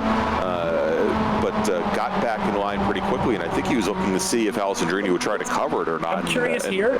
Watch them come up for 14. Who is at the lead at the stripe now? With 1 lap to go after this, who is at the lead at the stripe? Because watch how can you make this pass? Is it Tom? Is it DJ? Or does Tom just stay behind by choice? I think he's testing that right now. Yeah, I was going to say, I think he's testing. He's still about a half a car length back as they cross the stripe. So, you know, I'll tell you, if he was maybe a little bit closer, he was maybe a full car length back from Alessandrini as they went into turn 14. And maybe if he comes through a little bit closer, he can actually make the difference up. There goes Celine now, because he knows he's got to pass them both. So he's trying to get the first one as fast as he can, and that's DJ. So he's going to try and make a move on the inside of 3 and hold it. He's on a good line. There's a lot of grip there, but he doesn't get a great run. And DJ knows he wants to get that spot back, but at least he's got the draft. Can DJ get around him and make a move before they get to 5? Celine's going to go defensive as they go into 5, though. Yeah, he doesn't really have the choice, though. Yep. He's got Tom's draft. Oh, and he touches O'Gorman as they go down into turn 5. He loosens O'Gorman up just a little bit. And so now Roland is, and they get together again as they go up the hill underneath the Corvette bridge into turn 6. And now Roland. Yeah, and now it's just bumper cars between Celine Roland and Tom O'Gorman here as they make their way through, and O'Gorman gets the better of them, and they're now making their way down the hurry downs into turn 8 on the final lap here of the E-Super Tour. They are, yeah. All right, no worries. So I'm looking at this and saying, this is really looking like a bunch of pinatas getting smacked around, to use an old reference of what Spec Miata used to be, because that's right now what's going on. They are banging into each other. They're sticking noses in. Here comes your 3 wide down the straightaway into Canada corner, because it's going to happen. All All right, they make their way through the kink, and the 101 car goes and drops wheels coming out of the kink, and we'll see if Hilly can get by on the run down over to Canada corner. Might be able to make up and get that 4th position back. And it looks like as long as he can keep it on the track, looks like he's going to get it done. Oh, big wiggle. Big wiggle by everybody. No one's I was going to say, there, everybody's. DJ was the one to go and get the good exit. But, okay, we just saw this, and Tom's really, really loose right now. See if DJ can do what Tom couldn't do, which is to get the run off of here. Oh, he's got a really good run, and he's in the draft. Yeah, and he was only about a half a car length back as they came out of 14. So now we'll see if O'Gorman can use that wall as a bit of a side draft. But yeah, you can see already the Alessandrini is now almost a full car length up. And and there we go. And there we go, right after the checkered flag. And you know, something tells me that O'Gorman was probably going after Celine Roland and not Justin Hilly. But I'm sure he'll never tell. All right. Yeah, that was a great finish with DJ Alessandrini, just close enough to take it at the line. He is our winner. Tom O'Gorman finishing 2nd, Celine Roland finishing on the last step of the podium in 3rd. Then we've got Justin Hilly finishes 4th, and John Allen. Preston Pardis in the 77 car finishes 6th. Zach Rubin finishes 7th. Nathan Saxon 8th. Blake Clements in the 56 car finishes in 9th. And then finishing in 10th, Tony Chow in the number 68 car. Yeah, what an exciting finish. These guys just couldn't get away from each other. And it proved right up to the end. And then when they finally went, I didn't think they could go more gloves off on the last lap than they had in the previous 7 laps. But somehow they did it and started sticking the nose in it. When they went into 5, 3 wide, went through their 2x2 and then banged and bumping and everything else, you just couldn't tell. And DJ just managed to get a great run off Canada, a great run off of 14 to just be able to come out just ahead. And we've got Tom back in the booth with us. Tom, wow. Walk me through about the last 2 laps of that. Actually, first tell me about, did you see Celine Roland coming from 8th to get into the mix? And then tell me about the last lap. Well, I mean, anytime I can run towards the front of this MX5 race, I'm really thrilled, because I would say this is not the strongest car for me. And yeah, I'm not super impressed with Celine in that race. Just kind of punted me out of the way, damaged my car, and then that's how DJ got that run. But it was a ton of fun dicing up to that point. And I was kind of looking for some good karma after getting disconnected from the Cayman race to make up for at least getting 2 races in, and I got 2 in. It's fun. You did, and you were right there. We were saying that you and DJ were working well and tough to crack between the 2 of you, because you had Roland and Hilly and John Allen that just would not go away. They kept, one of them might get in between you guys, and then they would fall back, and another one would stick in between you and then fall back. But watching you guys come through 5 and 6 and head to the carousel 7, 8, and then through there on that last lap, it just became kind of a who was going to survive the last lap. As you were talking about the contact, everyone became part of that contact, it seemed. Yeah, it got real scrappy there. Once earlier in the race, and then right there at the very end, which is always going to happen, especially with big drafting straightaways like this track. So I would say we probably did a pretty good job of being pretty clean for the most part, all things considered. Was your car at all damaged on the last couple of corners? Because it didn't seem like your car was. It seemed like a little bit more loose than DJ's was on Canada corner and then 14 to the final flag. Yeah, for sure. Like I said, Celine punted me down into 5, and I did everything I could to kind of like park it still, and then we touched a bunch of times going up the hill. I don't know if he was trying to put me off the track or not, but my left front was all bent up, and I could see DJ had a little bit of bump draft damage, but not quite the parachute I had on the front of my. So yeah, I knew I was a sitting duck as soon as the car stepped sideways in Canada, let alone up through 13, 14. Yeah, well, it was certainly exciting. It was definitely fun to watch. I'm sure it was fun to be a part of. Super fun. Yeah, it definitely looked like it. Spec Miata's MX5 Cups never disappoint, that's for sure. So, good finish there in 2nd, Tom. I'm glad your internet's fixed for the nights. So appreciate it, and great job announcing with me earlier for the skippies. That was always fun too. Anytime, it's a delight. Do you want any other guys? They're down there. Yeah. Who do we got? I got DJ. I'll send him. I mean, yeah, sure. yeah, get DJ. Yeah. I always give him grief. He's fun. We'll get him in a second here. We'll get DJ Alessandrini, your race winner. Again? Do we know, is this 4 out of 5? I think it is. DJ Alessandrini. DJ, is this 4 wins in these MX5s and 5 races so far in the Hoosier Super Tours for you? Yeah, unfortunately, Kenton beat me last week, but Kenton's, he's a tough one to beat. But yeah, I mean, all these guys tonight were really tough. Tom didn't place his car wrong the entire night. Celine was really aggressive, so that was an interesting issue to deal with.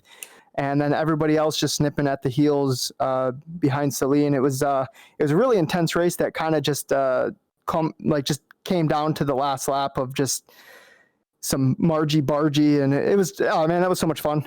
We thought maybe going through 5 that suddenly whoever was in 6th was going to win the race. That was very possible for how things are looking. Yeah, that was intense. That was exciting, and but in the end, I'm glad that all 5 of you actually did make it across. With a few little dented fenders and such. But that was definitely some great racing. Tell me about. I guess, are you looking forward to COTA next week? Is this a track you enjoy? So in real life, COTA is fun. In iRacing, I don't think it's fun unless like you have a steward enforcing the track limits, because the track limits are a little silly. But I mean, you look at Global MX5 Cup Car and they do silly things on the track limit. The track flows fine for like the first 40 seconds of it when the track limits are observed. But then you got to wait 2 minutes to do the next 40 seconds again. Like the first half of the lap is awesome, but then it's a 2-minute drought of nothing that's really that fun. It'll be interesting. Yeah, Are you gonna run 2 races prepared again next week? Yeah, I think I'll do the Cayman and the Miata again. Okay. It'll be interesting. You and Tom always put on a very good show. You guys certainly show your talent as the class of the field. And I definitely appreciate you coming out and kind of being the benchmark for a lot of these guys. I'm sure you have to know at some point you've got the target on your back that everybody likes to chase. So yeah, only Tom was working with me in that race. Everybody else was kind of just leaving me out to dry, which is understandable. Yeah, well, it's part of being the target, right? Right. Yeah, that's how it goes. It's not always a bad thing to be the one that they want to knock down. So it means you've done some pretty good things. So looking forward to next week. May not be your favorite track, but obviously you like to compete, and I'm sure you'll be looking forward to competing anyway, right? Yeah, always looking forward to the competition. It could be on the centripetal circuit, which for those who don't know is literally just a circle. It's like a test pad. We could be doing a half-hour race there, and as long as the talent that shows up to these races keeps showing up, I'm going to have a great time. Yeah, appreciate it. All right, thanks, DJ. Good win again tonight. A couple of good wins for you. 2 wins here tonight. Looking forward to next week, DJ. Thanks. Thanks. Always appreciated. All right, so let's get things wrapped up for the evening. As Larry mentioned on that interview with DJ Alessandrini, our next race weekend here on the Hoosier Racing Tire SCCA eSports Super Tour is going to be at the Circuit of the Americas, home of the United States Formula One Grand Prix. That is next Saturday, May the 9th. Same bat time, same bat channel, 5 p.m. on the Sports Car Club of America's Facebook page and YouTube channel. Again, if you're watching on Facebook, if you can go and give us a like there, and if you're following along on YouTube, give us a thumbs up and make sure to subscribe to the SCCA YouTube channel there and click on that notification bell so you can find out exactly when we're going live again. We definitely appreciate it. Now, of course, Larry, I would be remiss if I did not mention when we are going to be returning in real life to the beautiful Road America, the 65th consecutive, and I'm praying that they end up being consecutive, the 65th consecutive WeatherTech Chicago Region SCCA June Sprints is scheduled to take place June 12th through 14th. My hotel room is still booked. I'm still planning on going. As is mine. So if you are anywhere there in the Midwest, whether it be Wisconsin, Illinois, heck, come on out from Minnesota, it is a spectacular place to spectate from. You will not be disappointed. Lots of good places to get to either camp out at the track or find different hotels to stay at. And of course, this year, the 2020 SCCA National Championship runoffs are also going to be held at Road America. The last time they were held there was in 2013, so a triumphant return to Road America. The runoffs are going to be October 9th through 11th for 3 days of races, and of course an entire week of qualifying leading up to that. So definitely come on out if you can. As we wrap up here, I want to thank the folks behind the scenes that always help us out here.